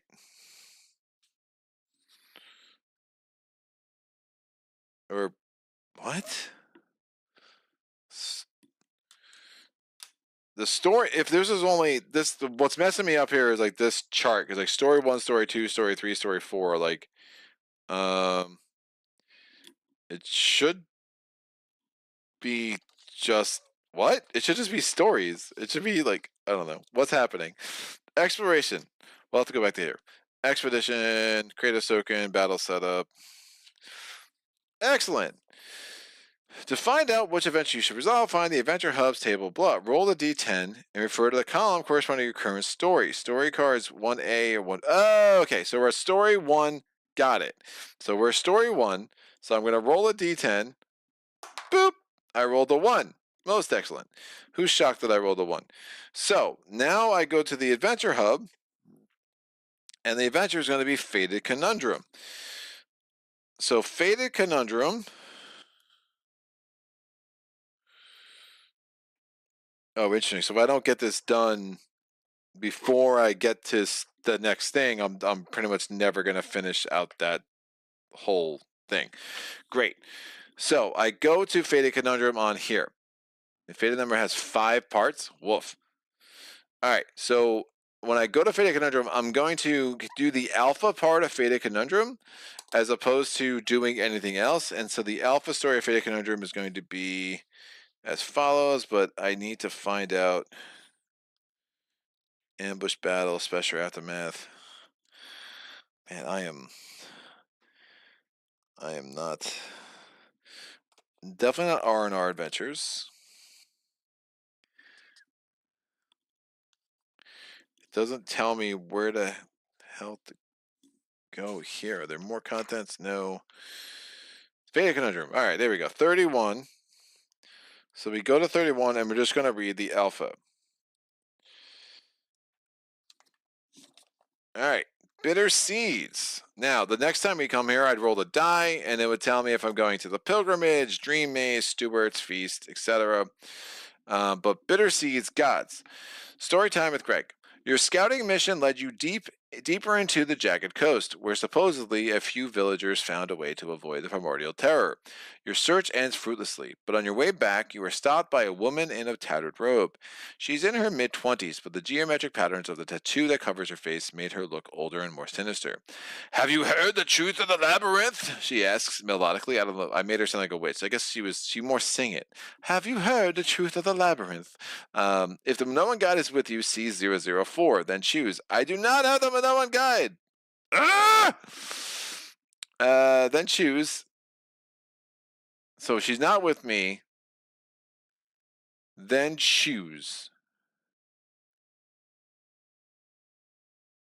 That's confusing. If the Minoan guy is with me, so was it if the Minoan guy is with you, C0004, and then new line, then the Minoan guy is not with me, so I don't see 0004, but I think then choose. I assume I still go ahead and choose. Then choose. You have heard whispers of this new faith of the labyrinth. You're new to this island, and the Argos crew is still looking for its identity. This is fertile ground for indoctrination. You best leave her be. You ignore her and go on your way. We ignore the woman that we saw. You ignore your way. Subtract -1 Argo fate. Minoan's diplomacy +1. C0017. Or Minos has the maze built. Now these people worship it. There's a clear connection. She may prove a useful source of information. If approached carefully, you try to obtain information from the woman. 0013. I will choose the second thing, which means that my diplomacy score with the labyrinthine. Oh man, do I really? Maybe I should just lean harder into the Minoans.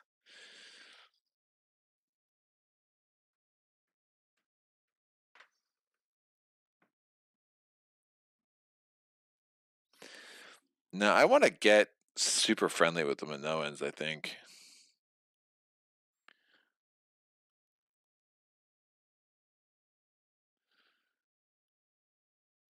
Yeah, forget that. I'm gonna choose the first option. So I'm gonna leave this woman be. You're crazy. You like have 2 voices, and who knows what you're up to, and you're trying to indoctrinate me with some maze crap. So I'm gonna get the +2 with the Minoans, and Labyrinthines are still at 0, and the Hornsworn are still at -1. These can come back here. Great. Now I see 0017. So I don't lose the Argo Fate because I had no Argo Fate, but that's the thing. And 0017 takes me back into this story location. You intercept the guards and tactically block their way. No. Maybe it's 017 within that page. That could have been clearer.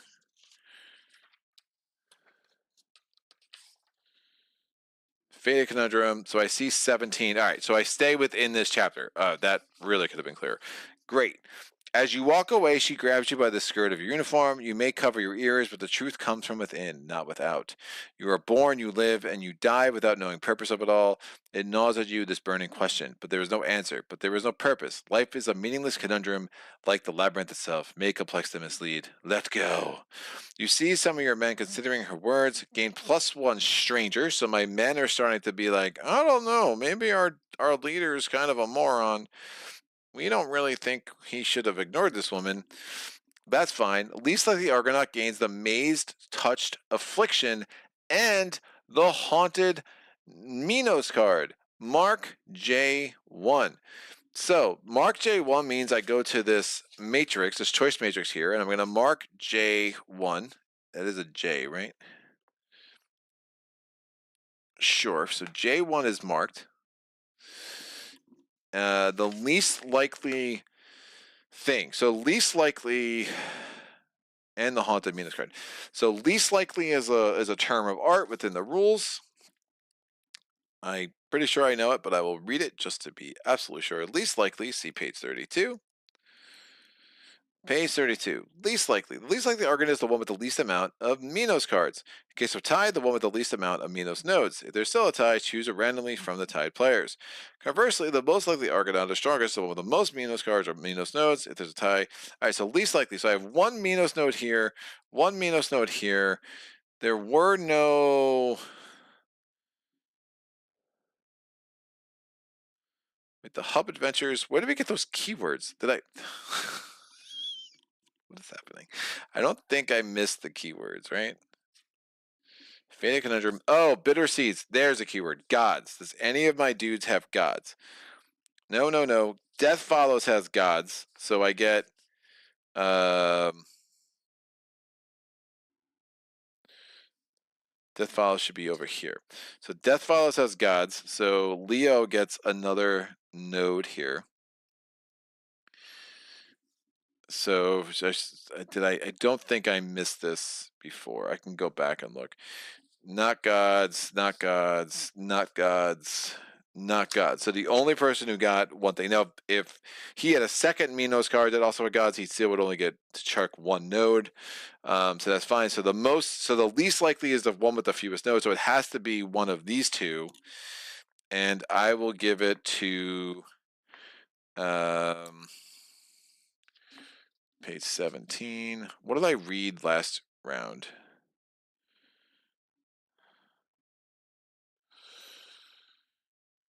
I remember what the hell I read last round.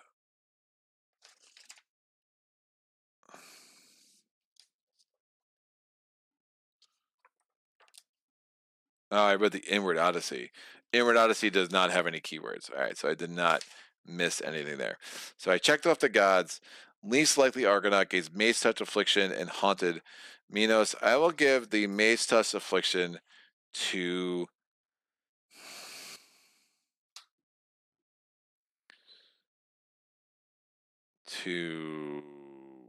the Siren Survivor. Why not? So we're going to get Maze Touched. That, I think, also triggers... Oh, he also gets Haunted. Wait.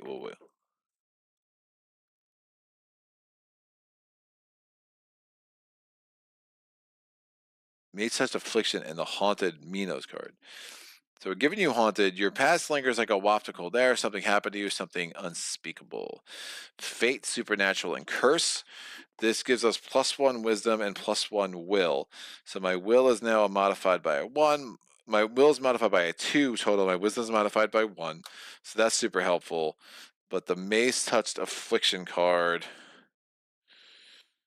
Is that a Faded Minos? Alone, Ikari, Selfishness, Betrayal.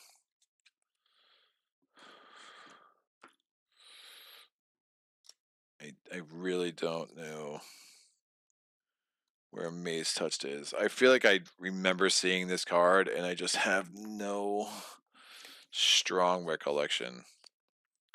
Trait, Death, Vicious, Minos, Moros, Faded Memory. These are the Moros cards, Kratos cards.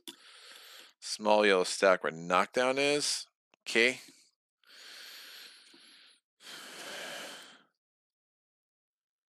Roused. Paralyzed. Death. Death. Hatred. Muffled. At least they're like not in any kind of alphabetical order at all. That's super helpful. Paralyzed. Philanthropic, roused. Right, so these are the conditions. That makes sense. All right, bleeding, Sisyphus, death, hatred, muffled, time, clock, fear, knockdown. I get knocked down. I did it. I went all game without singing it until now. I must have put it somewhere else because I kind of had a sense it was going to come back. And I just... My biggest problem with this game isn't the rules organization as much as the way the cards are organized. It's like really wild, dude. Not great. So I don't know where Maze Touched is. There was a thing about Maze Touch 2, which I'm remembering, like something happened with Maze Touched. Was it in here? Maze Touched. Maze Touch is a term used to distinguish people suffering from a serious ailment spreading through Crete. When you gain the Maze Touch afflictions, note it down your Argonaut sheet in the Boons Afflictions notes. From this moment onward, your Argonaut is considered to be Maze Touched. Being Maze Touched has no inherent effect, but beware, it will influence your game in many ways. Some say that it's possible to stop its spread, at least. Researching new technology in Argonaut may bring you closer to discovering its cure. Do I just write it down? Maybe I don't. That's interesting. Maybe there isn't a card. Maybe I just write it down. That could be a thing. That's starting to ring a bell.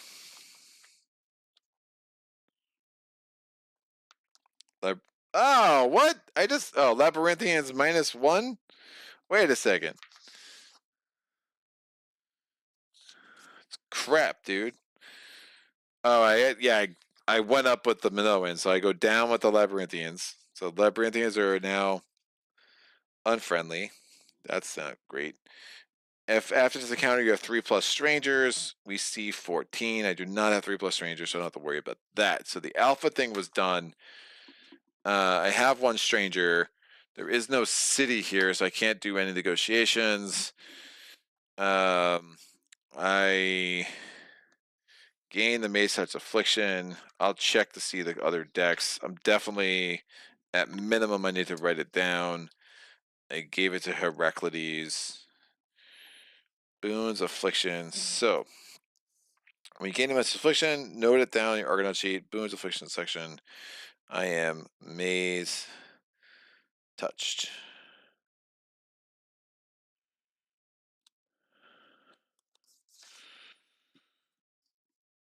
All right, so the most you can have is 2 Mimos. As we start finishing them, we'll go from there. Least likely, though, again, they'll keep targeting. I could still get 3 more Mimos according to the 3 Argonauts I still have that only have 1 each.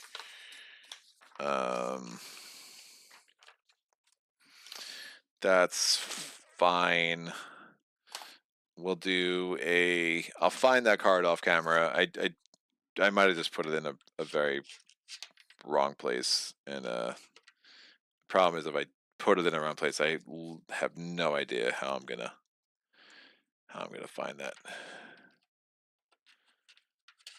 Right, it should have been the yellow cards are conditions.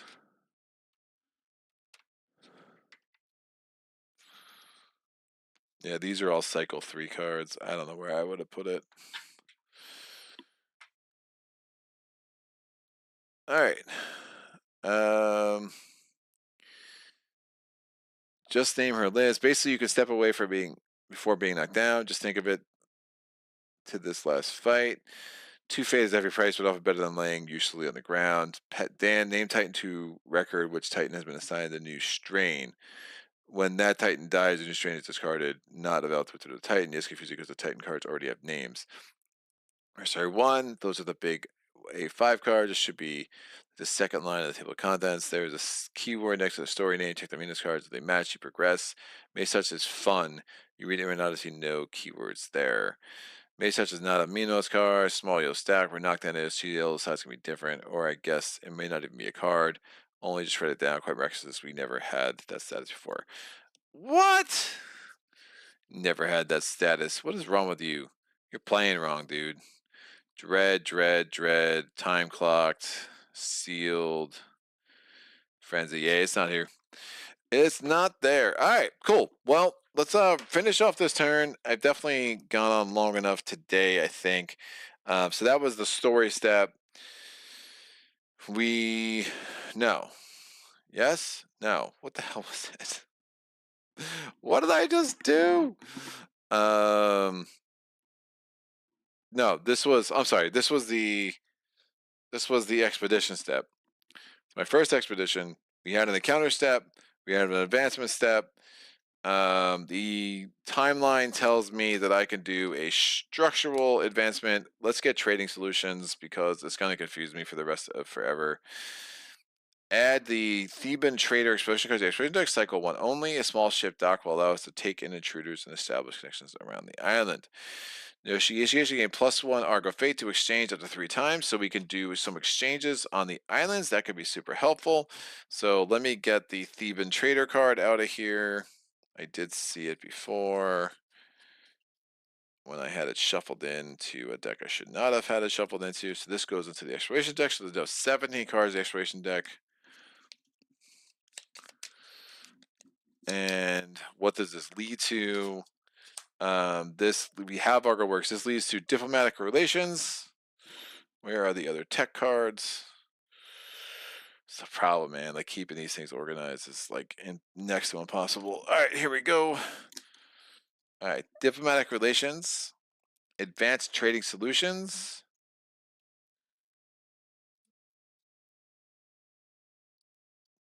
advanced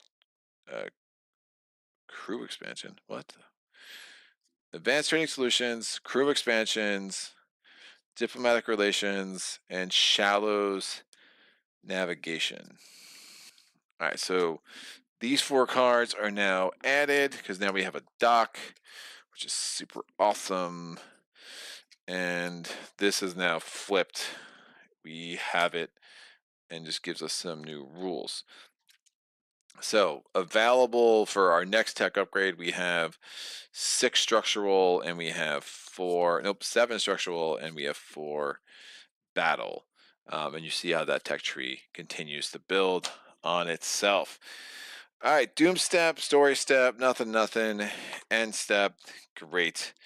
That tile is now explored, and that will be the end of today. Now, how am I going to mark this? Well, we're going to go to the story card.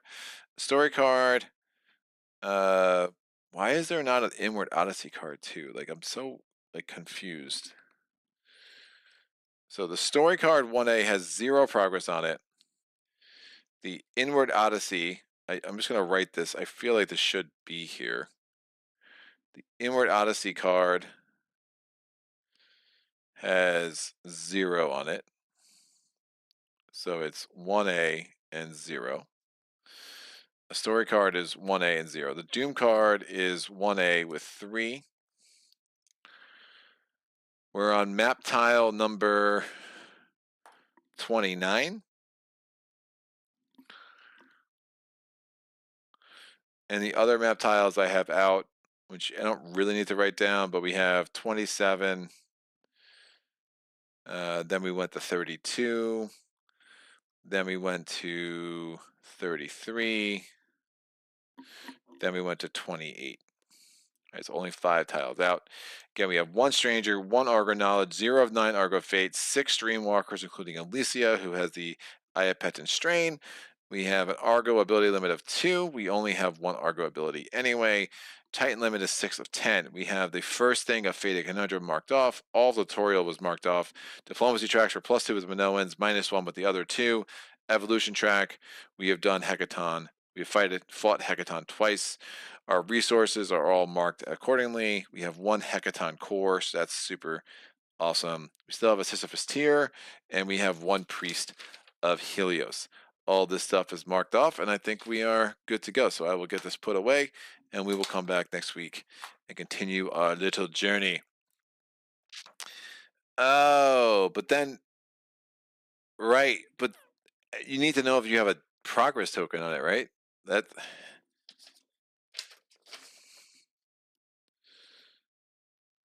I missed it. Am I supposed to mark off something there? Map. I don't know what that's for.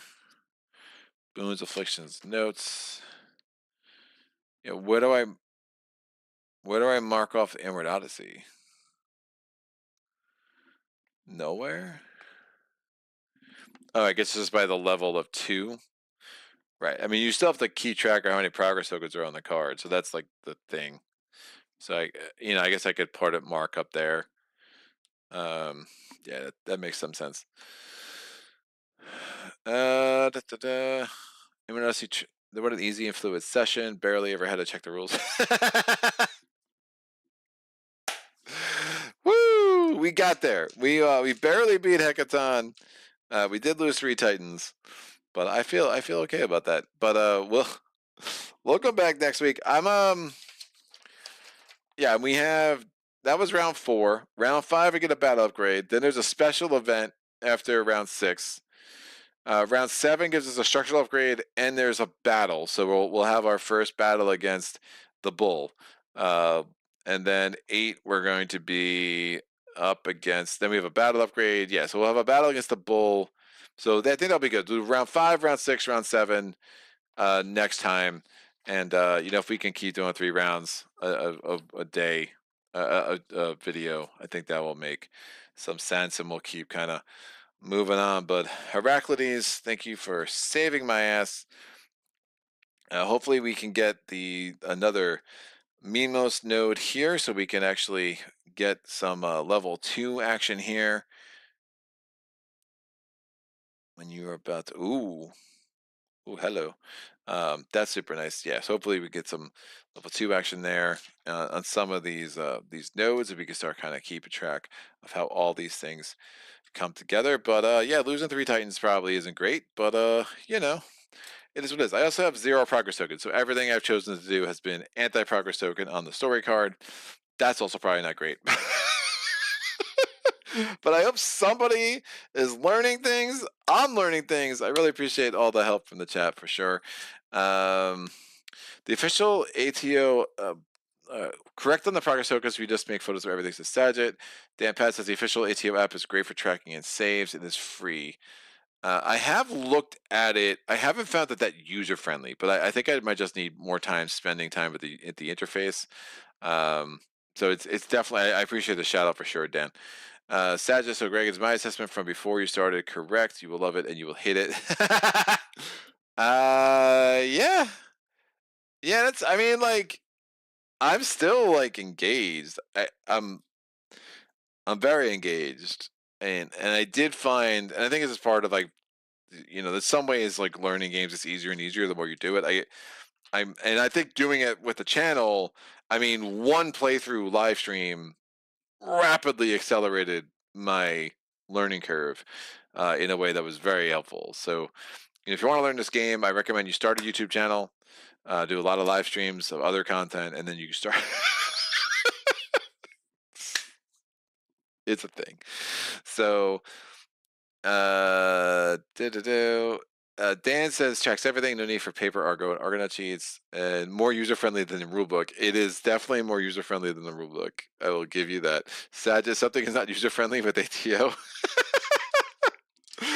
It just, there's a very specific way to get where you want to get in that app that isn't, that I haven't found intuitive, which probably might say more about my flaws than the app's flaws for sure. So but I will I like the paper and the ability to erase things for now, but I think as I get more acclimated, I will spend the time to learn the app better. Once I really know what's going on.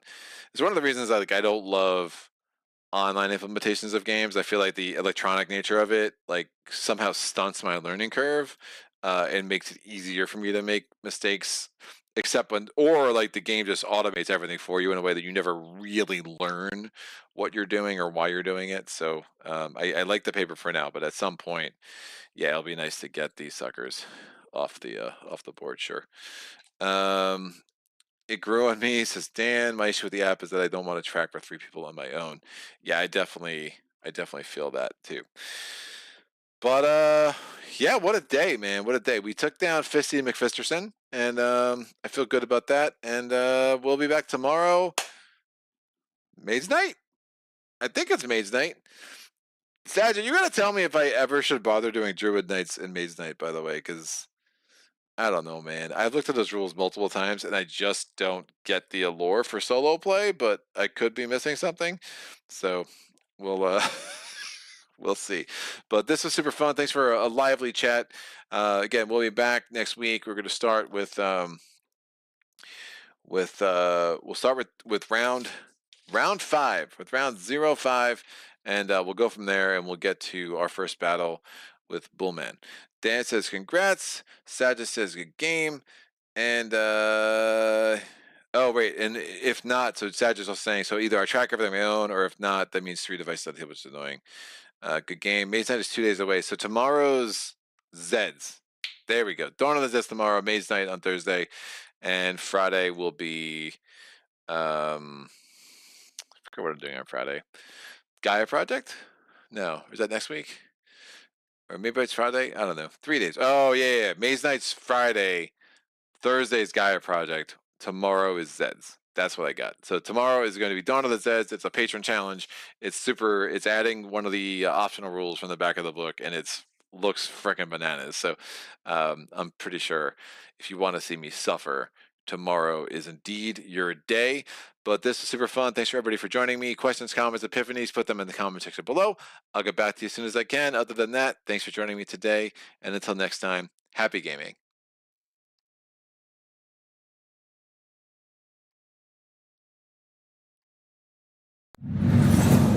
Solo.